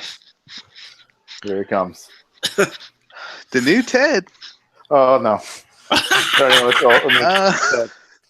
Ted. I need some Alka-Seltzer. He's good. He's a good actor. He's a good usher too, but his swap is just, he is almost like the original Ted we had last year. He is like similar to his dialogue. The way he says things is almost like, I want to say his name, but I can't say his name. Yeah. It's almost like Ted from last year. The only same difference, he can actually dance. I will say one of the moments that I remember seeing one of the first shows that I remember one of the Ted goes up the steps and he falls. Immediately falls when he's running up the steps at the beginning of the show. And I feel like I'm one of the only people who saw that. Yeah, but when I first seen that Ted swap, I'm like, he's the best. Nothing can beat that. That's not even the Ted for this year. The permanent Ted for this year. Yeah. Also, yeah. The show this year, at first, I wasn't a big fan of it. I thought it was okay. Until I started hanging out with Owen a lot more. Every night. Literally every night. Bill and Ted. Same here. Bill and Ted. Maybe a house. Bill and Ted. Bill and Ted. Bill and Ted. Yeah. Stay for the last show. It's the best show. No, I'm going to go do something. Then Bill and Ted. Oh, did you mention Bill and Ted? Yep. Oh my God. I totally forgot about Bill and Ted. Nope. First American Horror Story, then Bill and Ted. Yep. There you go. No, wait, I got that wrong. American Horror Story, Ghost Town, then Bill and Ted. Mm-hmm. Yeah, Maybe that's Bill and Ted. Right. Owen will be like, maybe a bathroom break, or I can hold it for another 2 Bill and Ted shows. Yeah, while we're on Bill and Ted, what about the directing getting out of that show? Oh my gosh. The traffic getting out of that show. Okay. Yeah, that was okay. You have to go across the bridge. You got to go that way. It was smart, honestly. It really was. To try to Not for block the off final one show. flow of traffic. Oh, no, that was gone for the final show. Yeah. I want to For go the to final friggin' show, Chance, dang it. We Gotta go lined, around. we lined up for the final show right before the 11 o'clock went in. And we stayed in that line all the way until they let us in. And let us in for the final show. So I got lucky that I actually, out of 5 shows, I actually got to watch 4 of them that night. So that was good.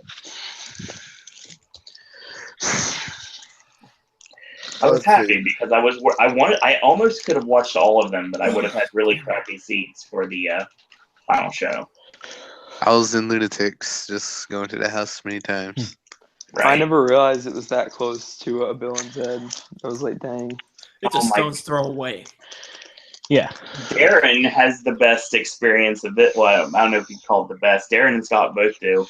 And Diego as well. Okay, all three of them really. The three of them have the best experience when it comes to me quoting Bill and Ted in line for Lunatic's Playground.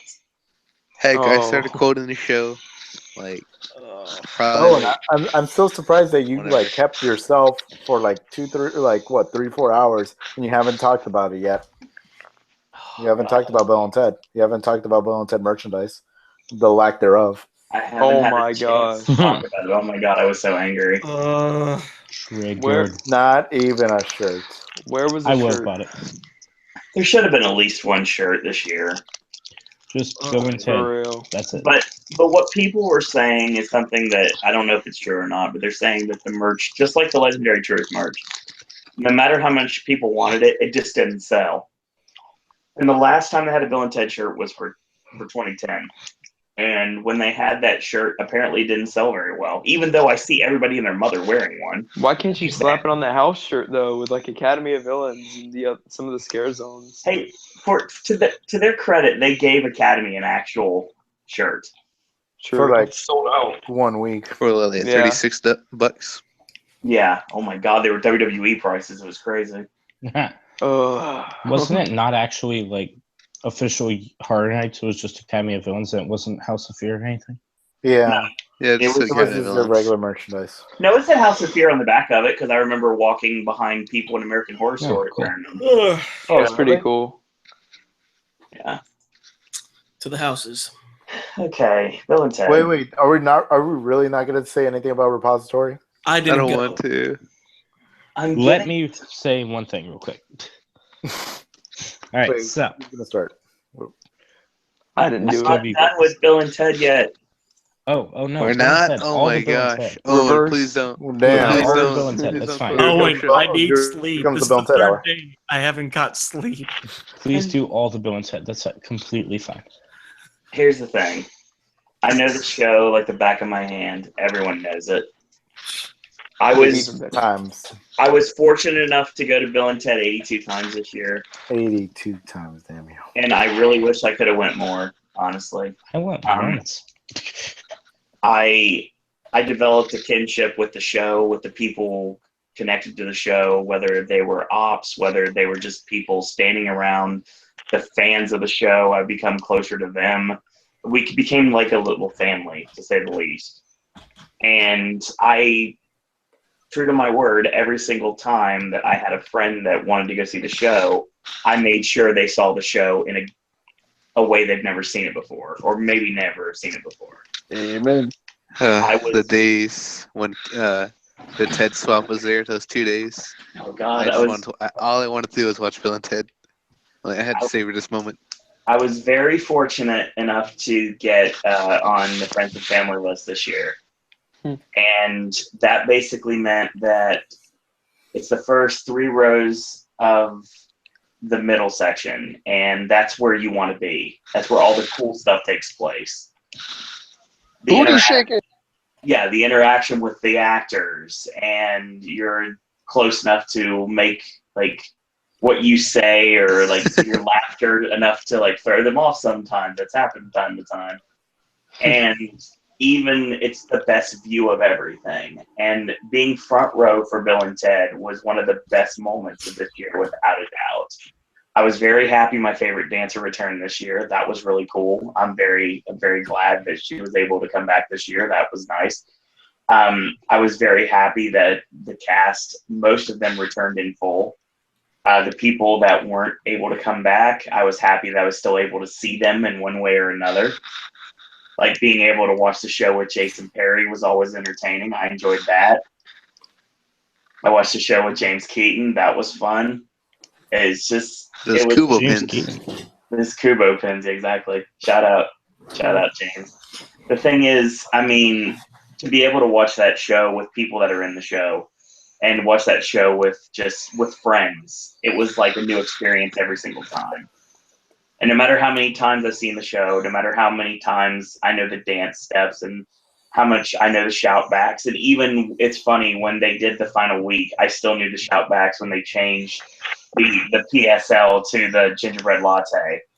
Everything, just all that and more. Just Bill and Ted was everything I wanted and then some this year. It was literally my home away from home. And regardless when I was having a good night or a bad night, I knew that Bill and Ted was always going to cheer me up. And Darren and Diego, above everybody else on this panel, know exactly what I'm talking about. Yep.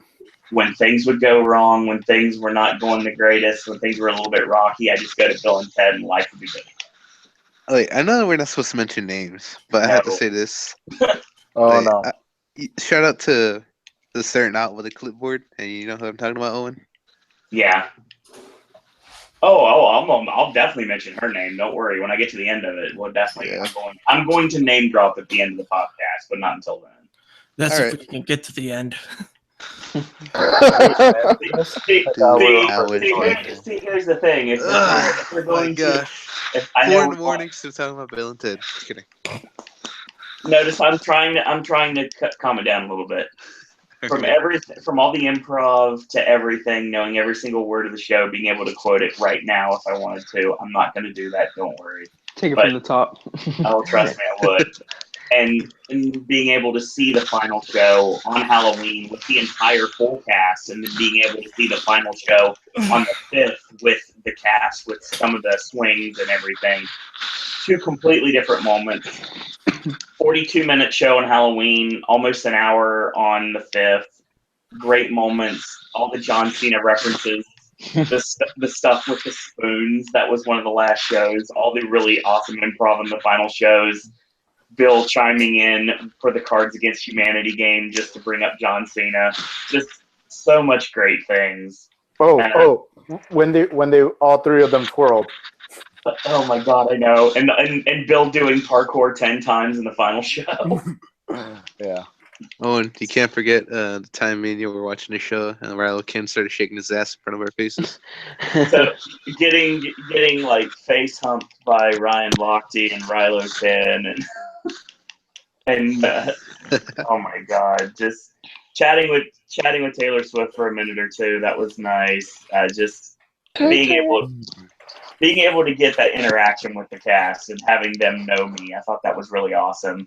And it's like the name dropping thing is one of those things. And to be able to like shake people's hand and say you did a great job, that's one thing I really appreciate. And the big shout out to everybody in the cast. And I'll name drop later on, don't worry. But right now, I just want to say it was my favorite moment of the year, regardless, and it was the place I always felt the happiest. So it was sad for Mowgli though. Oh yeah, oh yeah. Poor guy. I mean, I'm glad that he got. I'm glad he got shouted out in the final show, and it made everybody laugh and knew what was going on when they did Cards Against Humanity the last time.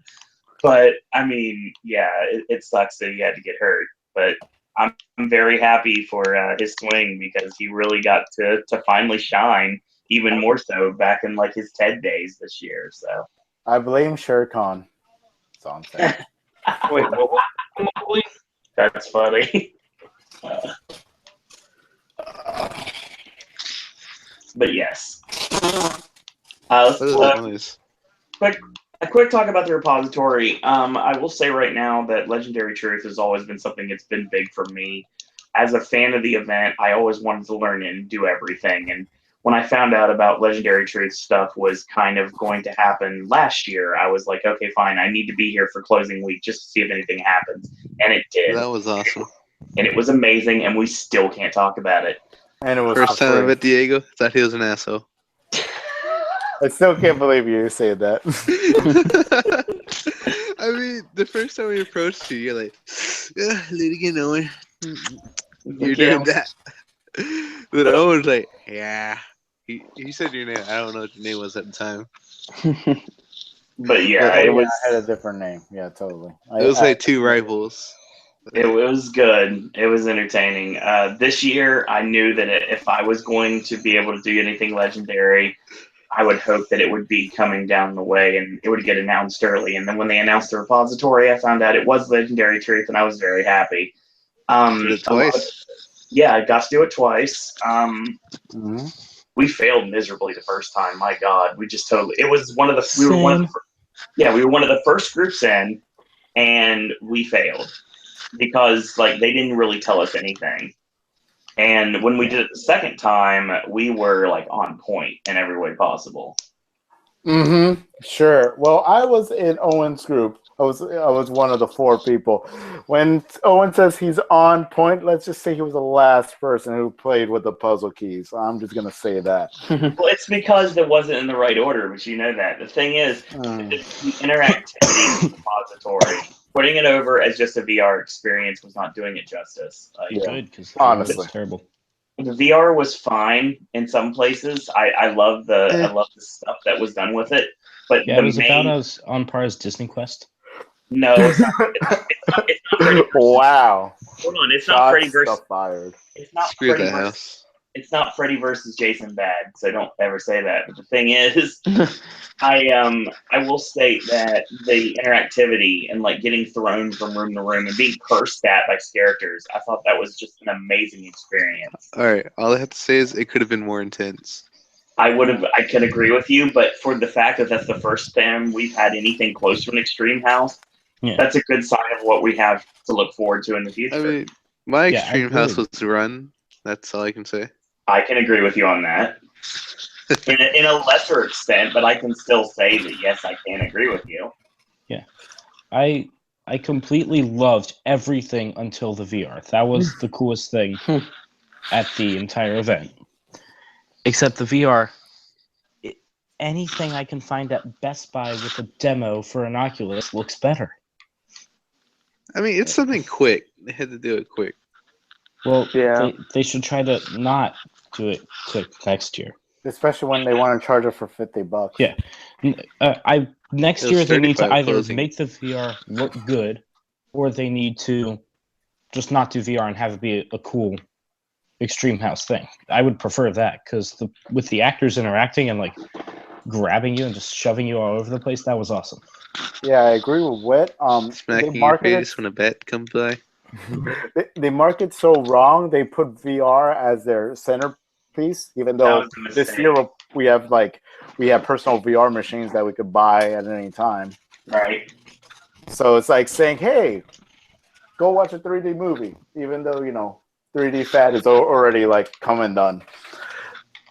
But the amazing thing about it was the experiences in the beginning. Those actors was amazing. The store, even though they like don't really tell you like the central story, their interactions with you were perfect. I want to do a shout out to the what would you call it? The white coat, the white coat doctor. Yes. From Legendary Truth. She was amazing. Like she tortures me like till this day. I feel like if I see her in public, I will be scared. That's how good it'd be. Hey Diego, you ever found that shoe? What? You ever found that shoe in the first room? The shoe? Yeah. No. We had huge problems because everyone in our group heard lame man's crutch as lame man's crotch. We were really confused. I probably got the easiest thing. Yeah, you had a flashlight. Where's the light of torch? Okay, and everyone like, okay, solve this equation. You have 5 seconds. Put a gun to your head, solve for X. And like he goes like, find flashlight, find it. Okay, thanks, Darren. And everyone like, and he was gloating about Darren, the hero, as we were like looking up our own asses trying to find it. You're a morphin. He didn't like that. He got singled out immediately because of wearing all the LT gear, because all of us were wearing something, like had something involved. Yeah, but I represented way too heavily. Right. Let's see what else. But yeah, all those interactions. That's what should have been. They if they doubled up in the interactions, if they want to, we could have the puzzle room in the end. I personally didn't. And that'll like be $50 worth. Yeah. I thought it'd be more intense, but yeah. Yeah. The puzzle room. I thought it was pretty intense. I especially loved hearing the screams and the shocking from the people in the other room while you're still stuck in the first Dandy room. from American Horror Story. Now you see, get an early reservation. That way you don't miss much of Horror Nights and you don't have that problem. That's what we did. Yep. Or plus you can it's finish. Yeah, and it's the only way to get a solo run through of American Horror Story. without We waiting didn't- till that the end didn't of the happen to night for us. 3 hours. That sucked. All right. So repository is something that I think will come back in one form or another next year. It Maybe has not potential. necessarily this way, but it'll be another way. Mm-hmm. We could change Minus it up a little VR. bit. Do it something similar to like Zombie Outbreak Orlando and I Drive. Oh, I think something like that will happen down the line anyway, but I don't know if it's going to be something like that. Walking Dead. Oh God. Hey, if it gets rid of it as a house. Hey, T2, give it as many visits as you can because blueprints are written up. Yeah, I know. I went every day when I was down there for Horror Nights just because I thought it would be sooner. I'm still going to try and get a T2 like 5 or 6 times when I'm down there. Just one more thing on the Every trip. repository. Was it worth the extra money? That's all I just am curious about. I personally say yes because the stuff before the VR was so cool. Yeah. Just don't go in thinking, what a cool VR experience I'm about to go. Go in thinking, what cool interactions with awesome characters and physical stuff I'm about to have. This The story and the sets made it for me. Yeah. And the All actor. right, so apparently Eddie had some chainsaw gas that was in there. Chainsaw oil. Yeah, oil. Yes, I saw that. And was I the only one thinking that the camera that had the souls of people killed on it was kind of director-ish? Not really. They were alluding to that from that weird Facebook site that was like Nemesis, whatever. They were doing that as one of the props that they were looking at. Yeah, I mean, just the only guy I know that kills people while recording it. Yeah. But there was a lot of like 2005 references, 2008, a lot of things from specific literature reviewers. Yeah. Yeah, Dr. Marigana. Yeah. I'm mocking you, Diego. I hate you so much. Well, last year, without giving anything away, Dr. Marigana was very heavily influenced in last year's experience. Man, Diego, I really thought you were an asshole because the question how you asked it was like, do you know what happened in 2010 that we happen to be released upon this grateful horror event? And then she's like, can I say anything? When was that? Well, was that during the Q&A? Oh, during the Q&A, because and then yes. I'm sorry. You wanted me to be that asshole who was talking about like how was the football game yesterday? Yes, because that guy is not an My asshole. favorite That guy was was probably when they were like, do we have any more information on the whole Dr. Marigana incident? And she's like, I cannot say anything. Or she's like, that's confidential. He's like, oh, I heard.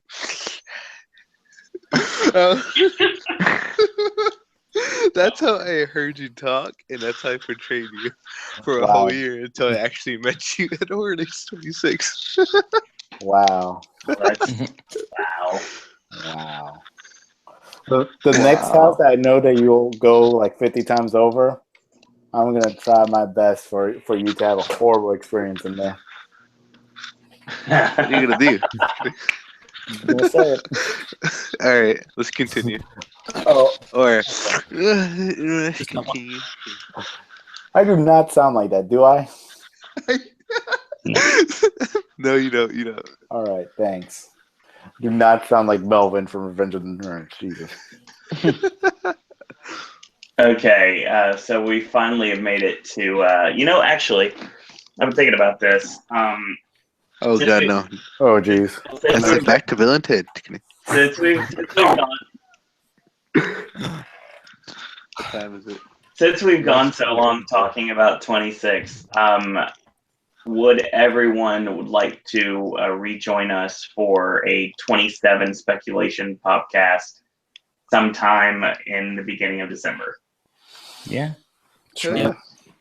So we're gonna talk about we'll get 26 completely done, and then we'll do a speculation on 27 podcast, and we'll do it in December. How's that? Yeah. Whoever's sounds listening, great. who's ever listening to this, like from like what? How many hours have we been live? Probably 4 hours. 4 or 5 hours. Google's like 4.5. Pissed off at the Pop Network now. Yeah. Like great. I have a whole week of Popcast now. Jeez. Yeah, you do. Oh my god. Yeah, I swear to God, this will probably be my last podcast with you. Nah, I doubt it. I'm gonna need a poll after this. Oh wait, I can't yet. Okay, so let's do the houses, shall we? But yeah, All right, that's let's start with the A-okay best house of the year, Krampus. Yeah, let's start with Krampus. I would We love to actually start with are going to Krampus. start. We are starting with Krampus, actually. Wow, Alright. wow. So what are we doing? We going to Shrek, then to the back of the park, then Horror Story, the ending with Horror Story, or what? Just to make it easier on me, I'm basically going to go in my order. All right. So Oh, Ghost the Town's next. order. Just kidding. Okay, good to know. Guys, I already know his order. It's gonna be Krampus, then Bill and Ted, then American Horror Story, then Bill and Ted. Yeah. That's spot on. Just kidding. I thought Bill and Ted was first. Bill and Ted has everything to No, it's Bill and Ted, and Bill and Ted. Then for third good reason, Bill and Ted, and then all the others is just Bill and Why Ted. does he sound like? He does sound. You hear? He's becoming a Terminator. He kind of sounds like he's cutting out a bit. Yeah, you are counting out. Yeah. All right, let's start off. I know the feel. All right, let's do this. Yeah, Krampus. Right. Okay, I'm still starting. All right, Krampus is actually my 7th. Oh. Because relatively high. Because while it was only elves, the elves were good. I liked the scares there. I liked the elf on the staircase at the beginning. I loved the snowing at different points of it. I liked You liked when I went back and forth on top of the staircase. Yeah. All the Easter eggs everywhere. Those were all nice. The facade looked like it might have been cool if I could have stood a bit 5 feet further back from it. Not the Evil Dead problem. Yeah. And I actually did all of the ending in the workshop, ignoring the fact that there were no Krampuses. I liked all of that. So all the references in there and how it felt and looked, it was good stuff there. And yeah, all the problems I'm sure everyone else will talk about. I'll leave for everyone else to talk about. Mark? Krampus would have to be at my number 8. I'll be back. There's my Krampus. Mark sounds like an alien right now. It's got to be the connection. He sounds like those cheap microphone toys. Thank you, Bright House Cable. Anyway. Yeah. I've got stupid Ethernet connected to this damn thing. Skynet. I feel the pain, man. Skynet systems online. All right. until it closes. True. Only going there to sleep. That's about it. Okay, you good? Can you hear me now? Yep. Loud and clear. All right, good. Piece of junk. Oh, there he goes again. About damn time. I'm kidding. I'm kidding. Don't screw with me. Darren. I'm kidding. I am at sleep deprivation right now. Don't screw with me. I'm telling you, after one Yeah, Diego, quit o'clock. screwing with him. Kidding. Oh my I'm a god. little unstable.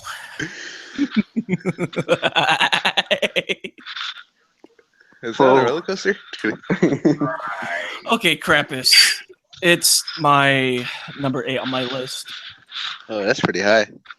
Yeah, but I love the Christmas theming to it. It kind of reminded me of HR Blood and Guts way back in, I think, 21 or something like that. Yep. Yeah, so definitely love having a Christmas themed house this year, but it's just the execution. I wish the original creator, that did Krampus, that overviewed over in Hollywood, actually came down over here and double checked over here instead of saying do whatever you want. All right, Miller. This is actually number 9 on my list. I was really disappointed. Perfect. In chat on the old podcast, I don't know if you remember Owen. I was always saying I was really anticipating this house, even over movies like The Conjuring and stuff like that. I was really excited on that. Mm-hmm. I thought they were going to be using a bunch of puppetry, maybe even some animatronics, and what we got was practically just a house full of elves. And a lot of they were really predictable spots. There was that one scene near the end with the living room that felt way too wide, like way too big of a room to have people jumping out of. Really predictable in that room as well. I think Hollywood definitely got the better take of the movie with the I saw on Tim. Oh wait, no names. At the front of the house where they had the postman out there who gave the postcards out in Hollywood. Oh, I really wish we got something like that. That would have been great. The one thing I did like in the house, though, the scare that got me was in the attic with the lights. That scare got me, but I don't even know who that was supposed to be from the movie. And I think the mom.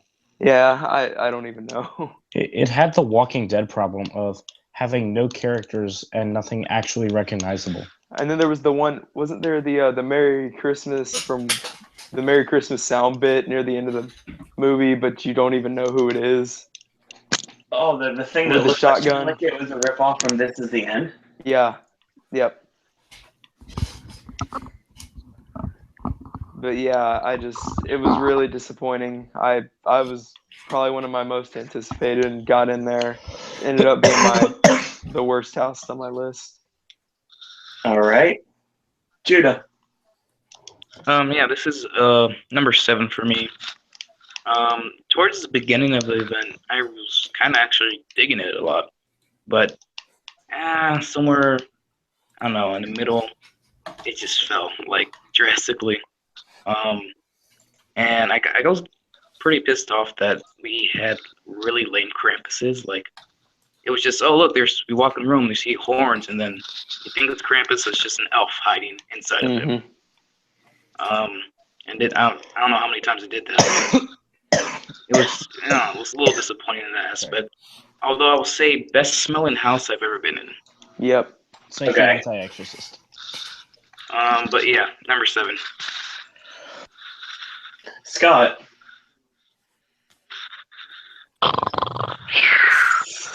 I keep forgetting he's here. My gosh. Ouch. Damn. My bad. Damn, Darren has no job till 1 a.m. Damn, Darren. Just kidding. New meme. Now you gotta let me. I was just trying to think of where I put it on my list. I think I put it in number 8. That's too high. I'm just For kidding. you. I mean, I had it at 9. But... Right. Oh, I'm just here I laying know in a my lot of comfortable people- bed. I just got onto a couch and I'm like, oh my god, it's comfy. Yeah. The gingerbread smell was awesome, and I wish there was more Krampuses. It's just Krampus. there's so many, whatever. Crampy. Krampus. Bye. Yeah, it's Krampi. Krampi. It's gotta be. Grandpa people. If a word ends with a US, that's the plural. That's why I sucked in English in school. But yeah, I don't know. It just didn't work for me. I thought it would be a good house, and a lot of people were hyping it up, and it just didn't meet. It didn't get to where I wanted it to be. I don't think it would ever. So, All right. Yeah, go. You sure about this? Okay. Well, I'm gonna have to be different from the pack. It seems it's gonna be weird. Oh no. I know, Darren. I know. Oh no. We've been together throughout like almost all Horror Nights this year. It's gonna be weird.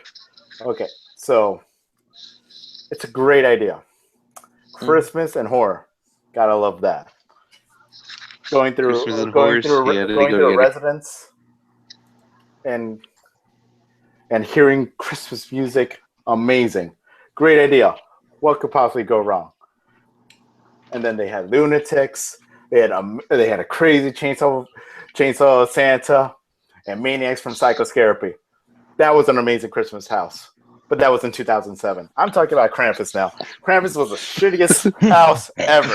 All they had to do, this is all they had to do. They press copy and paste on that. I'm like, wait a minute. Didn't we have an amazing Christmas house? Yeah. Copy, paste, put Krampus. Bam. 100%. Everyone would love it. And everyone would suck dicks afterwards. But guess what? Okay, fuck. I did it. I'm sorry. What? But Well, this just went completely uncensored. Oh, I'm sorry. It's not 1 a.m. or anything. Yeah, I think past the midnight mark, people gave up. Yeah. Yeah, the censor bar, yeah, it's already all over the place. Is anyone still watching? No, Yeah. no one's really watching. Wait, who's watching?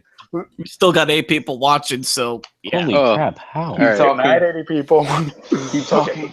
There are some hardcore people out there.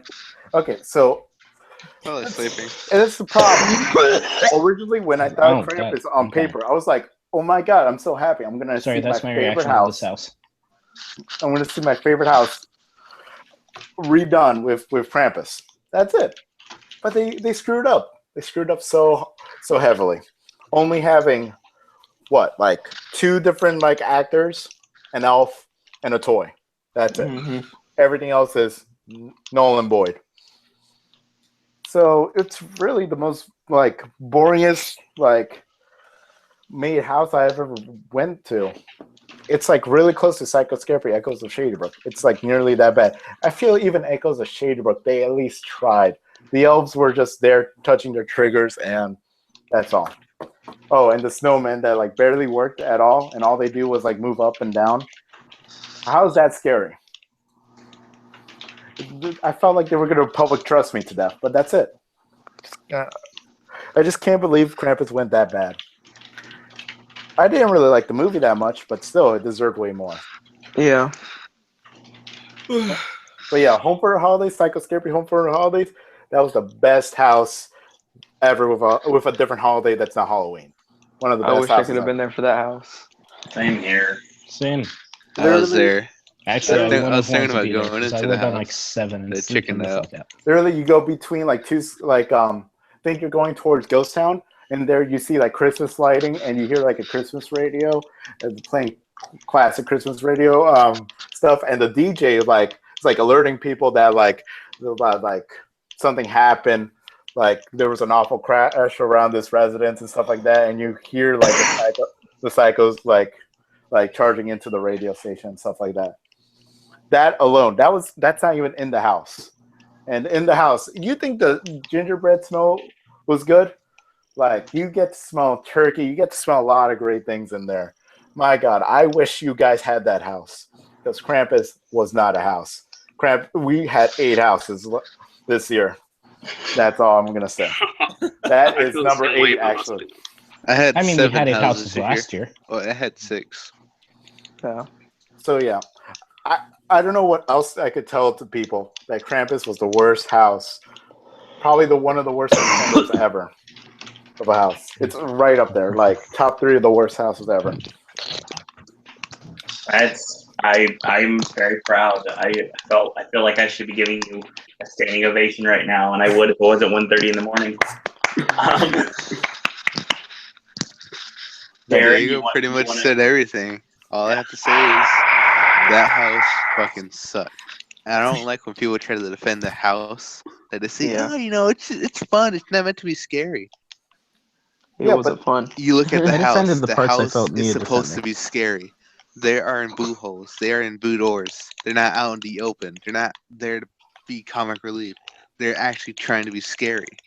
It's like, I don't know. This house is just fucking stupid. It was ridiculous. I didn't like the movie. It should have never been made. I don't know why everyone's loving Krampus for some reason. They're saying it's fun. I do like the movie. Yeah, I like the movie. I like the movie. Terrible The people stuff. that love Krampus, and this ticks me off a lot, because you know how much I love Run. They're the ones bashing on Run last year, saying, oh, you know, the house sucks because it's not scary. Run's love not that supposed to be house. scary. It was never meant to be a scary house. Yeah, how could going around the world and 80s scares be scary? Like, truly 100% scary. It was Epcot. It was Epcot, but it was Epcot, with but chainsaws. scares. Yeah. Yep. All I have to say is Krampus, never come back. I don't even want to hear that name again. Yeah. Krampus. Oh, and literally, I was buying merchandise for everything. I even bought the shitty Chance shirt that has Chance in the back and just like a little patch in the front. And I saw Krampus' shirt right there. I'm like, I don't care if they give it me for free and give me $5 for it. Fuck you. Never gonna wear that didn't like shirt. that shirt. All right, guilty time here. That Krampus I actually shirt did sucked. get that shirt because I liked that shirt better than I liked any of the other IP shirts. Really? And I wanted one of the IP shirts. Really? And I Better did than like the Exorcist movie. one? I like the The Exorcist Texas shirt one. killed it for me. Texas one, well, here's the problem. I want to wear it like around other things, and I Yeah. feel like Texas one would get me the most weird looks, just with True. how gritty and violent it is, and it has a girl just hanging on a meat hook. And all And that. Krampus doesn't look that ridiculous to you? Krampus. It's Krampus the guy is, going, oh. It's less like up front there, Besides, like you don't even see that guy in the who will house. survive and what will be left to him. You see him Yeah, in, I know. in the So it just background. like happens to be a cool movie shirt featured there for no reason. So yeah. It says Horror Nights on it. Yeah. I liked it better than, well, what I really wanted was an American Horror Story shirt, but I hated all the designs. I did Especially too. the twisty one. It's like it's just all white and this is Yeah, face. I'm it's like, terrible. Well, would what be I really awkward. wanted was, you know, the sweatshirt? The sweatshirt? I wanted the that sweatshirt? design. Yeah, the- Oh, the light up hoodie? Talk about an awkward shirt to wear around. Think about walking around with a all white twisty shirt, like just Yeah. walking around town. See, that's Yeah, the with problem. like blood stains in it. Yeah. I want to try to pull that off one time and see how many Yeah. weird looks I'm gonna get because I have that shirt in my closet right now. because How much you pay for it? What I wanted was the light up Last hoodie. day, That it was design marked with, down. with Tate Alright. and Twisty and the Countess's hand. That's a great design, but they didn't have an actual shirt. No, that would have been it's great. $70, and those light up hoodies never work longer than a week. Yeah, so it wasn't. I tell you because I have the 25 version for it. Way to go, Diego. I got it for discount. I got it on the last day. Yeah, So, even if they didn't put it in light up hoodie form, it was a regular hoodie. I probably would have bought it. yeah, I would too. I hate it the was a light up great hoodies. design. I just do wish I too. would have got a hoodie this year. I hate like a lot of light up crap that people wear in the houses. It's really distracting. I hate the light up shoes they wore. Yep. Hate the light up everything. You know the Cedar Bunch of Fair horny things? girls running around. They actually will sell. They actually sell a glowing necklace. That means you won't be scared. I've heard about that. I forgot what thing it was, Carowinds or something like that. What? An event that's called Scarowinds is even funny. Yeah, Carowinds. They It's sell this anything necklace. run by Cedar Fair, so Knott's Berry Yeah, Farm. they sell a Kings necklace Dominion, for like Kings $8 Island, Carowinds. where you don't get scared on streets, but it doesn't work in the houses. At Kings Dominion in Virginia, it works in houses. That's fucking stupid. Yeah, it's like, so people were paying Why would you to go to not Halloween to go event? there and then not get scared. Yeah, I mean, I applaud them for selling it. If people are dumb enough to buy it, sell it. I've seen a video where people actually bought it. I'm like, why? Why would you go? It's like coming to Horror Nights to pick a fight. I've seen that. It's like coming to Horror Nights and then writing Despicable Me. I've seen that. I've done that. I did that in 24 because it was the only time the wait time would be wait time was short. I enough was for me to waiting for a justify few it. friends. It was either going to Fernestodon with a chicken or going to Despicable Me with a chicken. So yeah, we did both. Nice. Okay. All right. Krampus. This house never got good for me. I wish I had the eyes of the people that saw it, that loved it, because I never got it. I never understood why. I love this house. It's a great house. Go fuck yourself. Krampus has the absolute best thing on the house this year, and that is the stab poster, which makes me happy. And I kept pointing to it and signing 27, and then the op would get mad at me. It happens Just several go times. through with Diego. He'll like flash everything. Exactly. Hey! I asked the lead, and we went early. We were We were one of the first ones there. We were like the first 5 to 10, and I told. know. And I know the lead, and I asked her if it was okay. I saw. So we could also see. It felt special. It was the regular green letter one from the like the second movie or the end of the first movie. I don't remember Scream that well. If Krampus would have been anything close to what Hollywood had, or even anything close to what Scare House had in Pennsylvania, it would have been a lot better. Michael Dougherty put his property in our hands, and Hollywood knocked it out of the park, and I think we kind of dropped the ball a bit. We have However, fans at this city. it doesn't matter, though, because I think that as long as we got one house right, there was going to be enough trust put into us to move forward with Trick or Treat down the line whenever that's coming. I haven't seen Trick or Treat. Where's it? Where would it go? Like, does it need a soundstage? No. Tent? You could probably, to be honest, you might as well just put it in Shrek. No, I'll put it in Parade. Yeah, Parade was my original thought for it, but I mean, yeah, it's not something that needs a soundstage to work either. Right. But yeah, there were some cool scares in the house. I like how the Mountain Dew bottle like miraculously turned into the big spot of this year because it just one day appeared with Christmas wrapping on it. Yeah. Shout out to the elf in the dining room scene. Other than that, I thought it was a weak house. I like the attic room. I thought that worked really well with the teddy bear, the girl getting strangled by the Christmas tree lights, and then like I said, my own scream. Feel bad for the actors in the house, though. But other than that, had like head and neck problems. There was barely any reference to Krampus whatsoever. It was nothing but elves. It seemed like a lot of the times I was just missing everything. And after everybody heard me talk so much smack on this house, I would think that they would like single me out and go after me, try to get me to have a good experience in their house. And I'll give props to those characters, but that's all I really can say. Owen, did I ever tell you about the time I was going through the house? It was just me. I was so bored I just spun through the whole house. No. Yeah, I'd like to see that. There's no one in front of me, but there's two people behind me. I'm like, I don't know why I'm going through this house. I don't want to give it my time, but I don't want to turn back. So I just started spinning throughout the whole house. The officers look at me. Yeah, it was more fun than an actual house. Well, yeah. I mean, I stopped spinning when we got to the whole tunnel. Because, well, yeah. Yeah. That goes, it's like an incline and all that. So I don't want to fall and trip. Like in American Horror Story. It's not that I didn't give it a shot, because I went through this house 36 times. No, wrong schedule. 26 times. So I gave it a shot. It just didn't work.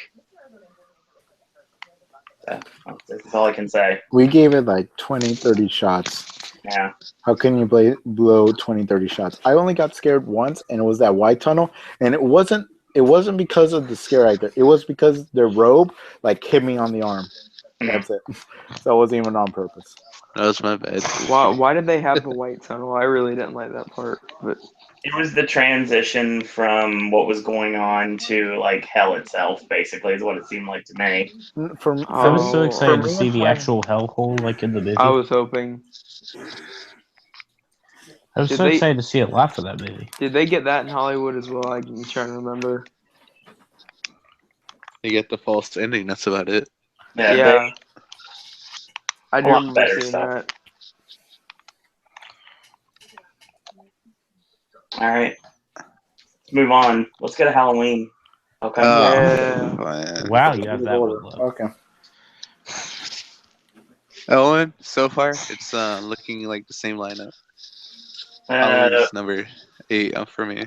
There's a couple more that we're going to have that we'll probably differ on. I know one off the top of my head I know we're going to differ on. Let's go to Wit. All right, this is where I get pretty different.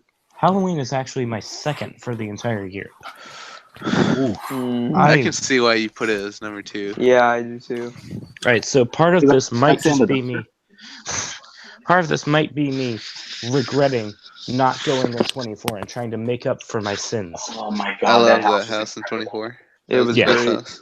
I had to redeem myself from my sins. So, because like I watched Halloween, the first movie, about a year or so after I first went to 24, and I'm like, wow, mad I missed that now, because I watched it right after we got back from 25, and it was a great movie, one of the best movies I've ever seen. So then I saw Halloween 2, which surprisingly wasn't that bad for a horror movie. It's not sequel. bad. So I got in there, and I really loved just so much about it. I loved all of the Michaels in every situation. I got to go through this house alone because I'm a jerk, and I just wait and purposely do that at the end of the night. So I did that to Halloween, and alone, it just felt like there were so many Michaels. I could see multiple Michaels in line of sight at one time. 21 Michaels. Yeah, like that hallway right after Dumpster Mike with the lockers and the stuff there. All of that was amazing. Dumpster Mike got me. I shot him 6 times. Can always quote that. I shot him 6 times. I shot him in the heart. He's not human. Yeah, all of that. I loved it. I loved the ending. That is, like many people said, the example on how to do screens right. All the Michaels seemed really intense and into it. Their movements were like robotic enough that really worked for the Michaels. I loved that it was almost all Michaels. Only like 3 or 4 things that weren't Michaels. Wait, really? Yeah. That's Yeah, there was one nurse, Lori. One nurse, one Lori, one Loomis, one trick-or-treater. No, there's Trick or 2 treat. Loris. Trick or treat. 2 Loris? Yeah, 2 Loris, 1 nurse. I loved Trick-or-treater. I loved the Purge sticker. That was a nice little touch. Yep. All of that. Yeah, it was just a really solid house. It built up. It had a clear like cinematic structure and the climax at the end. I loved hearing all the music. I actually am a fan of the cheesy, terrible poster entrance. You mean the cereal box? Yeah, cereal box. It worked for me. And John Carpenter's music makes me happy. I will love any house with John Carpenter as the composer for it. Yeah. Perfect for me. I liked it a whole lot. Number 2 for the year. All right. I wish I could went to that house.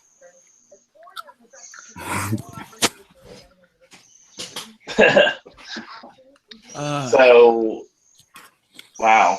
Mark, you want to go?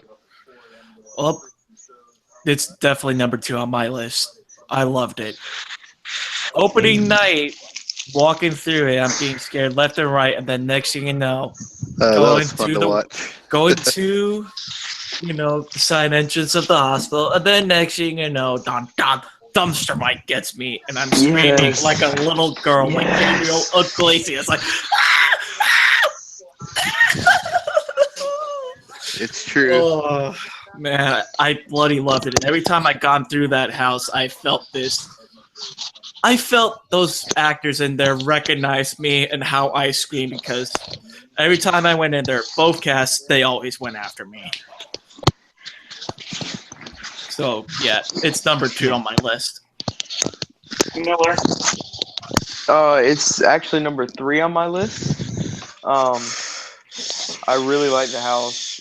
I like how it picked up right after where the first house in 24 left off.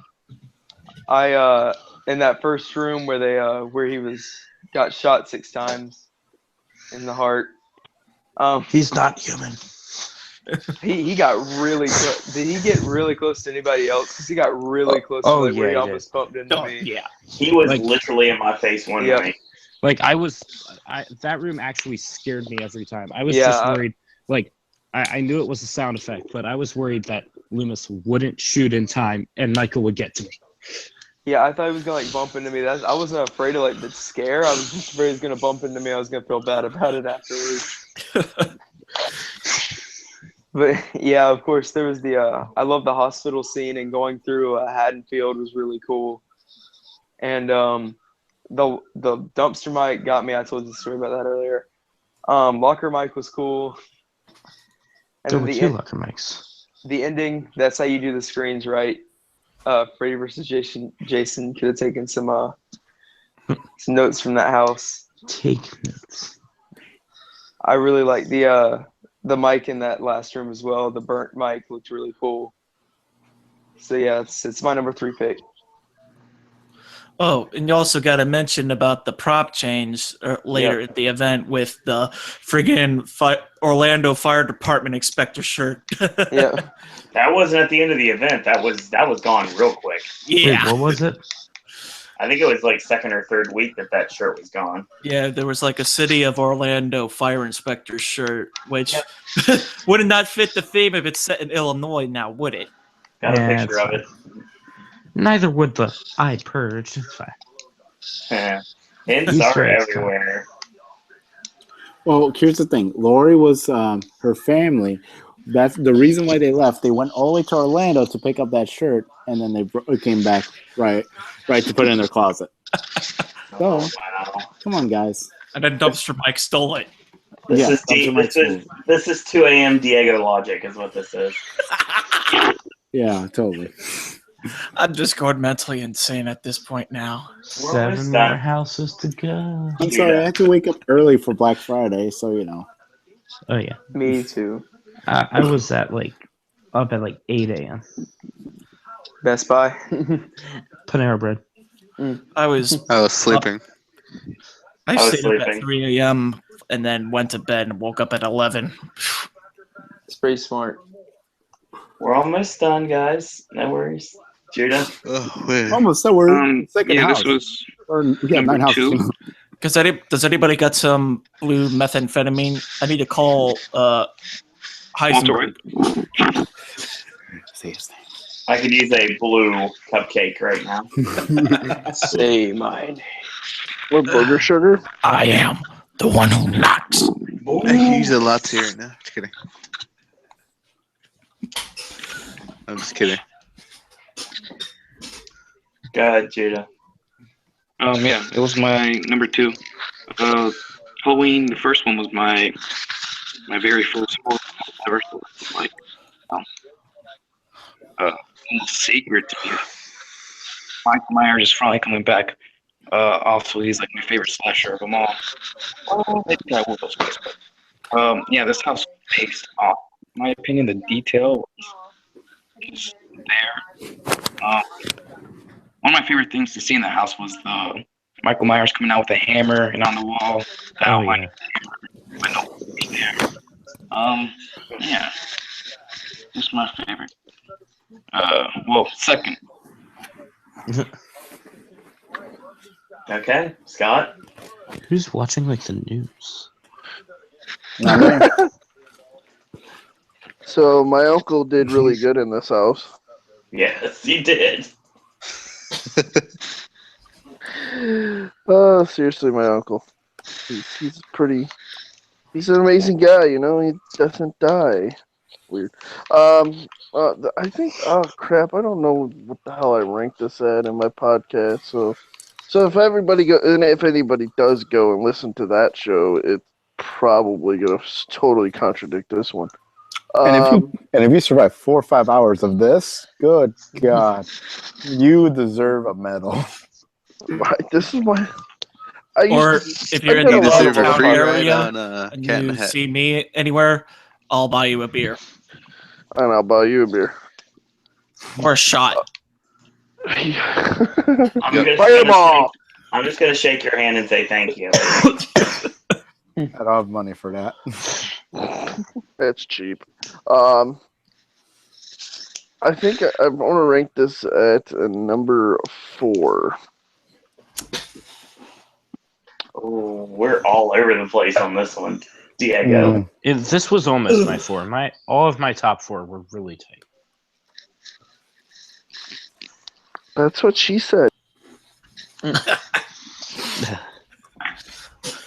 All of my top 4 were in really close proximity, as they were all very high quality houses. Okay. I swear to God, I just heard somebody's stomach growl. I heard it too. Diego. Yeah, it was my stomach. Good choice, Owen. Dinosaur. Might be the Tiamat. Okay, so wait, question. What house are we on? Get out of here. The curse, it's real. Wait. Which Halloween? There's only Halloween one 2. this year. Oh, okay. Because everyone put this Halloween as number 2. I'm like, you guys are in the same house that I went to. Because if we're Thank talking you. about Halloween 2 years ago, then hell yeah, I'll put it number 1. Put it number 1 back at that time. That house was killer. Maybe it's the people who don't remember, but that original Halloween house took the cake and. Oh my God, yes. By a long like shot. the ice cream with it. It was amazing. But this house, And I'm a fat kid, and I love it. yeah. but this house, it was a failed sequel through and through. Like it was great seeing the beginning parts of the ending of the first one, but afterwards, like the whole city facade, the whole town facade, the whole chaos, especially with the ops who are annoying the shit out of me. I don't even see Michael. I just see op. It's just the op room. I see 3 ops. I see only 1 Michael. Is actually there. Ops were best. Yeah, and then the hospital was. They could have done anything better with it. They could have. They could have the guy who bashes who accidentally fell on his ass. Who's in the car and he's trying to drive away, and then he hits his head on the horn. You could have had that guy in the car, and that would scare people if a horn just appeared out of nowhere. That would have been a killer. The cat. I do have to say, there's one part right there in that scene with the ambulance that got me. It was an air shot, and I jumped 2 feet or about 10 feet, right? Oh yeah. Remember that, Owen? Oh, the stupid cat. Yeah. Oh yeah. When that hit me, I was like, I screamed. I was like, "Oh, you mother effer!" Oh, I jumped. I almost hit the hearse right there. I was scared, but then I got pissed because it was a trigger and not an actor. So yeah. I was like, But it didn't trigger all the time, though. I went through the house 3 times, or, well, probably 7, and it only triggered once. But I did like the ending. My favorite scene, probably my favorite scene maybe this year. Well, maybe one. No, that's Ghost Town still. But one of my favorite scenes in this year was the scene where you see Laurie shooting Michael in the eyes, and then you see them turning on the steam and stuff like that, and you feel a lot of fog and a lot of airs hitting you. That was a perfect scene for the house. But other than that, the beginning to middle is a waste. The ending is the only time worth it, and was only 2-3 scenes. So that's why I have to give it rank 6. It's all right, but Halloween 1, just that alone, just it hindered what it could be. For me, it was just a regular house. They could have put anyone. It could have not even been Michael halfway through, and I wouldn't realize it. It was just so boring. Okay. At least they made good use to hot tubs this year. Okay, we'll get to that. Yeah. Oh jeez, that was the only redeemable part. Thank you. Compared to last year. Darren. Oh boy. Going to this house opening night during the annual pass letter preview, I was very excited to see it. Until I actually go when they went through the house. I was not impressed. The house was dull, boring, and just I don't know. It's just it didn't feel like a Halloween house. I know Michael was everywhere, but I don't know. It didn't work for me. Me too.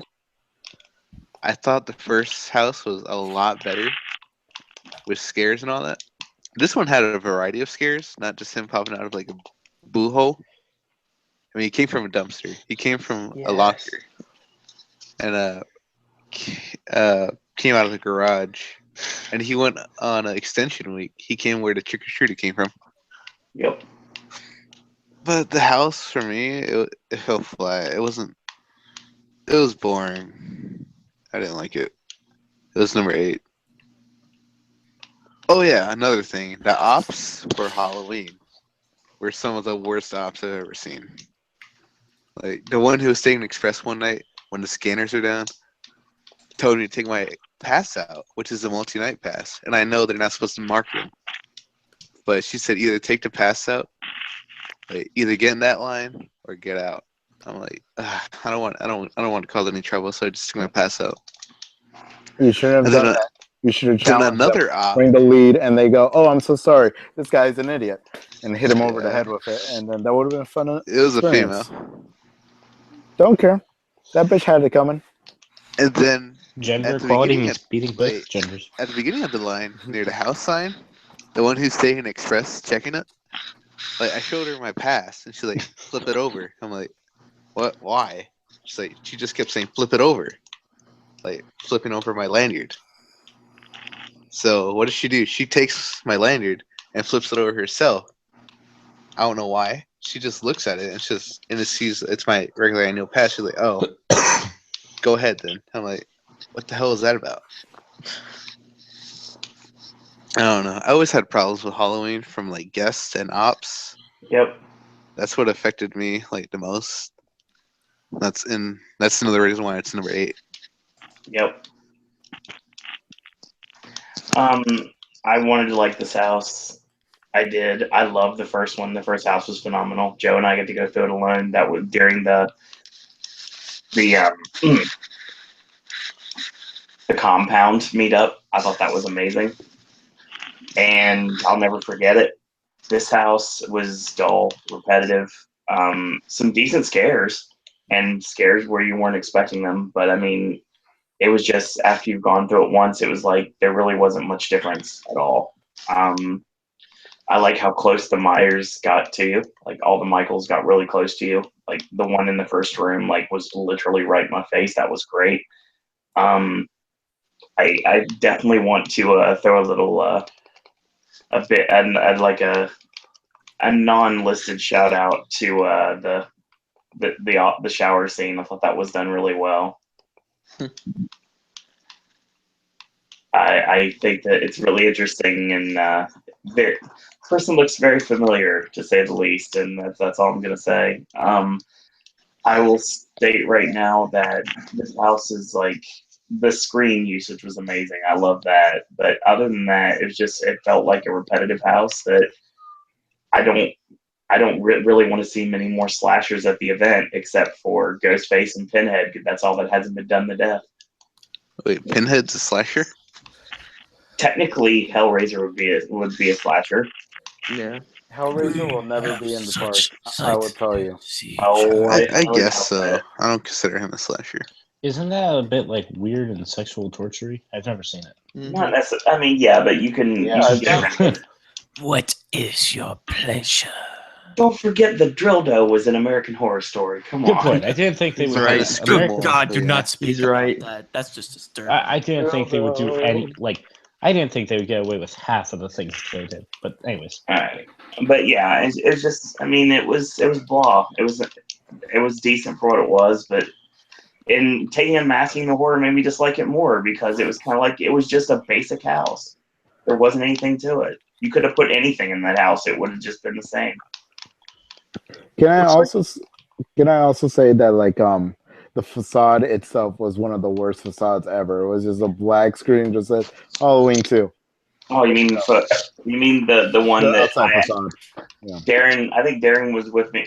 I'm sure one of you guys were with me, if not both, the night that they were literally waiting in line to take pictures in front of the facade.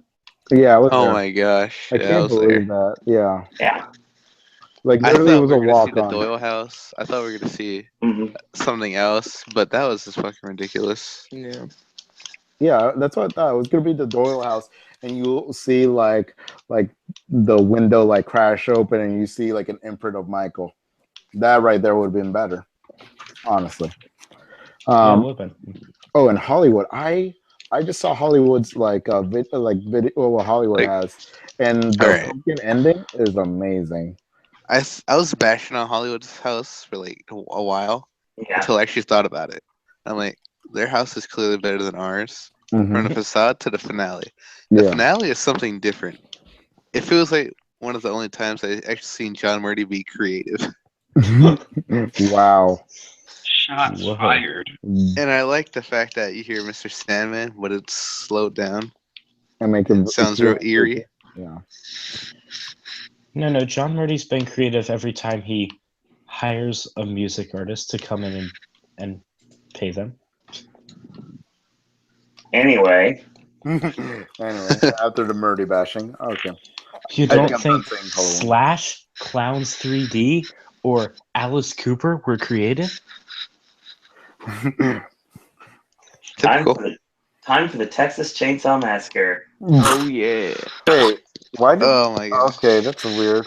It took me a while for you to actually go through the house. I did not go through the house until Sunday of opening weekend. That is a no lie. I thought it was second weekend. No, it was Sunday of opening weekend. All right. I'm surprised So we're skipping over I've missed film, this but okay. story, but I don't know why. He's a big chicken.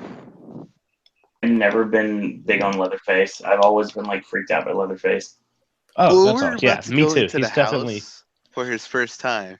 He was literally about to back out and say, Yep. I don't think I can do this. I'm like, you're doing this. Well, first off, I I never was- would have backed out. I was but the same way. I can tell you that, like, well, I don't have the time to wait 3 nights to go into it, but before the event started, before I went down, like, yeah, I want to go through this house like first. I'll go through it alone at the end of the night, and then by the time I actually got there, I went through first, like, of my group into Krampus, which was my first house, unfortunately.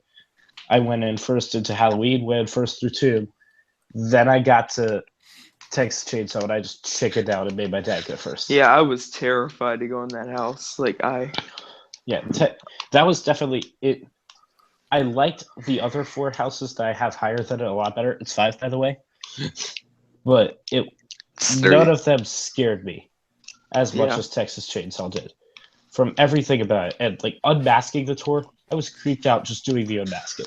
Thank you. I wanted to get out of there. I love the smell in the house. I feel the same exact way. It's delicious. Yeah. Try the gray stuff. It's delicious. During unmasking, they actually they were testing out the chainsaw sound effects. Yeah, I heard some people got that. So we were in the house. Those were good fake chainsaws. I did not notice. Yeah, compared to like Havoc of the years prior, hell yeah. No Leatherface, and just in the house with just like 15 people and hearing that chainsaw. That was scary. Yeah. Like, so there were so many rooms that scared me. The hitchhiker, he freaks me out more than Leatherface does. I wasn't expecting it when he came. All right.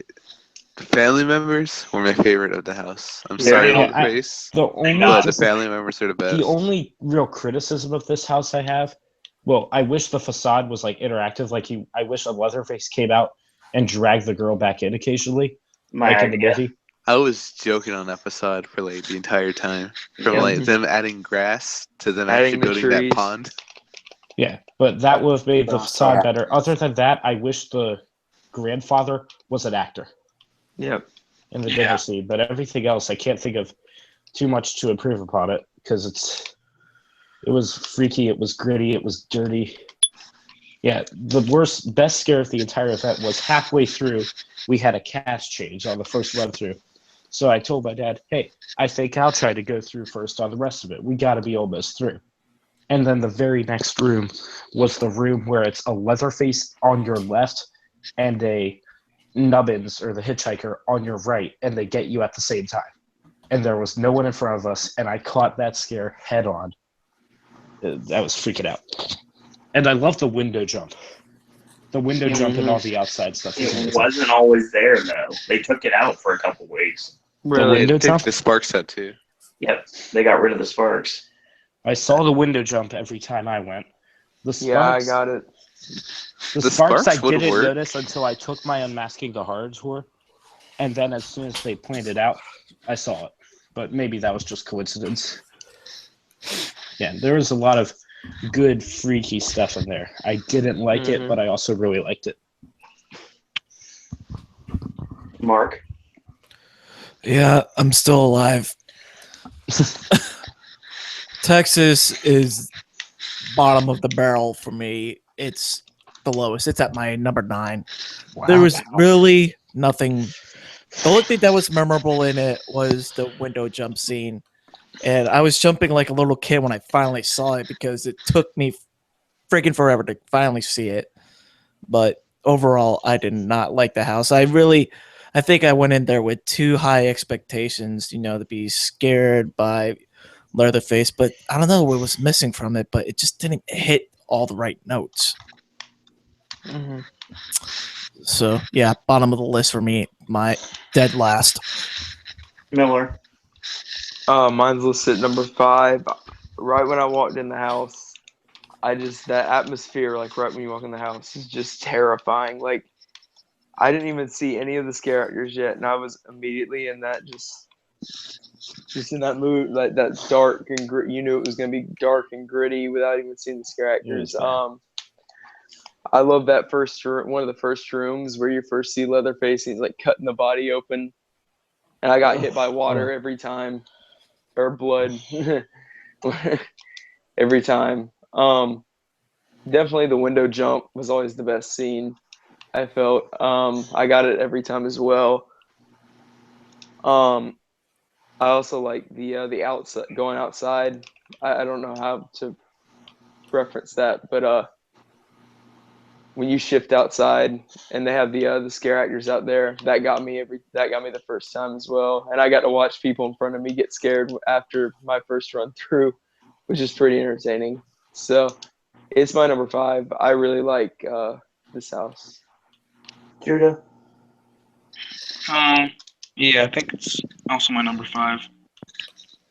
At the beginning of the event, I really didn't care for it, but somewhere along the lines, it pulled the reverse Krampus, and it just kind of shut up my list compared to it was like 8.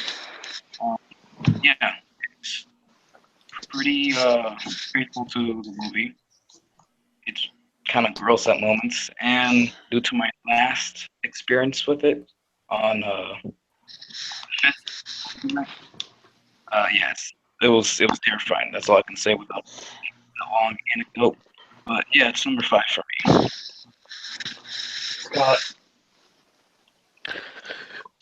It's at the bottom of my list, number 9. That's all I have to say. Wow. But why? I really want to know why. That's like, it's like saying like, I don't know. I like, never had a good run through. Yep. Never. It's like saying Stranger Things is the worst thing that ever appeared on Netflix and not saying anything. And like everyone's like, what the fuck do you mean, man? Everyone knows that Jessica Jones and Daredevil was better, but we still want to know why. Right. Damn. I would literally straight up kill somebody if somebody talked crap about Stranger Things. Don't worry, I've yet to see it, so I'm trying to get it done off my list. I hope but no, Jessica Jones is better. It doesn't offend you, because it is. I just didn't have a good run through. I've never been a fan of Texas Chainsaw Massacre, so it didn't really affect me, and I wasn't really scared in the house. The last scene was pretty cool because Owen's like, "No, wait!" I'm like, "Oh, wow." I'm like, "All right." So I got to see that, and then like the 2 or 3 times I went through it the weekend I was there, because we only went through it twice, I think, when I was there. There was only one of the times there was somebody outside. That was it, and then there wasn't that final scare. Like it's like that weekend they gave up. But that was after the hurricane and stuff, so maybe they were short on cast. I don't know, but it didn't click with me. So, all right, Diego. All right. Now that I finally got an explanation for it. All right. Honestly, this is one of my favorite IPs. Probably of most time. Like, it's up there. It's really close to up there. Not as much as Nightmare, but it's up there. The reason why is I can't think of a better way to not make Texas Chainsaw Massacre. I don't know like anything I could add or subtract that would make it a better product of what it is. The second movie. You like the second movie? I've actually never seen it in full, but everything I've seen makes it seem like just an utter balls insane trip of insanity. Well, it looks like it would be the run of whatever year it was at. But yeah, honestly, this was like one of the best houses. It was number 3 for me. Solid number 3. It was the best of the IPs for me, honestly. I was surprised because I thought Exorcist was going to take the cake, but Texas came out swinging. Probably maybe helps that I know Hitchhiker, one of the last Hitchhikers, the one who goes like, I thought you were in a hurry. That guy is awesome. He always holds me while the Leatherface goes towards me. Yeah. So, that helps. Oh, and there's always this, like, back at the time of Horror Nights, there's always, like, these, like, timed events. Like, kind of like I was saying really early on to the stream that, like, when you see nightingales and you see, like, a nightingale, like, grab, like, a top part of a trooper and, like, slash them off their own legs. And you could barely see it. Like, out of the 20, 30 times I went to, I only saw it 6 or 7 times in full. At least I saw, like, the final and the door sliding 90% of the time. I could see that and the finale because they do it constantly. That's what I like about it. If you can't do a scene constantly, don't put it in your house. I see that. Also, it reminds me a lot about 2007 edition, especially with the windows and stuff like that, with the whole the chainsaw and everything. And also, we were referring to this earlier. The chainsaw noises in the house actually sounded like chainsaws, unlike the previous houses that had chainsaws, and they were inside like the Havoc houses. They had shitty. It sounded like a moped, not like a chainsaw. Was it as bad as a event run by Cedar Fair? Yeah. So I'm happy that we had these chainsaw noises now. Hopefully we could keep these chainsaw noises if they want to have chainsaws in the houses, which more than likely they will. I'm trying to think anything else. Only probably bad thing about it is the facade itself. The facade, I saw they worked on it only for like 1 or 2 days, from wood to preview night. That was the only thing that's like wasn't thought out well. Everything else, amazing. It's one of the best IPs. Hey, Darren. All right. Texas Chainsaw. For the first 2 weeks of the event, I thought it was a mediocre house. Until I had one of the best run-throughs ever. Where I got every scene, I got every scare, and to top it off, I had finally seen the finale where she jumps out the window. From that point on, I was just so impressed with that house. I'm like, I made it like a tradition to at least go through the house at the beginning and end of the night. Frankly, I didn't really keep up with that tradition, but I never do. This house grew on me a lot from that point on. And frankly, I always get like singled out by a certain Leatherface. And I don't know if Owen was there when I got thrown around in the kitchen scene or I got hit with a hammer. No. But those moments were just like, it was pretty immersive and I was actually pretty frightened. A Leatherface Extreme House would be the scariest thing they could possibly do. I mean, he slides the door open and he hits the guy in the head. You think he's going to slam the door, but he looks at me and he comes out and like hits me on the shoulder with it. And then he goes back in and just slams the door. That was pretty unexpected and it got me pretty good. This house, I love the family members like Drayson and Nubbins, or Hitchhiker as y'all keep calling him. I love them a lot more than Leatherface. I don't know why. It's just the quotes they put in the house for them worked for me. Even though it was James Keaton saying some of the quotes, and not the actual. For Drayson, you know, when he would come out and say like, Shut Your Mouth. That was James Keaton. Wow. Yes, it was. Hasn't James Keaton been like a Jack or been like a Beetlejuice Jack or something? Or Grinch? Yeah. Like he's been a You're lot of things. correct on all of those. He's been everything. Pretty Are much there every any- character that Universal has, he's been that. Are there any Jacks that are also Grinches this year for Grinchmas? It's impossible now. Because I must see Seeing Grinchmas that- for the first time in years. Is Austin doing it or no? Or he's still at the? He's working for the E now. Yeah, he's he evolved to Mike. Don't you know? All right. That's So all I'm gonna say. does anyone know who's doing the Grinch this year or no? No idea. I I'll need to just see shout it. hell yeah, Jack, and see if I get kicked out of the show or not. Hell yep. You're done. You're out. It's Yeah. Merry Kicked out of Christmas. Grinchmas. But Texas Chainsaw is a solid 3 for me also.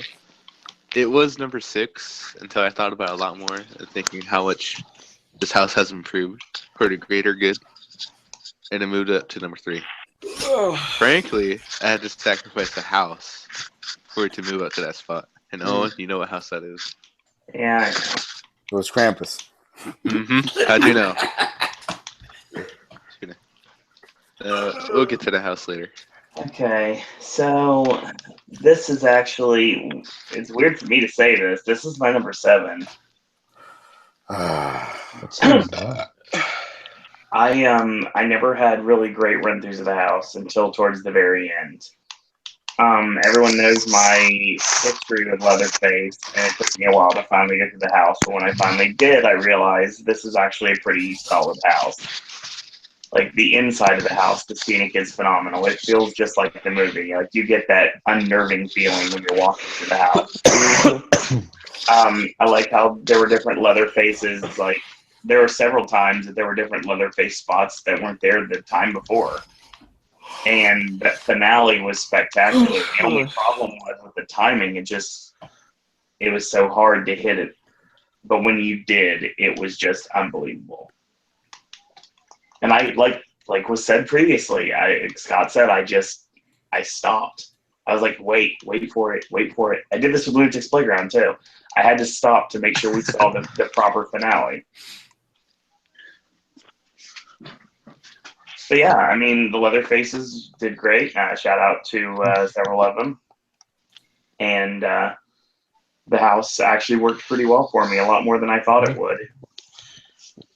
Can I say one more thing on it before we go on? Sure. Yeah. This is the only house I've been through that I think works better in daylight. Just because everything about that house is trying to be as accurate as they can to that original movie. So if you really want it to be super accurate, then you should go through it where it's daylight at the ending. That's a fair point. Outside. And it's also scarier because your eyes haven't acclimated to the darkness yet. So it's Wear sunglasses before you get in. Then take them off in the entry room. Then don't put them back on when you get outside. That way you're blinded and they kill you all. Every time. Interesting. That's how I did it, and it worked. Let's move on. Let's move on to The Walking Dead. Why? Well, this is some weird ass move. But okay, fine.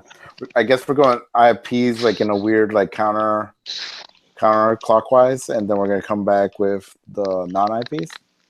Somewhat. I guess you can say that's what we're doing. Okay. All right. So,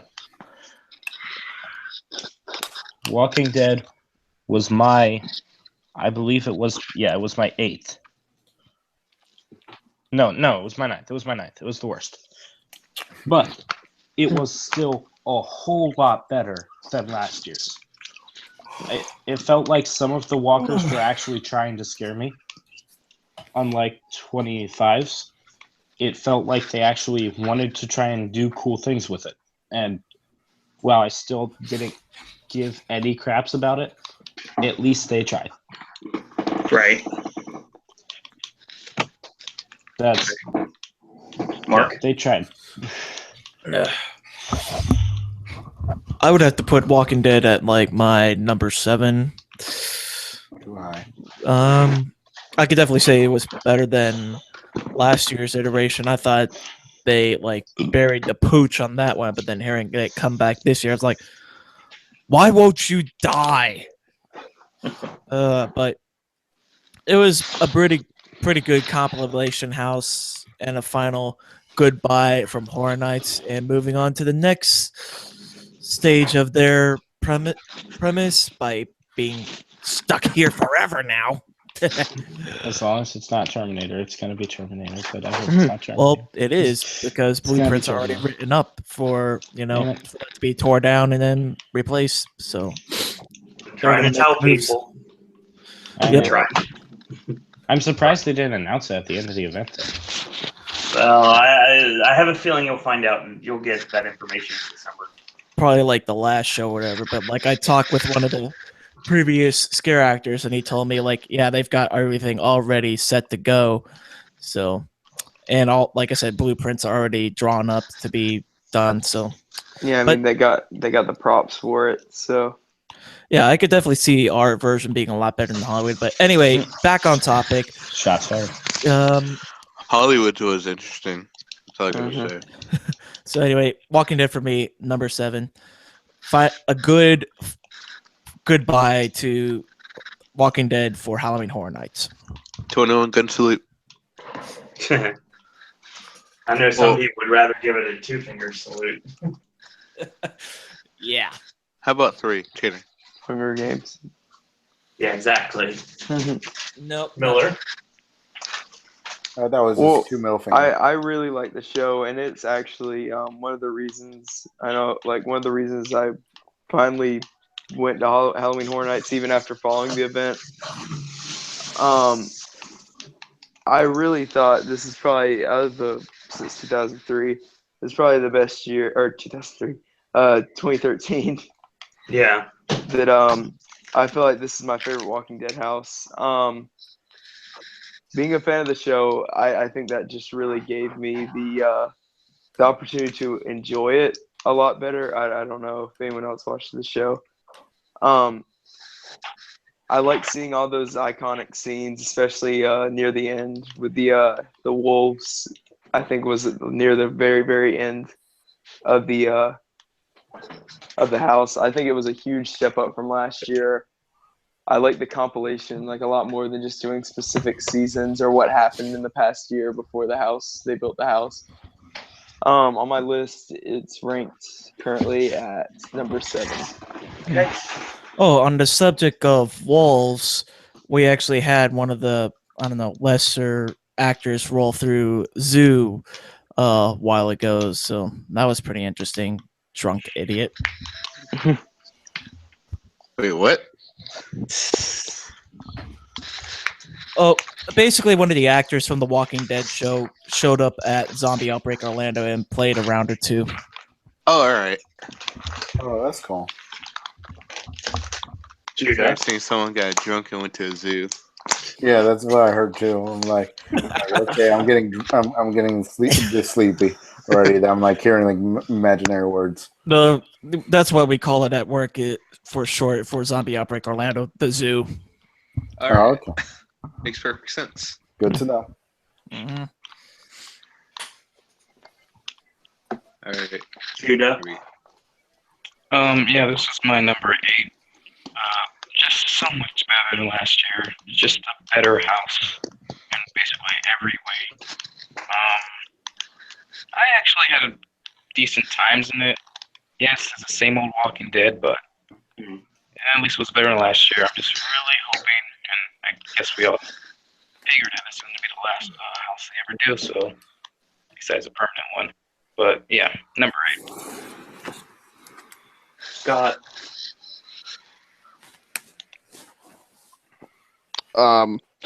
This would have to be my number 6. It's a little weird to put it at 6 because I didn't get to see the last year's or the previous 45 years worth. And I'm not a fan of the show, so I just went in just thinking, okay, this is just a zombie, house or maze, and it did its job, When I got scared a few times, I got splattered with water, aka blood, but it was a good house overall.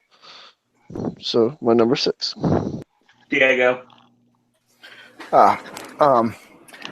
Owen, did I put, according to your list, did I put Krampus at 9 or 8? I think it's at 9. Okay, so I guess I'll put Walking Dead as 8. Either way, they kind of mix together because the thing is, Walking Dead is it's just so bland to me. For me, it's not even a house anymore. So it's kind of like the same ramen thing noodles of zombies. Yeah, it's kind of like the same thing for Krampus. Like, it seems like they don't try, but at least Walking Dead, they sort of try. I see some scare actors, I see them try their best with their walker makeup. So I guess they do deserve the 8th spot, even though, Krampus is just utter shit. Sorry, I keep going back to that. I could give them this. This is my second favorite Walking Dead house.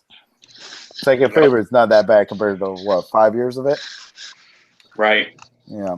My first would be the second year, the one with that it's majority in the prison. That was my favorite. Oh yeah. They used good music in the front. They used they had a great idea with the maze in the middle of the prison. Great visuals. It was actually scary. All these other Walking Dead is just fan service. And guess what? I've been following Walking Dead since the first episode, since Halloween. I watched it from there. I love the series. I do not like the houses at all. I only like that second house, and all these other houses I don't care for. I don't understand why they keep making them. It's only for a quick buck, and that's all. Yeah, I see what you mean. You really can't capture the spirit without some of maybe even just having some of the characters played. You can't.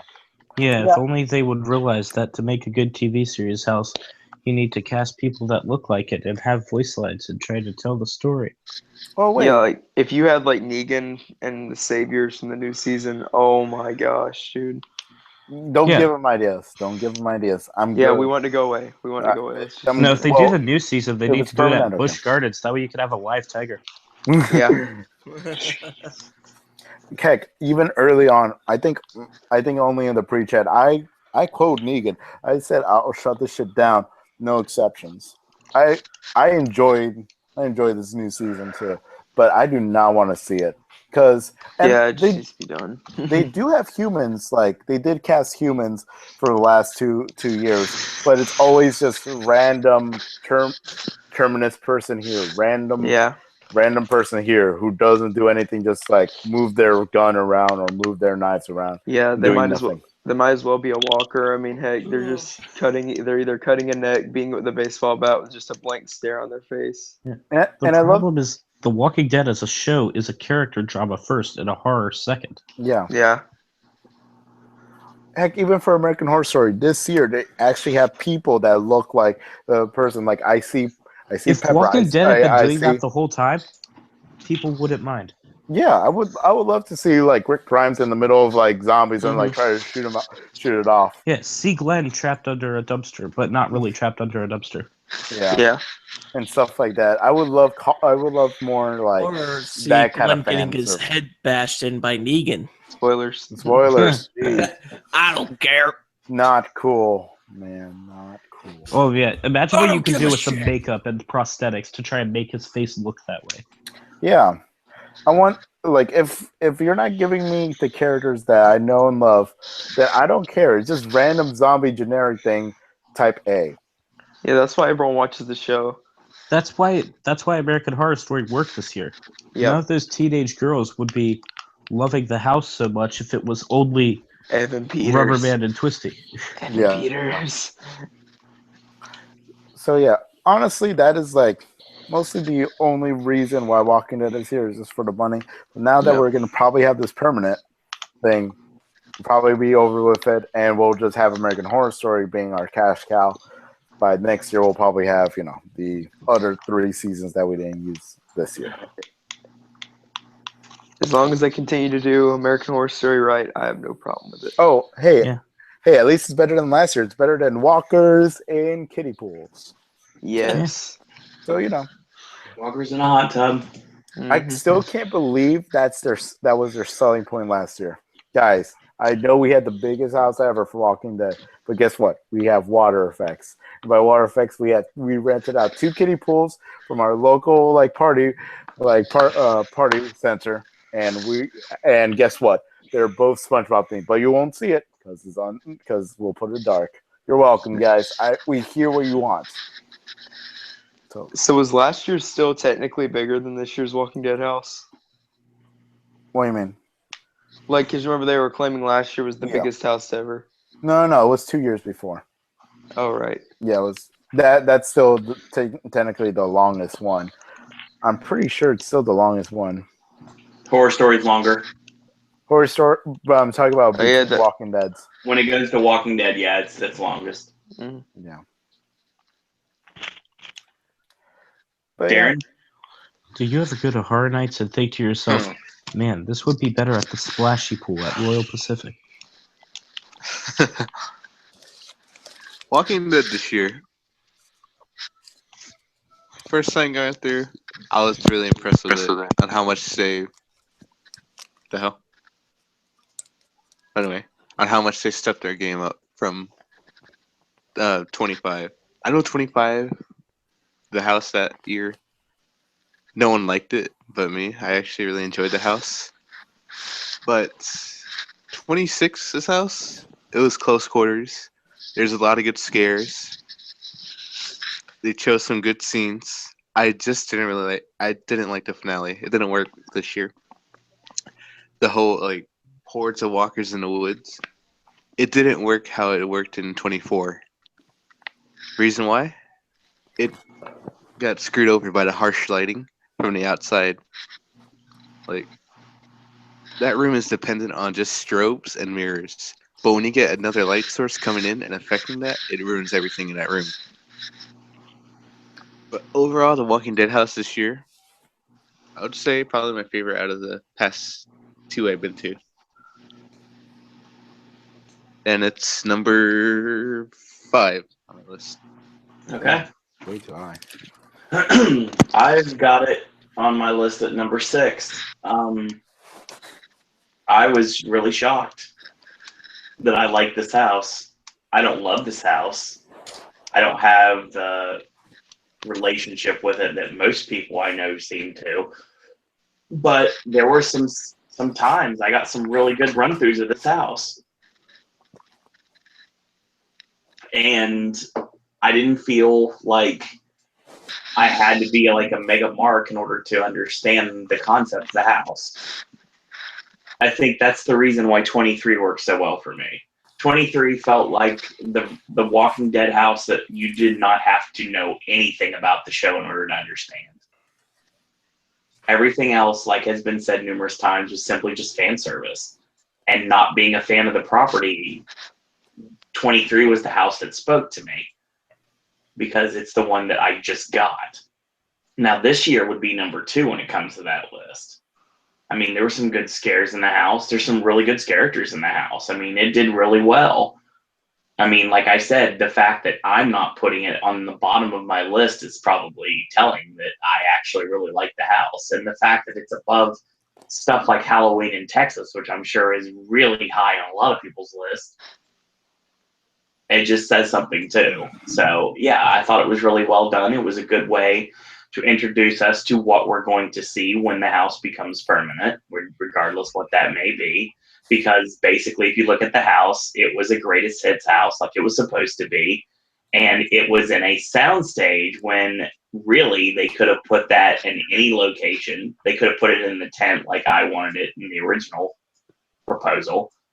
But they should. It really didn't need to be did not need to be in a soundstage because even though they had grand sets, they still made them small. So it was fine. It was a decent house, but like I said, it's just kind of like middle of the road for me. Okay. The Exorcist. This was my biggest letdown of the year, not counting Repository VR. Because I went in expecting a whole lot. I went expecting one of the best houses ever, and I just got a pretty good house. It's number 6 for me. There's a lot I liked, and a fair amount that didn't work for me. Anytime a Reagan was an actress, it was pretty terrifying. All the vomit stuff was beautifully horrifying. The headspin room was wonky, and I didn't like it. All the dummy Reagans, not too good. The ending felt like it needed about 3 more Pazuzu actors in it once you go to hell. I actually did like the long, dark, feely hallways, though. And the opening with Iraq and stuff was cool. And there should have been someone standing in front of Father Marin, just standing in front to really complete the image of the poster. Oh, like And- Hollywood did? Yeah, wait, did Hollywood do that? Yeah, I thought they had like a statue outside. Well, we should have done that, because if you're trying to recreate the poster with the spotlights and everything else, then go ahead and do it. Yeah, I agree.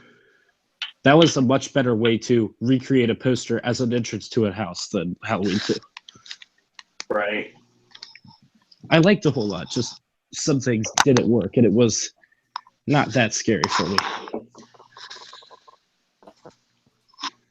6 out of 9. Mark. All right. Exorcist would have to be at my number 3. The house for me was very intense, and I think it just goes back to me with having sleep paralysis when I was young. So I thought that's probably what got me into like paranormal stuff. So anything that could sit with, demonic possessions or, ghostly figures, it freaks the hell out of me. So Exorcist, I actually loved it a lot, especially with the scene in Iraq and next, going through that dark hallway. I always felt intense in that room, and it just scared the everlasting Jesus out of me. And of course, the pea soup room always made me gag, but it was always perfect because I was pulling up my friggin' shirt trying to breathe, and the next thing you know, every little, scare actor playing Reagan would pop out and get me. I'm like, oh, come on. But I'm getting pretty tired. But yeah, Exorcist is at 3. Miller. It was an okay house. It was definitely I don't know how am I gonna put this. It was kind of a disappointment to me, and I hate to say that. I was really terrified of this house going in. Going through, it just kind of lost that feeling the more I went through, especially after sitting in that first room where the Reagan kept coming out the door. I think it was near the Iraq room. Reagan kept coming out of that door over and over again because the line was congested, and it got really annoying to where I was just like, oh, well, it just kind of wore off. The scare factor kind of wore off as I walked through the house. I really did like the Power Christ Compels You scene was really cool.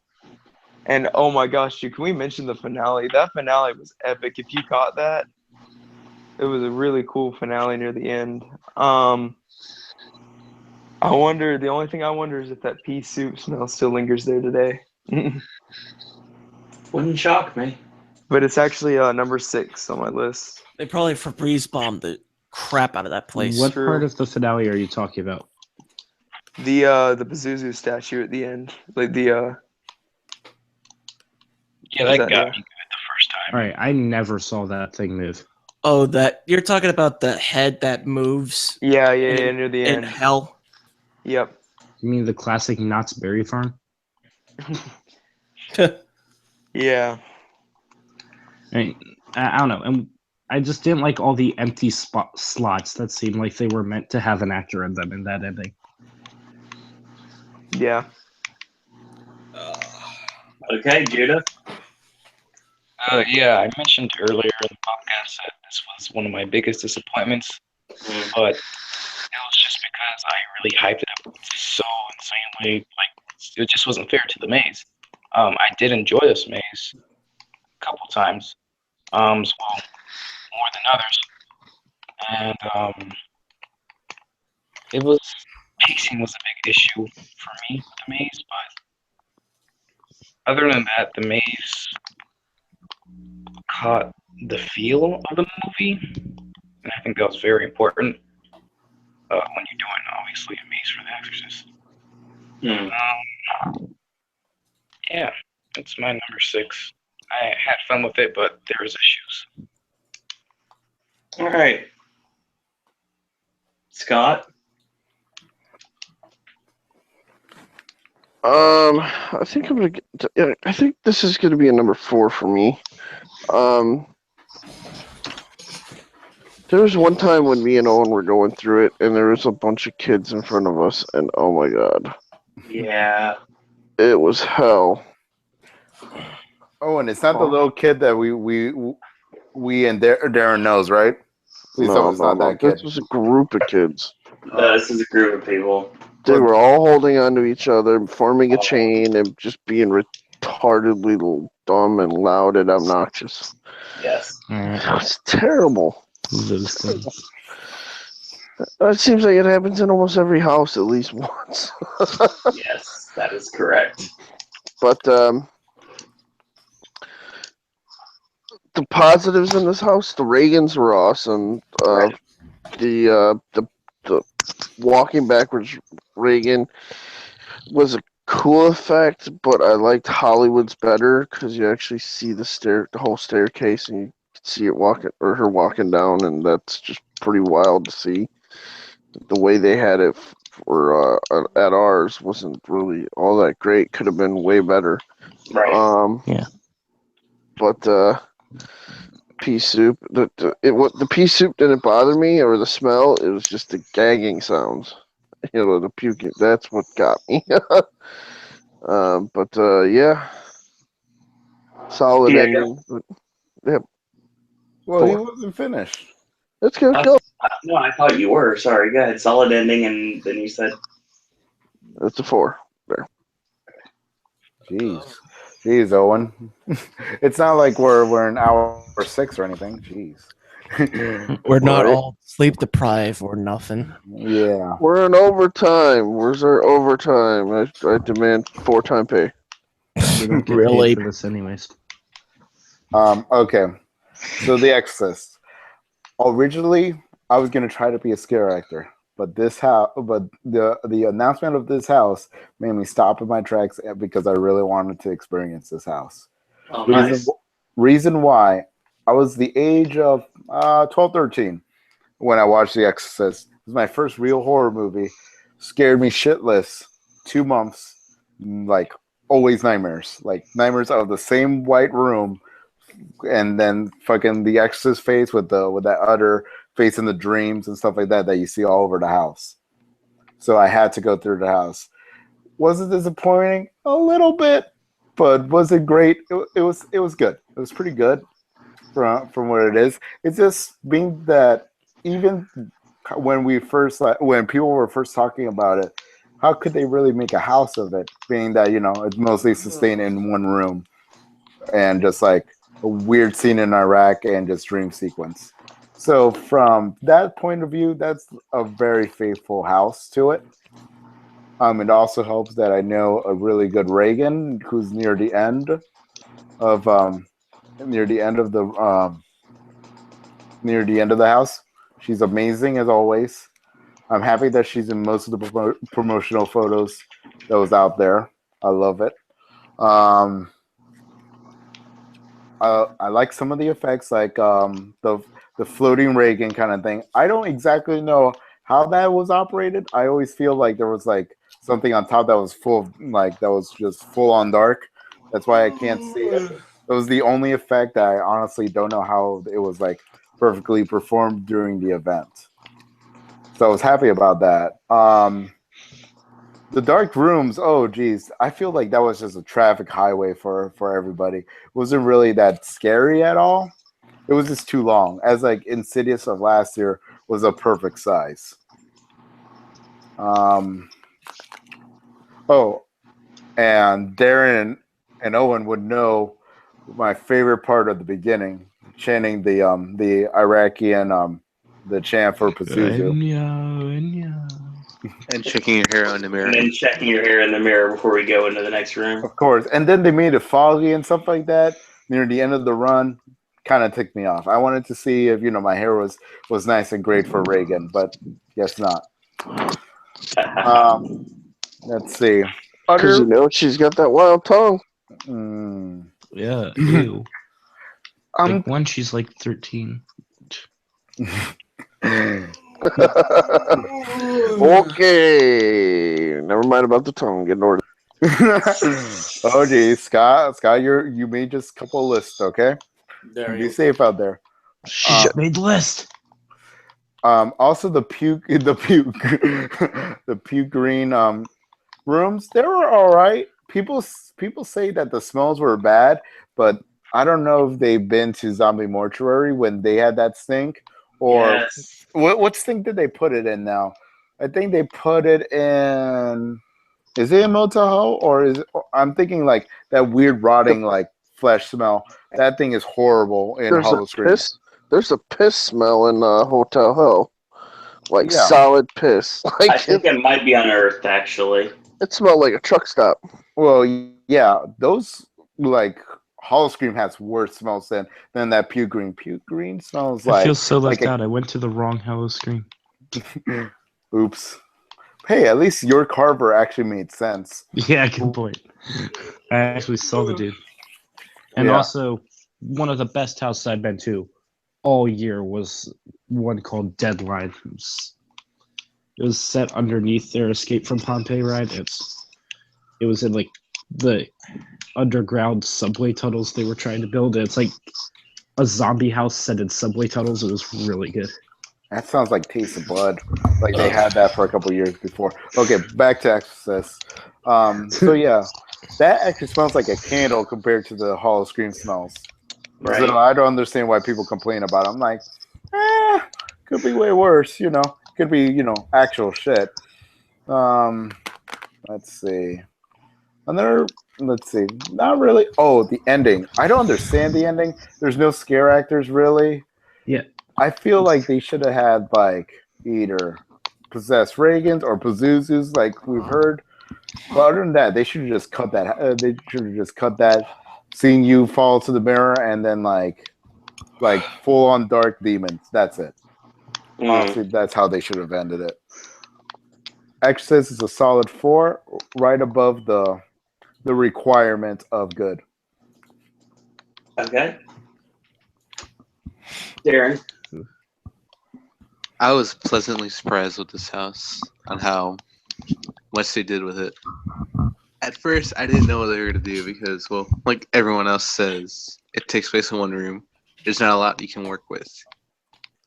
But they made it work.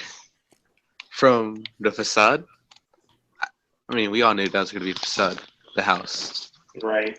But the way it looked, especially with that fog, not including that night where the whole house was fogged out, where you couldn't see anything. But it looked awesome, especially walking in there for the first time. Just, like, from the Iraq room, just walking in and you time it perfectly, where it gets backlit and you see this, you see the statue of Pazuzu, and after that you get the Reagan. Then you go into further in the house. Screw the birth canal, because that fucking sucked when there's no lighting in there. But going through the rest of the house, I would say my only problem with it was the head spin and the spider walk. Those are my only two problems with the house. The two most iconic images of the movie. Yes, and they fucked it up badly. I always think of things like after my turn because I just forget about it. But it was hard for me to take this house seriously just because I live close to DC and I've been to Georgetown and it's not scary at all. Like there are funky brass bands probably playing within like 5 miles of when this is taking place, like a 10-minute walk. So just like the whole time, it's like there's some homeless dude right outside just chilling. It can't be that bad. I mean, the house was nowhere near scary, but it was very creepy. So I guess that's a plus. Takes place over scariness. The house, I would say it's a solid like number 2 for me. Wow. Mainly because the other houses kind of flip-flopped on extension week. Yep. And no one knows from that because, well, he was there. So I was. Also, being able to press the trigger for the last Father Harris when he jumps out the window. that was a big plus for me. It was just us going through. Actor wasn't there, so I'm like, oh, might as well. Last time going through the house, I just go up, stomp on the trigger, and I hear it go off. So I'm thinking, yep, I'm complete. I'm done with the house for this year. And then I leave. Okay. Oh, hey, at least we didn't get the horrible Reagan mask from Hollywood. Oh, yeah. Oh, we actually geez, have oh, good man. makeup. No.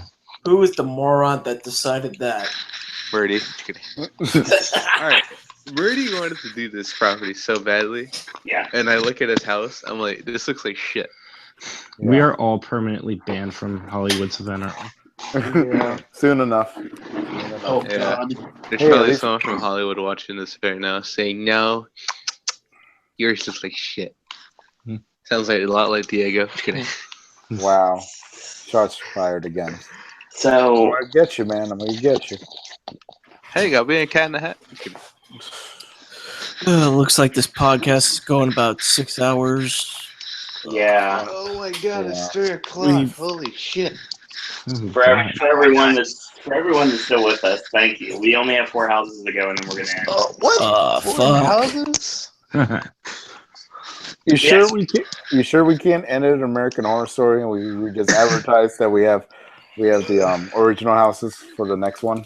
No. Can we have a To two-parter learn for this about Ghost podcast? Town. I Tune swear to in God, next week. Owen, I'm gonna kill you. Okay, Owen. Honestly, is this the longest podcast ever or no? No. What's the Alright, we longest? started at 9. 7 hours. YouTube actually said we're going to shut you off if you don't stop talking. Okay, so I think we're we might be at that point now. yeah, Yeah. we're in 6 going. hours. We're about to hit the 7 hours, so that might Keep be her a going. This is 7 hours? What the? It's We're about starting the 7th hour. We're about to start the 7 hours. Okay. Fuck me. Okay, we're almost done. Let's do this. How did we Yeah. get this far in? Welcome to the adult language portion of the Alright, podcast, everyone, people. quit fucking around. Let's get Oh, I'm sorry. It's not get this only over Let's get down to business. to defeat the Huns. Fuck. The Huns.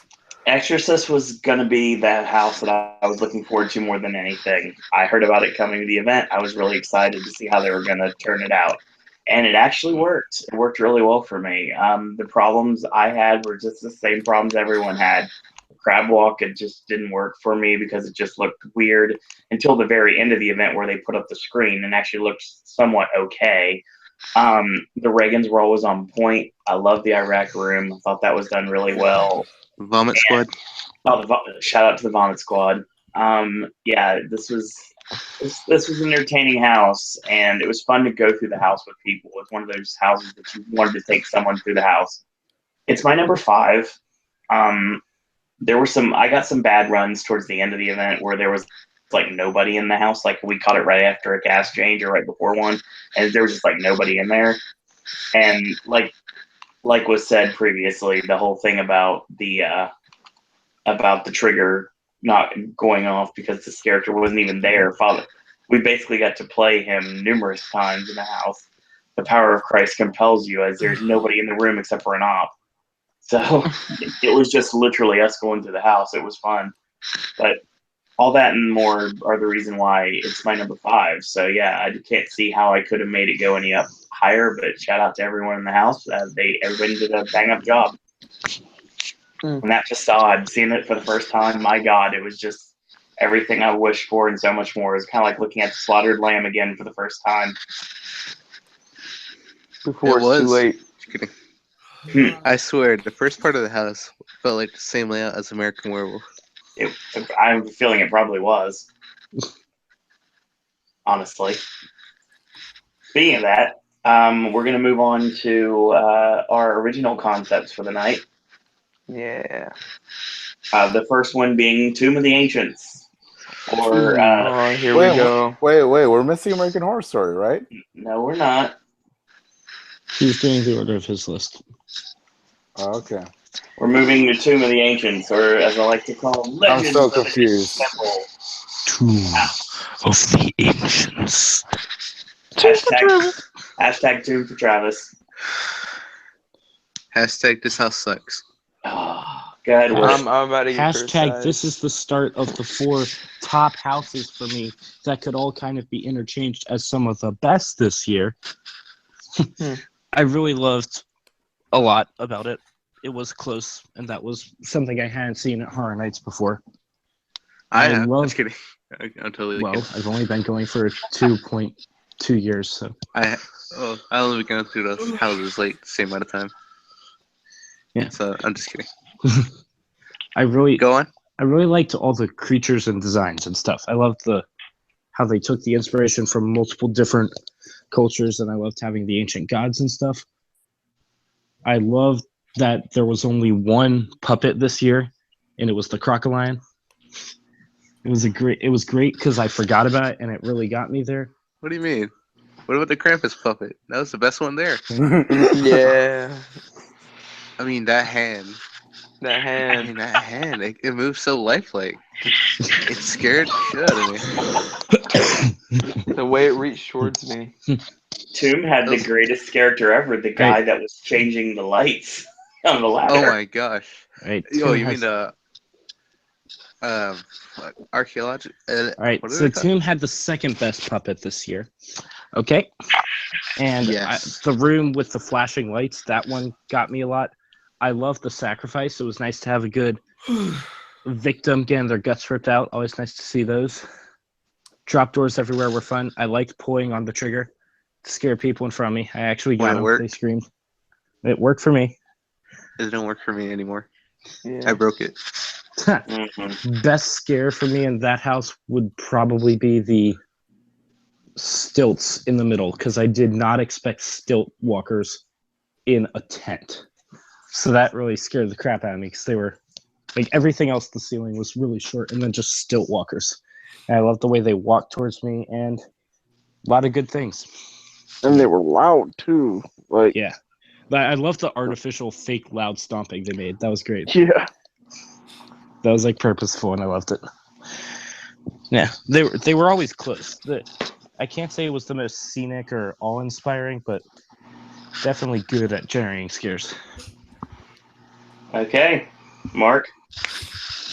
All right, I'm just gonna extradite like all the rest of the houses where I'm gonna rank at. I am tired as hell. I gotta get some sleep, and frankly, I gotta set up some Christmas decorations for the house. So, all right, Tombs of the Ancients would be number 5. I loved it because of the crampedness of it. You know, being feeling claustrophobic, especially the stilt walkers. Loved them, and I have to give a shout out to one of my buds on the sacrificial chamber, you know, getting his heart ripped out constantly.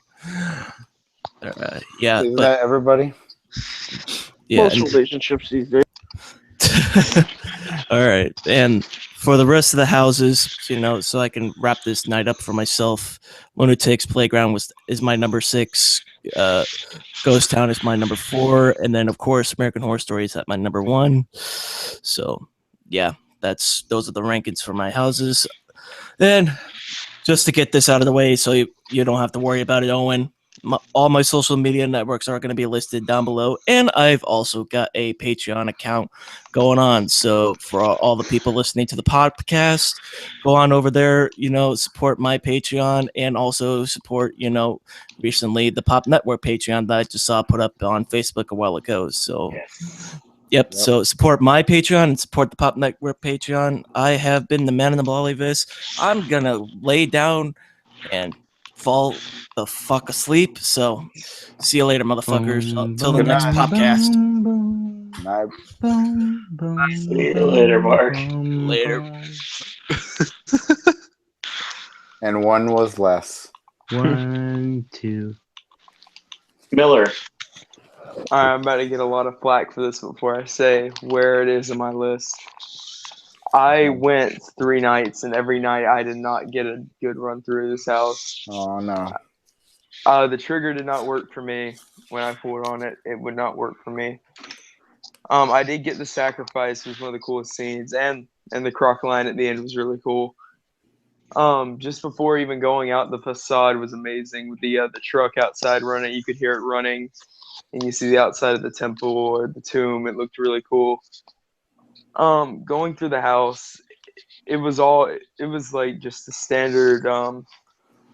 It just felt like a standard like mommy house to me, and I know I'm gonna get a lot of flack for that. It wasn't like the costumers were great. But besides that, it's just kind of a forgettable house to me. And sadly, I'm not saying it's horrible, but it's gonna be at my number 8. Okay.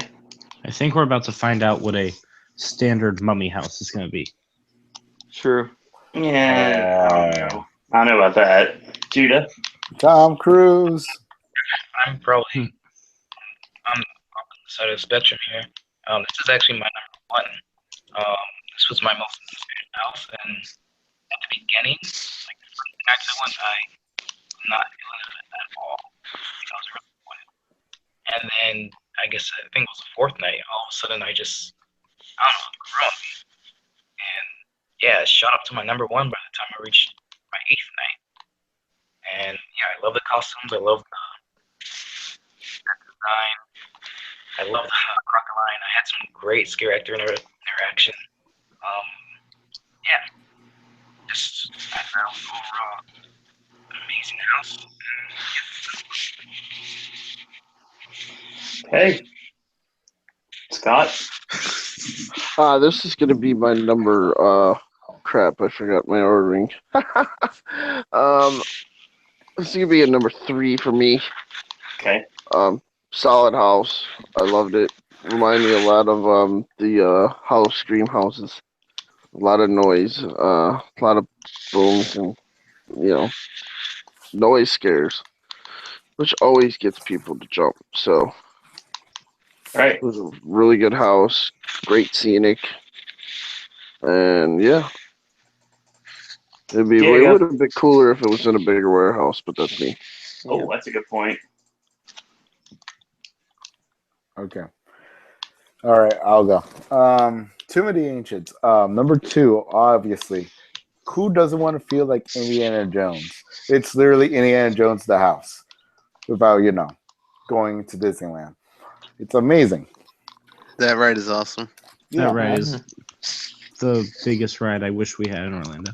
Oh, yeah. One of these days, I'll ride it. Well, actually, next to that Shanghai Tron roller coaster. Yeah. I love the queue to it. It was really fun. It's more of a fun house and part scary towards the end of it. Especially my favorite room would be the hieroglyphics that's like all blue and then they turn red when they hit the trigger. And it's like strobe lighting and like they're all in front of you and stuff like that. That's a great idea. That's kind of like dead exposure for me with a hint of the catacombs because of their faces. So I enjoy that room a lot. Funny enough, I told Owen this like near the end, like probably in the last show. I never realized in that room, if you look up, there's a big chandelier full of like skulls and other like human bones. I never realized that. It took me like 30, 40 different like trips into Tomb of the Ancients just to realize. I never got to see that. That's why we need Unmasking the Horror in that. Mm-hmm. Kind of disappointed that like I always love when houses like give you like 2 routes. Like I know it's like kind of stupid, but you get different scare actors either way. So I'm kind of sad when they stop that. Stop it for Tomb of the Ancients after like the 4th week. I guess it saves them up on scare actors. But But yeah, like it's a really fun house. I don't feel like it was 100% scary, but I don't feel like any houses in Horror Nights is scary anymore. Yeah. Maybe that's just me. It's more of like it's either you're there for the visuals or you're there for like the atmosphere of the place. So, like you're either or to look at something pretty or to like be in a great atmosphere with people. But other than that, for like Horror Night fans who's like passing the year 3 or 4, you don't really get scared at all. So for me, it's a perfect, just a perfect atmosphere and perfect visuals. Even though it seemed like there was a spider there wasn't. I was happy for that. If they ever have a spider in a house, I'm gonna flip and kill whoever made that decision. Mm. Let me see. Other than that, no, this is a great solid house. I love Anubis. Love the triggers, even though they put it back to 1. Oh, everyone remember about the 4 that happened like only for 2 days? Yeah, I wish I was there for that. Yeah, it was Sounded a cool. waste. It was a waste of like an idea, I guess. It was a great idea. It actually made me feel uneasy. 4 wasn't too bad, actually. Yeah. But yeah, for me, it's like if anyone wanted like, what's that game? Oh my god, I'm drawing a blank, guys. Someone tell me. Aren't you always shooting Nickelodeon. blanks? It's Legends of the Hidden Temple. Legends of the Hidden Temple. Yeah, exactly. I feel like I was there with Indiana Jones while it was scary and spooky. It was the best feeling ever. I wish that was like a full round event. That my number 1. There is a Legends of Hidden Temple movie coming out. I saw that. Based off the game. Yeah, but I want to experience it like Tomb of the Ancients. Bring back the show. Pretty spoopy. Mm-hmm. Just make a Tomb of the Ancients show about these kids trying not to get sacrificed to the gods. They can win like $1,000 if they win. If they lose, their heart gets ripped out. Yeah. Oh, and also, Don't Fear the Reaper. Best song ever. Love it that they use it in the intro. And another James Keaton setting, hearing him is in that house as well. Is he that big voice at the beginning? Not the. I don't really think he's the big booming voice. I think he's just the other like guy who's like who went down to the tomb trying to recover rescue that girl. Correct. Yes. The guy who's trying to warn Taylor to get out of there. It's Maria. Yeah, it's pretty much the professor. Darren. Too many ancients. Too many ancients. There it comes. I wasn't impressed with this house. You're gonna rip the heart out of me. Thank you. I'm not the only one. Dull, and just plain out boring. Owen was Thank you. there when I first went through the house. Right. And he remembers my reaction. Hopefully he remembers my reactions to it. I came out of the house saying, this house fucking sucked. Yeah. It was not what I expected. Yeah. It is nowhere near what I thought it would be. I didn't like the fact that they didn't highlight the characters in the house. I know it's a tomb, and you just can't put lighting in there. But look at From Dusk Till Dawn. That was in a temple. And yet they still highlighted these characters like Chinans, Bakis, and occasionally a Culebra. But in the Tomb of the Ancients, these characters had awesome makeup. And they're so detailed. And the only time you get to see it is when they're doing a cast change. Or if you're lucky enough and your eyes adjusted, you could probably see them in the house. But I wanted them to be highlighted, like have some light shine on them, besides just like a loud roar of them popping out, which didn't really work because it was too quiet. Everything else about this house, it felt like there's no real story, and I feel like there's no actual gods being shown. It just because I know the characters in the house were called Minions of Horror, and well, they're minions. They're not the gods.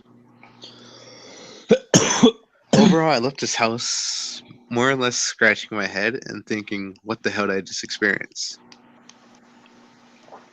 and it rests as number 7 on my list. And I agree with every statement you just made. I also want to say that they have that Tomb of the Ancient had a big variety compared to most houses. You know, Halloween having all Michaels, having Krampus all elves. Hey, at least we have a variety in the Tomb of the It Ancients. did, but they all had something in common. They all had the same roar. Yep. Hey, they just want to be king, man. Like, You have to look for the roar. what were they supposed to be?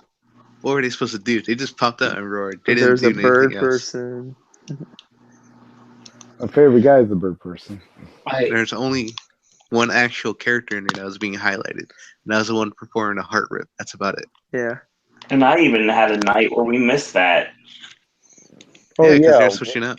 Yeah, it was like a despairing table. I'm like, what? I missed the hieroglyphics on 2 of my run-throughs. I missed the Prince sign. That's about it. But Wait, there still, was a print sign in there? yeah, it's on the top of the hieroglyphics. Oh, You can probably see it on the promotional stuff. yeah. You can. Owen, send me a link. Thanks, bro. I'll do that tomorrow. No worries. Thing So, is, it's not like I stayed up 6-7 hours for a podcast. Oh, wait. I don't have any pro. Yeah, I do. Hold on. I'll look for it. The thing is, I'm enjoying this. 4. It's my number 4. I think it's number 4 because of what it used to be, and not necessarily what it ended up being. Like all the awesome things that were in there that got taken out, like all the triggers that actually when they worked, and the floor moving, and the fact that I referred to it as Brick Tamlin presents Stuff and Face the House. Oh my god, the stuff in face was horrendous. I didn't mind it. It worked. I for me. loved it. It made me feel like an adventurer, guys. I mean, if you're Yeah. wearing glasses, wearing a hat, or wearing something on your head, you're screwed.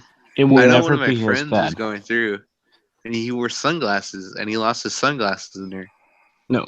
What the worst stuff in face I've ever had is at Busch Gardens, Williamsburg. They shared Unearth with Tampa. So there's a ton of stuff in face in Unearth, right? So just coming out of that, Busch Gardens is full of hills. I skinned my knee really bad and it was bleeding. And then stuff in face, rope, hung down all the way to my knee. My bleeding knee ran into the stuff in face rope. That is nasty. Yeah. All right, I know it's on topic, but I'm gonna have to say this: the promotional stuff for Hollow Scream this year was bullshit. Oh yeah, Like- totally. Not if you go to Williamsburg. Yes, that's the only place where the house was. Not Yeah, but Circo Tampa. Sinestro. Not a bad I mean, place. yeah, did but they should anyone not share get it. that? What was it? Nightshade House? That was Actually, Williamsburg, Toy right? Factory. That was in Williamsburg, right? Which one? Tampa. Nightshade. The Nightshade toy one, Because yeah. they're promoting something like that and saying, "Oh, this house is going to be I back." think it might have been. This was the first year I ever went to Williamsburg. And I mean, most of the houses if it were wasn't, pretty good, like- but two really stood out. Lumber Hack. It was ridiculous. It was entirely outside, and it had a lot of chainsaws. It was nice. I mean, they promoted that house like pretty much on everything, saying, "Oh, it's gonna be coming back." I didn't see it in Tampa. I didn't hear nothing about it in Williamsburg, so I don't know. There was if no they described dollhouse at Williamsburg. It did everything. Unless there was, are they talking about the one room of Carver's house? I don't know. They just kept No, I promoting don't it, think so. and I never seen it, so I was kind of disappointed. Well, at least they got to go through Motel Hell. Hmm. The only house that was worth it. It wasn't there. I'll be calling them right now, suing them. Mm-hmm. Anyway, go on, Owen. So this is another reason we go long is because we're all long-winded. So that's the reason why it works. I really like this house a lot throughout the run, and it actually worked really well. I really was sad when it lost a lot of the luster that it used to have. And seeing the stilts in a tent was amazing, and the hieroglyphics, and like having the people come out at you in all different sides. It just felt like a great experience every single time. And I really wish that it would have continued that way the whole event. That's the reason why it has to be, I mean, it's only 4, but it has to be at 4. There's no way it could have ever moved up. Yeah. All right. I'm going to say 2 things. I've noticed I never liked the houses in that location. I didn't like Dollhouse. I didn't like Purge. I didn't like Tomb of the Ancients. Also, another thing. I heard someone say that drop panels are a cheap scare. They're not. They're probably like one of the best ways you can scare someone is unexpectedly. I know it's a loud noise getting them, but that's how Horror Nights is now. It's a loud noise getting you. The triggers. I don't like drop panels if there's no one behind it to reach for you. Yeah. Oh yeah.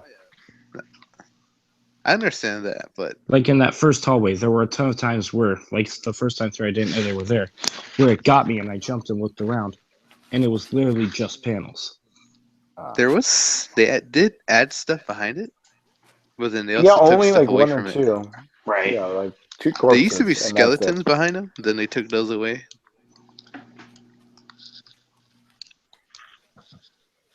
I don't know, but the entire Tomb of the Ancients house, I'm glad it's done with.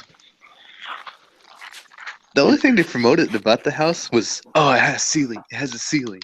Yeah. Like, Oh, yeah. okay. I don't know. That's about They it. were hype about that ceiling.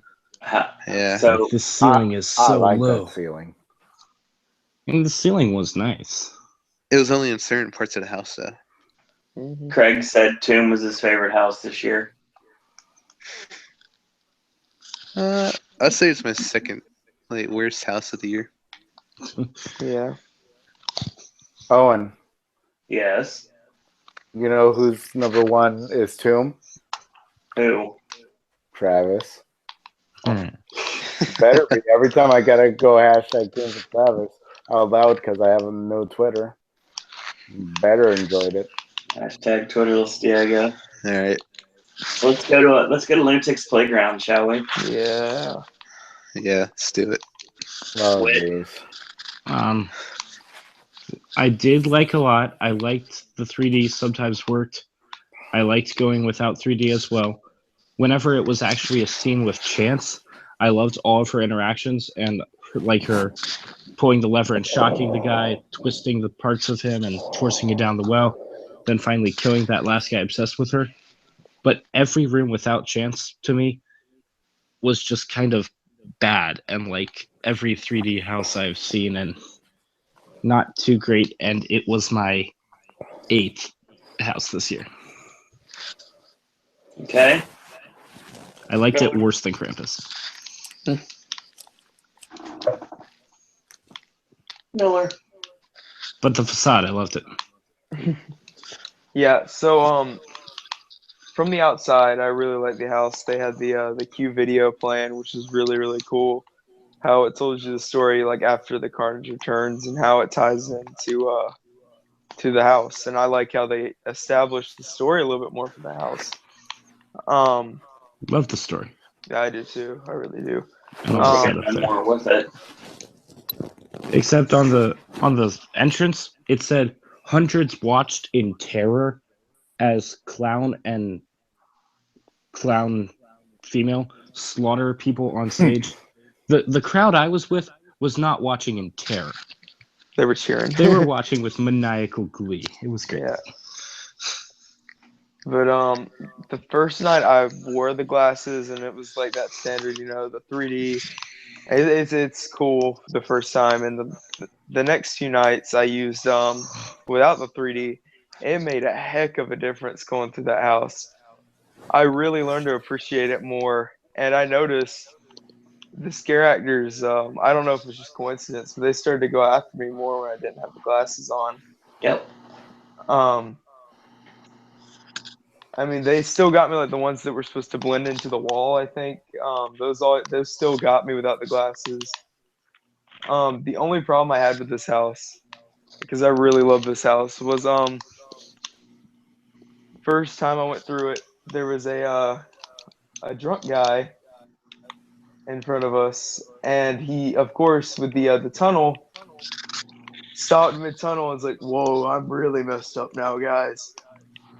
And talking to me and my friends, and he just stood there for a good 3 minutes. Or not 3 minutes, but I'm over exaggerating here. But he stood there for a good while, and we're all getting like dizzy in that tunnel, and we were surprised that guy did not pass out yet. And he would just not move out of the way. The whole time he kept turning around and asking us, like, and we just replied like, "We don't know you." But all that aside, I really did like the finale. If you caught the finale in that house as well, it was really cool. Tying it into Chance in Hell. But yeah, that's my number 4 on my list. Judah. I think number 9 for me. I really loved the video that they were playing outside because that's one of the few things this year that is, icon related. Does elaborate on the story. But the house itself, I felt like it was just a regular 3D house. I enjoyed Asylum last year a lot. It was like my number 5, but this just felt really familiar, and I don't know. Plus I only went through it twice, so I don't have that much experience with it, but it has to be my number 9. Okay. Miller, were you about to say something else? Oh no, I completely forgot. Scott? So we're down to the last 3, right? We're down to the last 3. Yep. Lunatics, American, and Ghost Town. Yes. And I think I got my top 3 left, right? I think so. I think so too. Can't remember. This would be number 3, only because Chance. And yes, the ending scene was amazing. There's another place where no one's like, stop. But yeah, I liked watching it through 3D. Even trashed, it was pretty fun. But yeah, it was a good house. They could have done it way better, but I don't even think it should have been a 3D house, believe it or not. Yeah, I don't either. Nope. It may have felt too similar to Shady Brook, but I wish it or to Body Collectors last year, but I really do wish it was just a regular asylum house. But then again, I get it. It was supposed to be a theater of the mind, so which would have been perfect if it was in the Shrek Theater. Of her mind. Yeah. Mm-hmm. Next to her scares out. Why did they do that? I don't know. Krampus seemed like it was. When I was thinking about it earlier, I think Krampus was a late addition. Mm-hmm. It could have been in that tent and worked perfectly fine. It could have. Krampus might have actually been good if they put it as a soundstage. Put Walking Dead in a tent. Put Krampus in a soundstage. Put Chance in the thing. Yep. No. You guys all wrong. Put Krampus in the garbage pan, and I don't know. Put Owen's favorite, like, I don't know, what's that thing called? Scream? Yeah, put that in the house, and he'll be ecstatic. No, you can't just create a house out of nowhere. If you were trashing Krampus, you have to save money, all that money they wasted on Krampus. So I propose Krampus is nothing, right? You put Chance in the Krampus or in the Shrek Theater, and then in that new tent back there, that's where you put literally the exact same run house from last year. Get a better Krampus puppet. All right. Okay, so we move to Diego. Diego. Go on. Okay, so honestly, I thought this was going to be a great idea originally from what I've heard. All in Her Mind. I think we all thought that. Yeah. Plus, I also think Maximum Madness when I think Asylum and someone running over and taking over the asylum. So I was thinking Maximum Madness in 3D would be a great idea. I guess it's not actually, because from from the Q video alone, I love that. I love everything about it. Heck, I don't know if a lot of people give it props, but MIB, like the Q itself, having all the fans on and with the spurters, that's actually a great idea. Oh yeah, Brilliant idea. Whoever thought of that, A+ work. Literally, two of the songs that they use in the Q video, I have it always on my playlist, always playing almost every single day. Great choice of music. Great Q video with the original chants. Heck, even the newspaper itself gives me references to Havoc, gives me references to Asylum in Wonderland / In Between, which both of them were a better 3D house than Lunatics was ever going to be.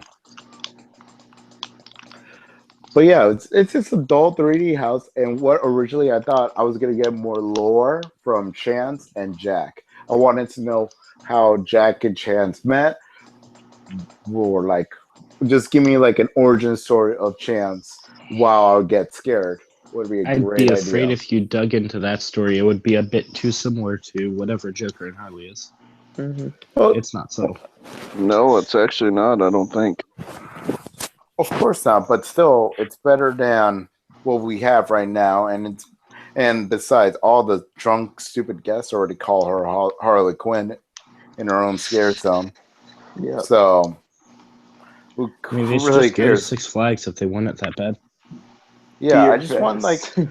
I want at least hints to the lore. I want to know Chance's name. I wanted to know something. I wanted like come in getting something from that house. I got jack shit nothing.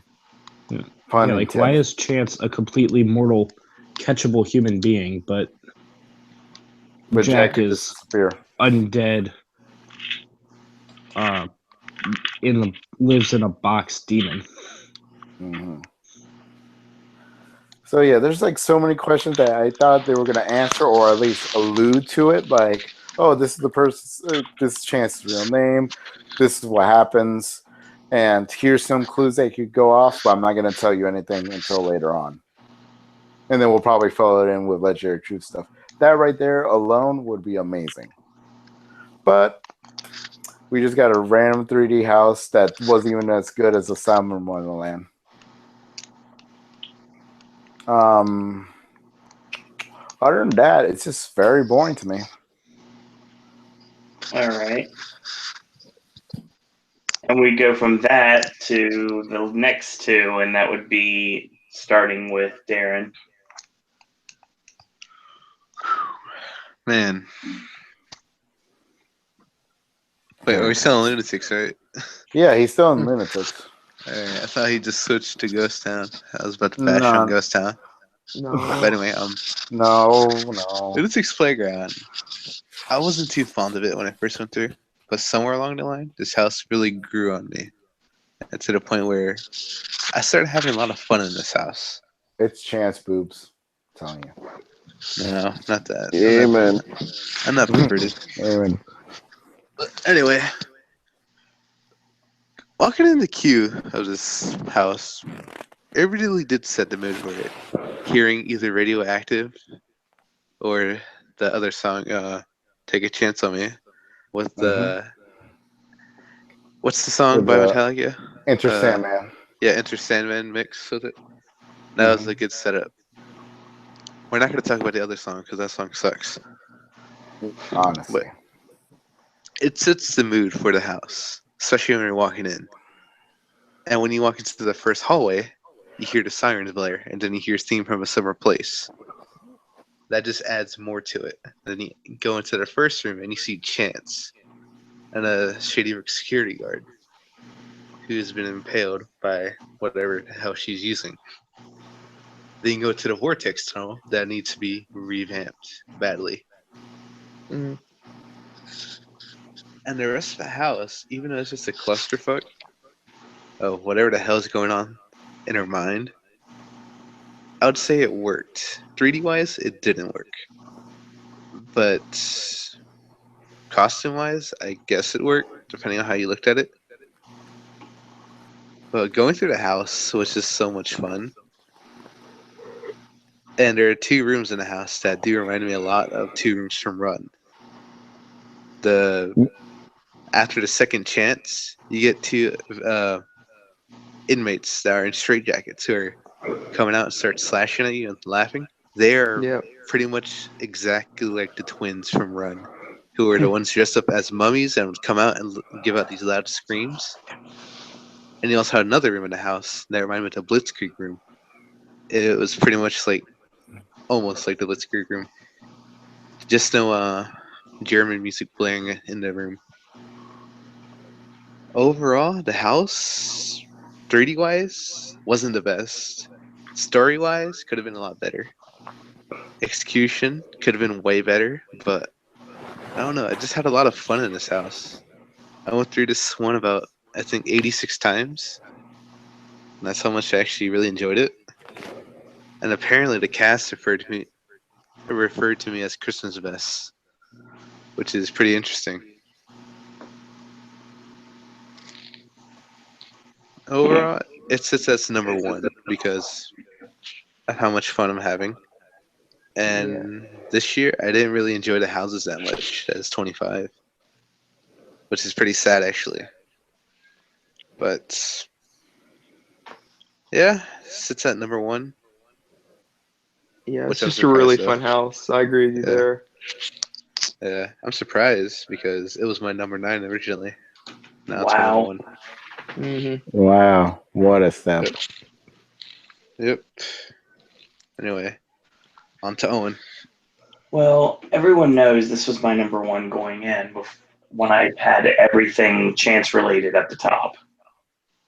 Well, things changed. I didn't like this house as a 3D house. As a matter of fact, I only wore the glasses once. But I liked the house overall. And I had fun. And everything that Darren just said about having a fun time going to this house, I completely concur with. Concur like a churro. You beat me to it. Yeah, exactly. See, the thing about it is I really liked the house the way it flowed. Because it had no real rhyme or reason, and I think that fits Chance's mind.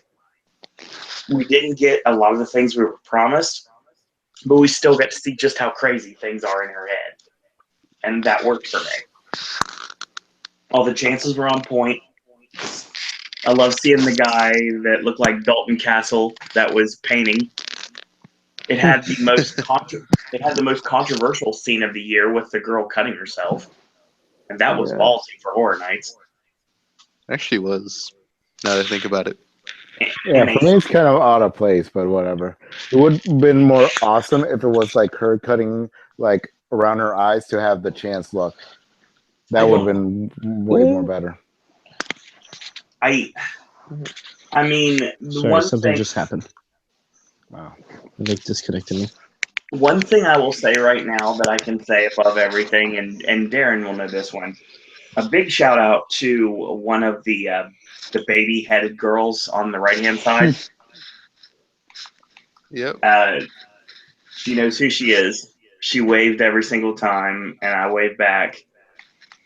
And hindsight being 2020, I should have realized that I knew who that person was. And after I did some research, and not really research, but I mean, I found out who it was, and I was like, stalked on Facebook. Oh, that's who it was. Okay, now it makes sense.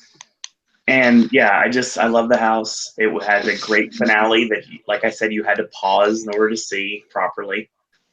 It is the only time you heard cursing in a house this year when it wasn't bleeped. What the shit? And for a while, when it was bleeped park-wide, it was the only time you could hear it, period. But yeah, I really like the house a lot. The setup for everything worked really well for me. And if it wouldn't have been 3D, if it would have been in Shrek, if everything would have worked the way that it should have worked, then I would have been a lot happier with it than I was. But I'm very happy to say it's my number 2, and I'm going to stick with that. All right, I'm going to bring something up that's in the key video. Okay. When it shows the Jack in the Box, you can hear a laugh. One thing I don't like about that, it's not James's laugh. It's just a random laugh. No, I thought it was Chance when she goes ha ha. When she's like, No. is it the one that she's like putting like the box into screen and you see her hand holding it after she Yeah. beats up the cops? I thought that was Chance Yeah. like No, her that being wasn't. down, but like her laugh. No, if you're near the speakers, you could hear this laugh. That's supposed to be like I a know what you're talking male about. clown laugh, but My it's not guess James. is marketing didn't feel like letting creative hire James, so they just used Jared mean, Leto's laugh from the trailers. They can just go to the archives.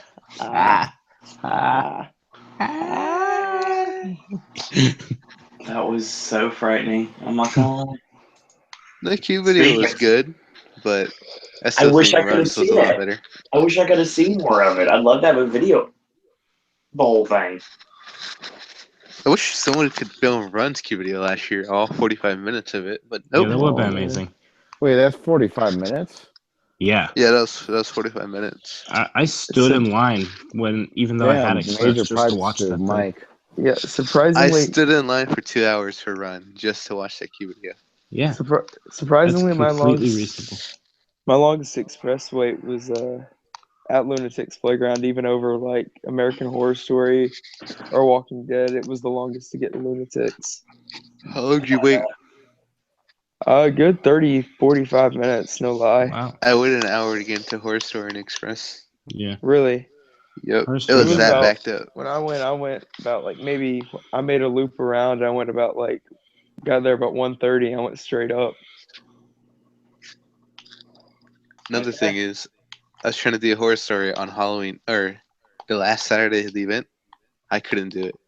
Reason why? The line was all the way back at the first turn before you get past Blue and Group. Oh god, Yep. that's like full. That means the entire soundstage was full. Yeah. I feel bad for the cast. Well, I think that moves us to what a lot of people have as their number one house of the year. Yeah, Ghost Town. I don't know why people put it at number 1. It's number 2, clearly. Kidding. Yeah. American Horror Story. Damn it! I guess we're saving the best for last. For me, yes. Right. For me too. For a lot of people, me. All right. American Horror Story is my third place. I barely put it beneath Halloween. That was a hard one for me because I love them both so much. I like everything about it. Everyone else is going to say the same things. The actors, it's absolutely insane. It was refreshing to see that, unlike Walking Dead, they know that they actually need characters in a character-driven TV drama. Mm-hmm. The balls on them to do some of that. I didn't think we'd see Drill Dough. I didn't think we'd see Tate's Rampage. Both of those, I was very surprised to see, especially Tate's Rampage. With Even everything though, that's you happened don't this see year. like a gun or a You tool of hear any gunshots. sort. Oh.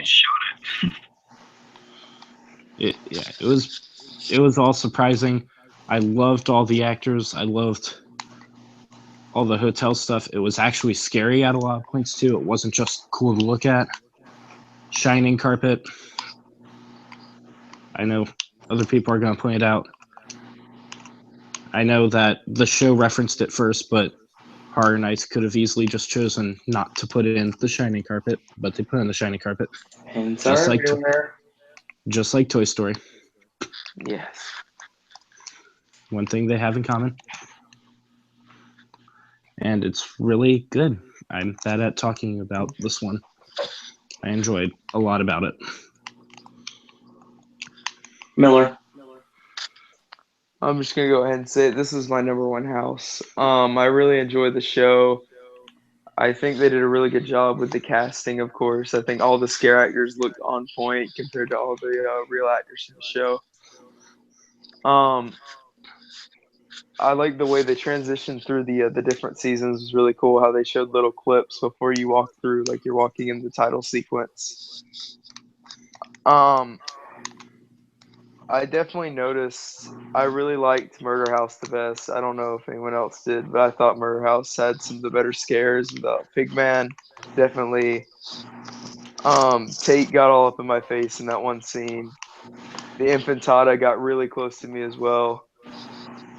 That was probably my best scare scene. Like scenic wise, though, I really did like the freak show with Twisty and just going inside the actual tent was really cool. Hotel was okay. I never really liked that season. I thought the lookalikes Lady Gaga were really good. I thought the end scene of that season was pretty cool with the I forgot the characters' names where they're shooting at the end and you hear a hot mic. Yep. That was my favorite part. That was so much fun. Just a really great job. The cast were really good in that house. The scenic was really good. Really great way. That's how you do a TV show, right? And Halloween Horror Nights definitely my number one spot. All right, Judah. Oh yeah, this has got my number 4 spot. I'm not like a giant fan of the TV show, but I enjoy the TV show. I've seen Freak Show and Horror House. I have not seen Hotel, so I didn't really get any. Yeah, the house was great. I have to give credit. Just putting this together might think right. Probably be that they missed a giant opportunity with not doing a facade for Murder House. That's just my opinion. I really like that one.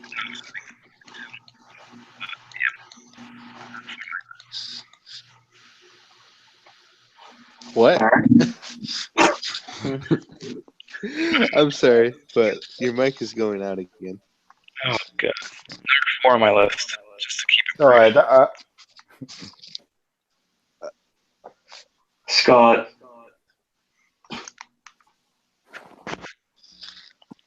Scrolling on Facebook, and I keep on forgetting I'm behind Judah. This is my number 2. Yep. So yeah, nothing much to say. Number 2. Well, everyone else is saying it all, so I mean, what else am I gonna really add? Well, you did get a run through. Oh yes, I was the second. Okay, and Owen will. I know we all know Owen's gonna say number 2 too, but what was it? It was Saturday night. We were first in line, and we literally went 1 and 2. Like Owen was the first one to go through, and I was the second one. Yep. And I let him get like 2 or 3 rooms ahead, and we literally went through the house by ourselves. I got every single scare. It was amazing. So that's one of the bonus things. But yeah. But yeah, it's up there. It's right next to Ghost Town, and that's my number 1. Well, spoiler. So, Diego. all right. American Horror Story. Before they officially announced it, I watched the first season, hated it.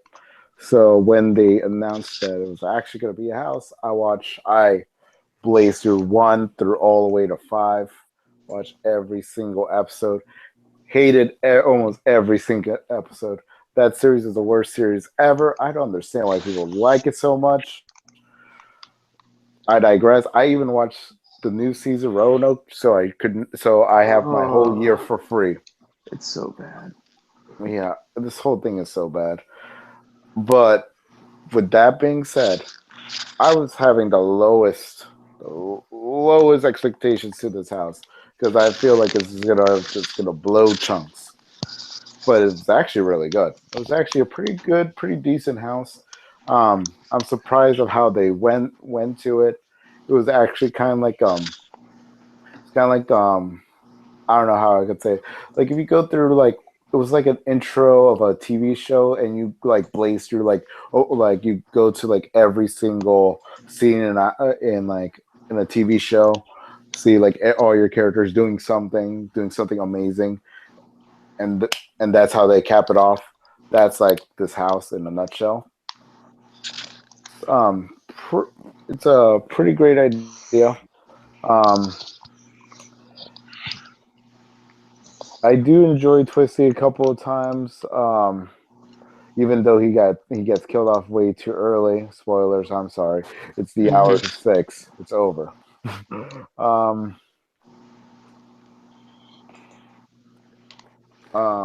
Let's see what else I could say about this house. I rank it as number 5. It's literally for me. It's like in the middle. It's not really good. It's not really bad. The only reason that I would consider it as a barrier is it's just mostly American Horror Story. I really don't care about the series. I really don't care about the house. But what they did with it, with the effort that they do, I enjoyed it. Does this mean I love the house like everybody else? Not really. Just because it's something I don't care for. I'm pretty sure it'd be like the same thing as Owen with Texas Chainsaw. You wouldn't really care either way. It could be like a best house for that IP, but it'll never put it as high as top 3. So that's why I have to put it as a 5. Darren.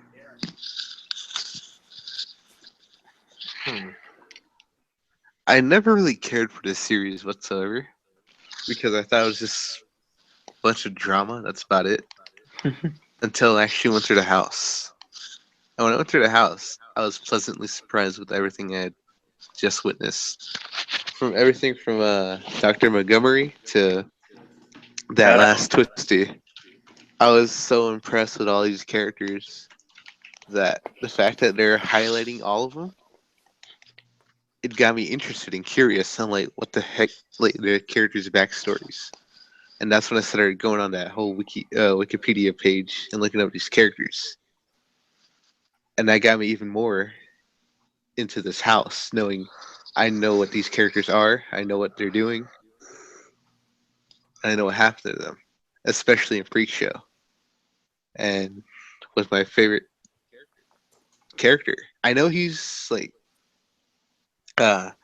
he only appears once in the house, and that's Dandy.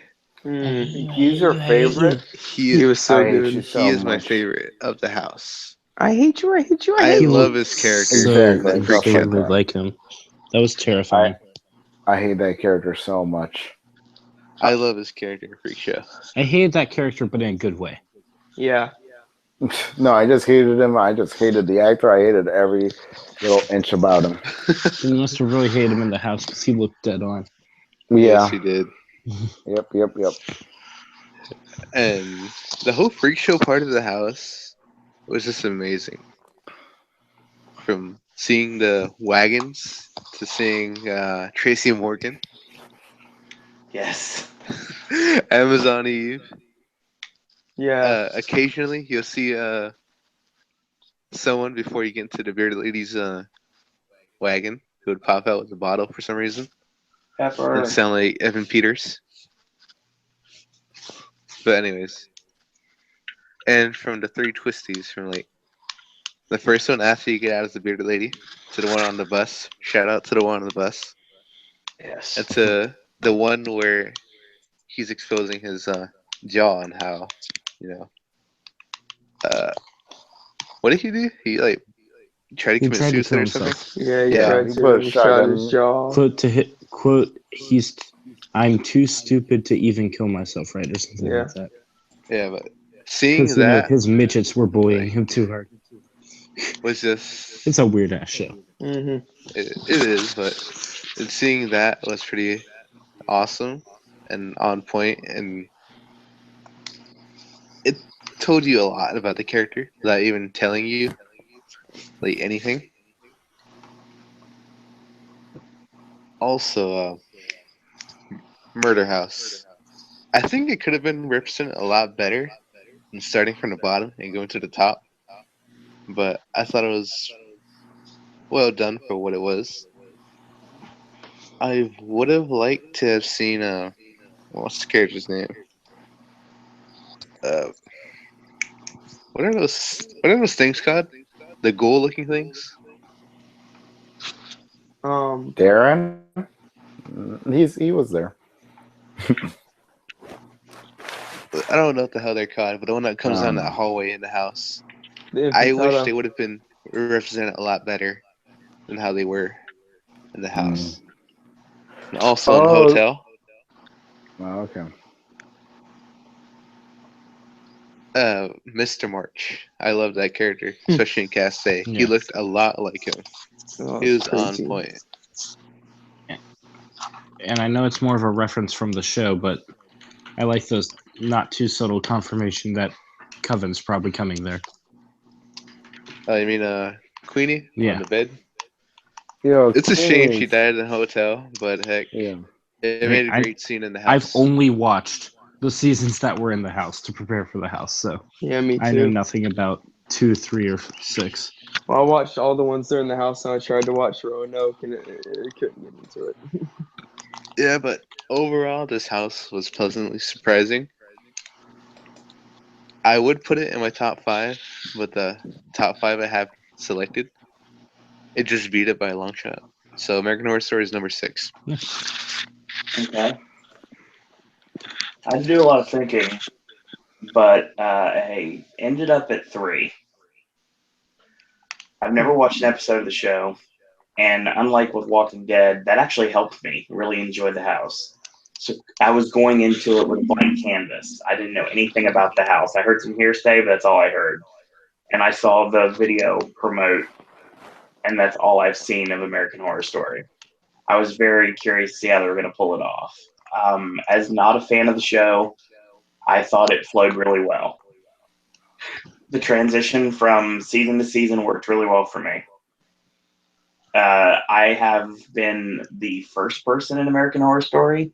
I have been the absolute last person in American Horror Story. So I've seen every sort of version of the house you could imagine. I've seen both casts numerous times. I think my final number for Horror Story was 40. So I know a lot of people couldn't even get through it like twice because of the lines, but I mean, yeah, sometimes that works. The thing is, it just worked so well for me. Everybody was spot on in what they were doing. Huge shout outs, obviously, to Dr. Montgomery on both casts. Super awesome at their job. Definitely want to shout out a lot of awesome people in the house itself. Pepper, Amazon Eve, Twisty, in all different variations. Huge, absolute hugest shout out I possibly can give in this house to Hazel and Hotel. And I was very pleasantly surprised with everything. I really enjoyed the house, and there was a chance it was going to be number 2, but Lunatics just kept bringing it every single night. So. Also, I'm happy that they used Hotel California and there. I love the music. The music was amazing. Chill Bill. There's really only 2 things I would change about that house to make it better for me.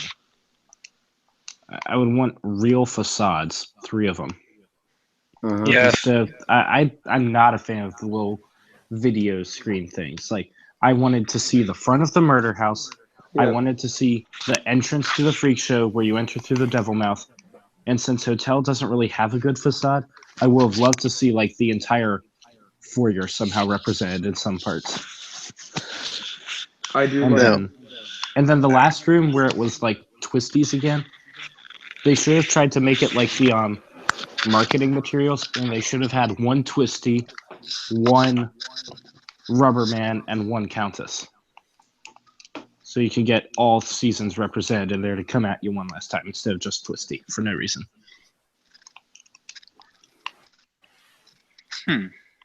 I agree. I know. Even though it sounds costly for the whole facades for each, but you know, it's universal.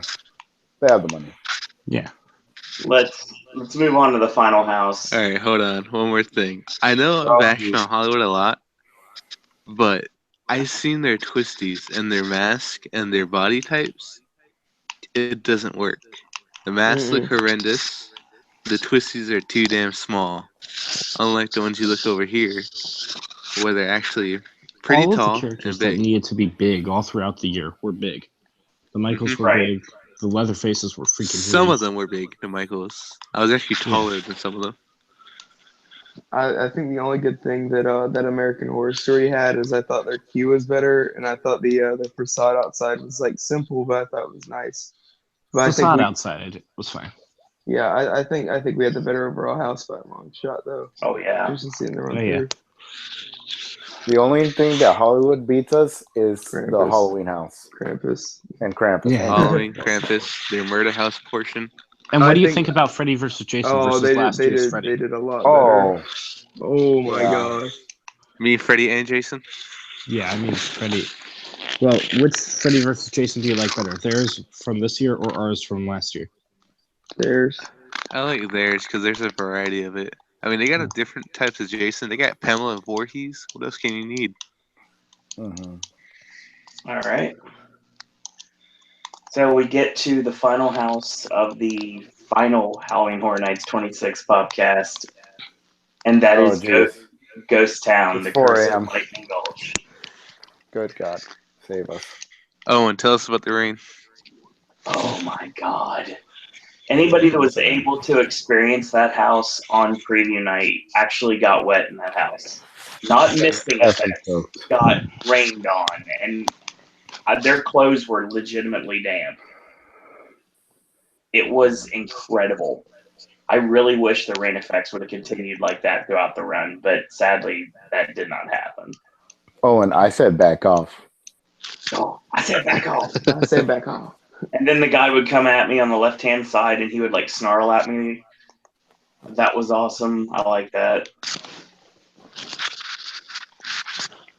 I'm surprised no one said the most famous quote from this house. Wait! You gotta wait for it. You gotta wait for it. Yeah.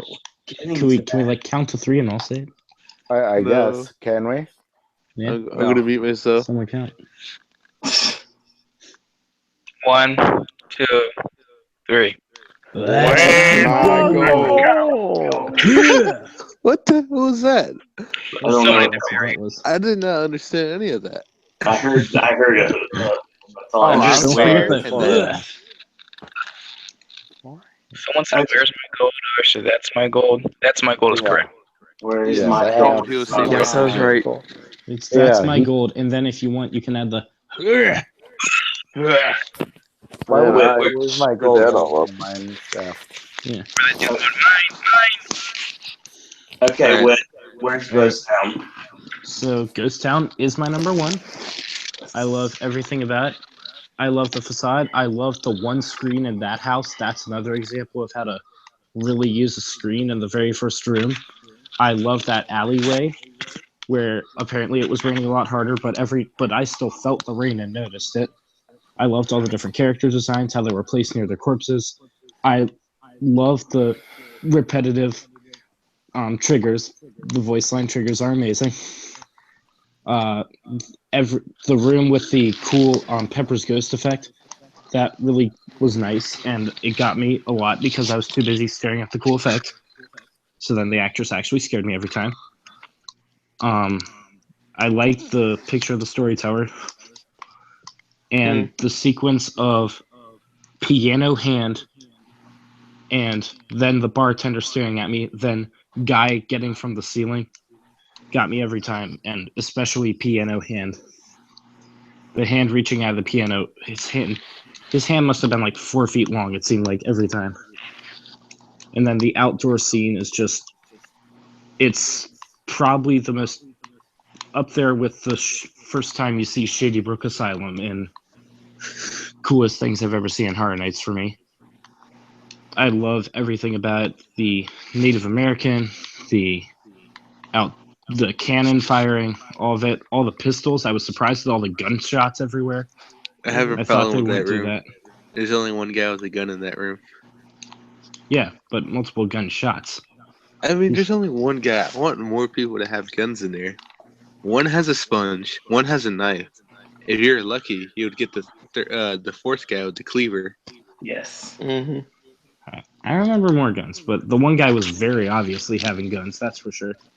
And then they had the cool mirror effect like they apparently did in Gothic. I wouldn't know, I only saw the 25 version. They had the mirror effect was amazing. I'm just running through the whole house because every single scene was amazing. Yeah, ending with Prospector Stinky Pete from Toy Story. Yeah, best house overall in every way. Miller. All right, so this is my number 2. It was really, really close with American Horror Story. This is probably the best scenic house I've seen in the past few years I've been going.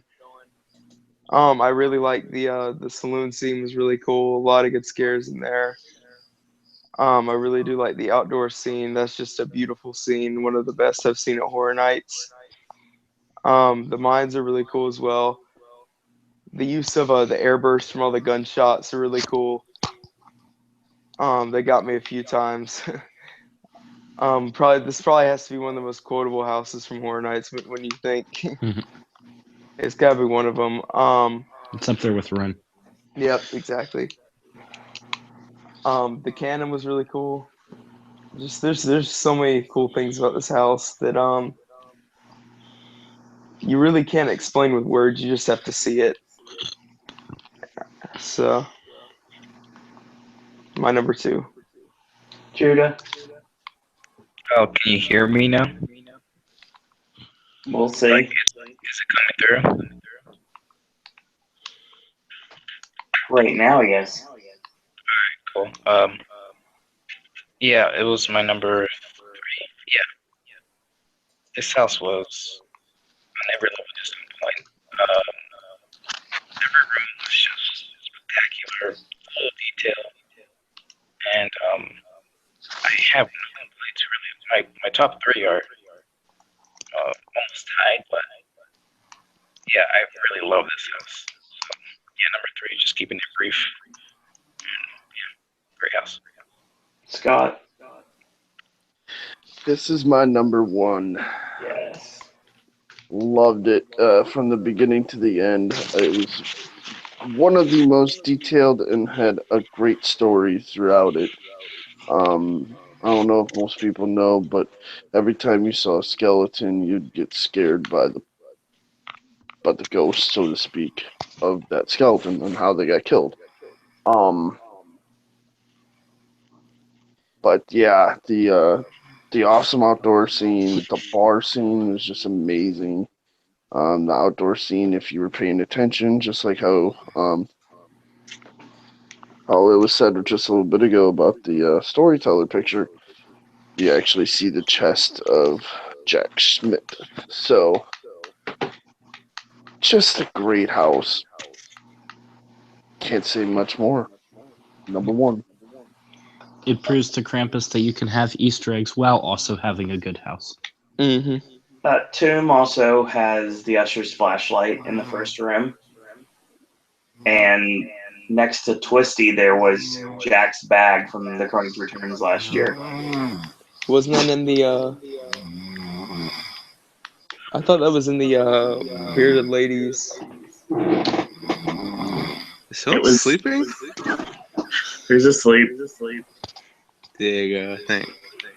Wake up. We're almost done. We're almost here. I could feel it's almost over. I feel my soul. Diego, don't you remember every quote Bill and Ted? Every line. Oh, jeez. No. Not really. Oh, anyway. Okay.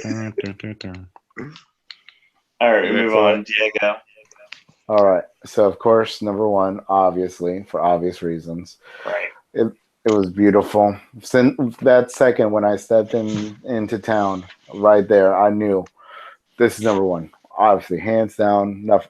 Unless, like, literally there was, like, nothing else afterwards, it was going to be number 1. Most scare actors did a grade A job. Also love the Back to the Future Part 3 reference in the bar. Solid work. I kind of have a problem with the shaky bridge over after the town, because that was not a good effect.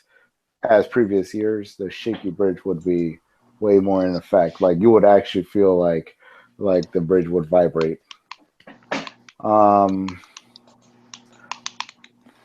Let's see. Other than that, I don't know. It's one of the best houses, probably not ever, but best visually ever. Yeah. Oh yeah, I missed the water effects and miss getting get shot at. Other than that, good night, y'all. That's my goal.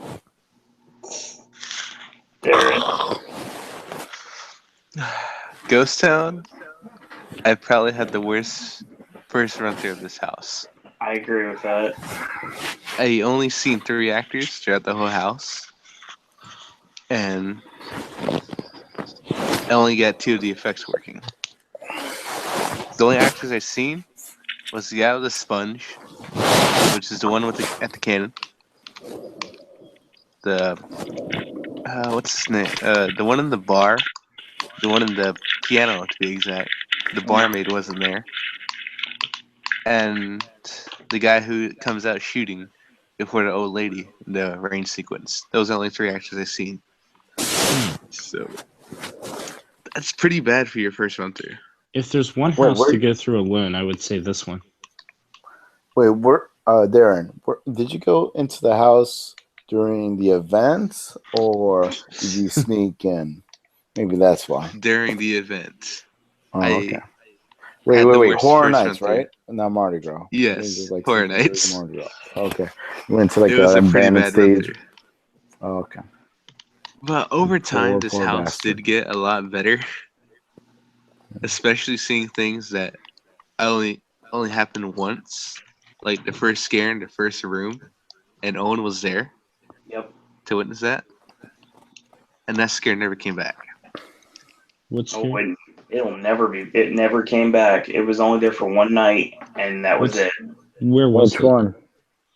It was near the gallows. It was just like Freddy versus Jason when they had Jason in the room, like at the very beginning, like right when you first walk in the door, and then he was gone, like opening weekend to put him in All Night Die-In.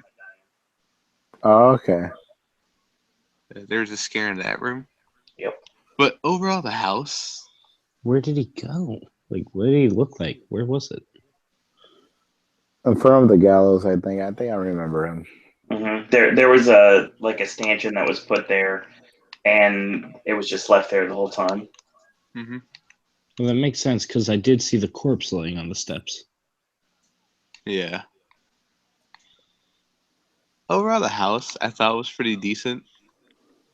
Wasn't my favorite of the event, mainly because, well, first impressions count. And that was one of the worst first impressions I've ever had of a house. But this house will probably, I guess I consider a guilty pleasure of mine. From all the quotable lines to some of the effects.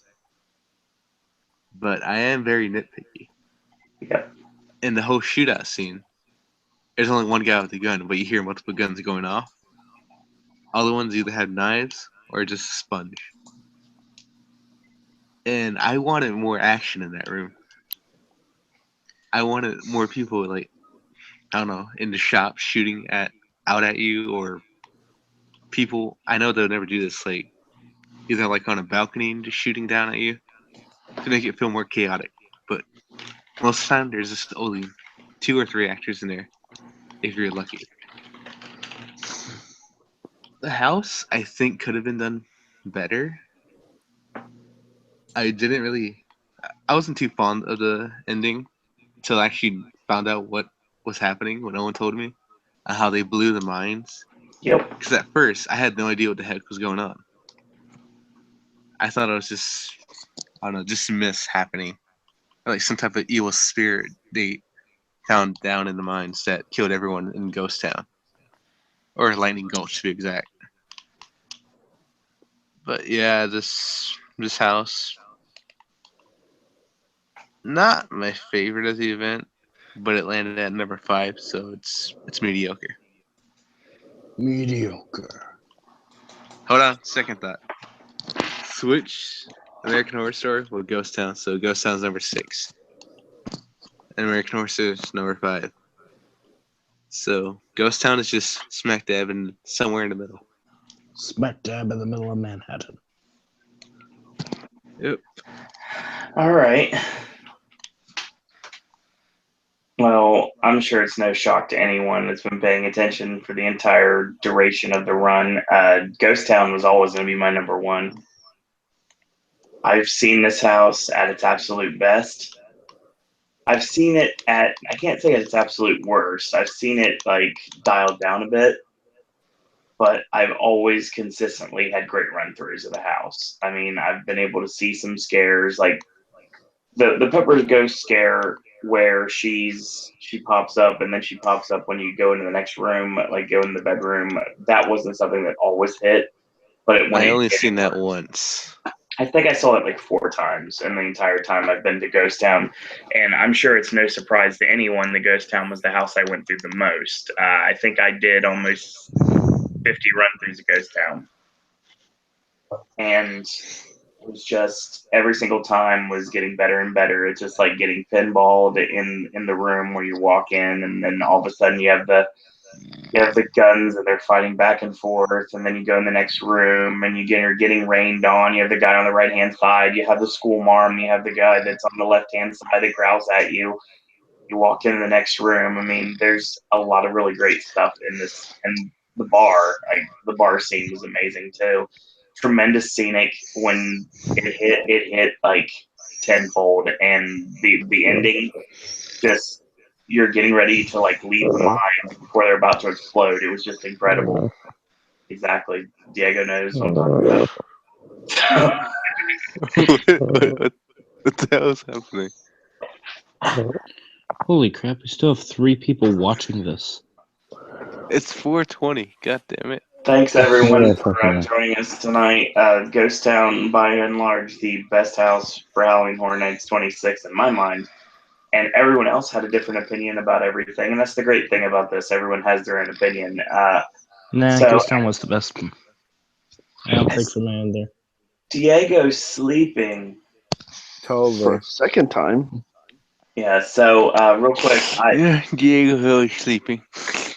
Dude, I think the best I think the best way to put this is, before I end, I'm going to put something I said on Twitter, and I think it's the best way to end the show tonight. All right. So I I'm can gonna see it because you gotta tell me. I'm gonna do a little name dropping for hashtag Twitterless Diego. Oh. I posted this on the final night of Horror Nights this year on November 5th. And I said, as some of you, okay, probably most of you know by now, I took an extended trip down to Orlando to attend every single event night. It's been a wild ride full of peaks and valleys, but I've greatly enjoyed my time at Horror Nights. I want to thank a lot of people. All the characters in the streets and the houses, all the people behind the scenes, to everyone involved with Academy of Villains, to whoever worked the event, whether ops or crew, coordinators or leads, whether it's one night or the entire run. Unless it's an op from Halloween. No, to all the crew at Bill and Ted that made me feel like that show was and still is my home. Shout out to Nan and Omar and Alexa and everybody that was working at Bill and Ted. I want to shout out everyone. Exactly. I want to shout out the cast of Bill and Ted. I want to shout out Jonathan, and I want to shout out PJ for being so amazing this year. I want to shout out Michael and Jillian. I love Kylo Ren and Taylor Swift every single year. Both Casey's. Adam being like the MVP when it came to being a swing this year. Everybody that was a dancer this year, the entire cast and crew of the show, and to Sharon and Jason Horn for writing a tremendous script, regardless of what anybody said. I had the very big pleasure, enjoyed every single night. To Mike Aiello, to Patrick Frailer, Charles Gray, TJ Manarino, Matt Miller, Blake Broswell, and everyone behind the scenes. To everyone I had the pleasure to meet for 5 minutes or 5 hours. It was my pleasure hanging out and chatting with all of you. And to everyone that's my friend, thank you for everything, 100% from the bottom of my heart, for making Halloween Horror Nights 26 so memorable. So. Oh, okay, yeah, let's do that. So that being said, if you're still with us tonight, thank you very much. And if you're not, then hopefully you're enjoying this archive whenever you finally do listen to it. It'll be available on iTunes, Stitcher, and Google Play sometime later today. Don't know exactly when. It's going to take a while to get online because it's 7 hours long. I'll try to timestamp it if I can. I can't promise that, but I'll do the best I can. There's shout-outs to Horror Nights related sites in the forums are on the bottom. A lot of the other YouTube channels are on the bottom. A lot of really cool people I got to meet at the event. They're on the bottom. So yeah, that's the show. All right, now let's go to IHOP. If Freddy Krueger ever tries to kill me, I'm just gonna do one of these podcasts. I'll never go to sleep. Shout out to Christmas, guys. Shout out to Emperor Sephiroth. Shout out to Emperor Sephiroth. It is at Emperor Seth HHN. And shout out to Mark, the man in the Molly Vest. It's at Man in Molly Vest. And check out his Patreon as well. Let's check out our Patreon. We have one now too. Yeah, let's get paid. Follow us. Help Owen pay for his trip down to Florida next year. Follow us. It's not a trip, He sir. won't be there. It's not a trip, sir. Follow us. Follow His us on credit Twitter. card bill. Yeah, I didn't say that. You did. At Popcast Network. Check out our Facebook fan page, Popcast Network. We have Zazzle merch available at Popcast Network. And Danielle was not able to join us tonight. You know her at OU Mockingjay on Twitter. She'll be joining us for our podcast we're doing in December. Talk about 27. So our first Halloween Horror Nights 27 podcast will be in a couple of weeks. So stay tuned for more information on the Twitter for that. So in the meantime, Whit, where can we find you on social media? Let me check your description of me at JediWit82. Miller? Check me out, Miller McGinnon, on Twitter. Judah? Judah Chevalier. CHEVALIER. Twitter, that's all I really use. Okay. Scott? You can find me on Twitter at Great Traveling Scott GR, the number 8 TRAVLNSUTT. Find me on Facebook. Try to. I don't know. And I have YouTube. Diego. Twitterless Diego. You'll never find me. One of these days I can make a Twitter. If I could ever wake up from this nightmare. And Darren. You can find me on Facebook at Diego Rent. It's kidding. You can find me on I'll give my Twitter out another day. I don't want to give it out now. Oh damn. We're secretive. Plus I forgot my Twitter handle. Everything's in the description bar if you want to find out information. Follow me on Twitter at Disney. In the meantime, 7 hours later, we are finally finished. We finally put Halloween Horror Nights 26 to bed, and next time Now we're going to bed. We're talking 27. We're talking 27. Yes. So in the meantime, we want to thank you guys and girls out there for watching. Welcome to the brand new elite of the Popcast Network. And until next time, boys and girls, that's all we got to say about that. See you later, guys. Oh, and we chatted as long as possible. We chatted as long as an event night in Horror Nights. I hope you're happy. I hope you're all happy. Good night.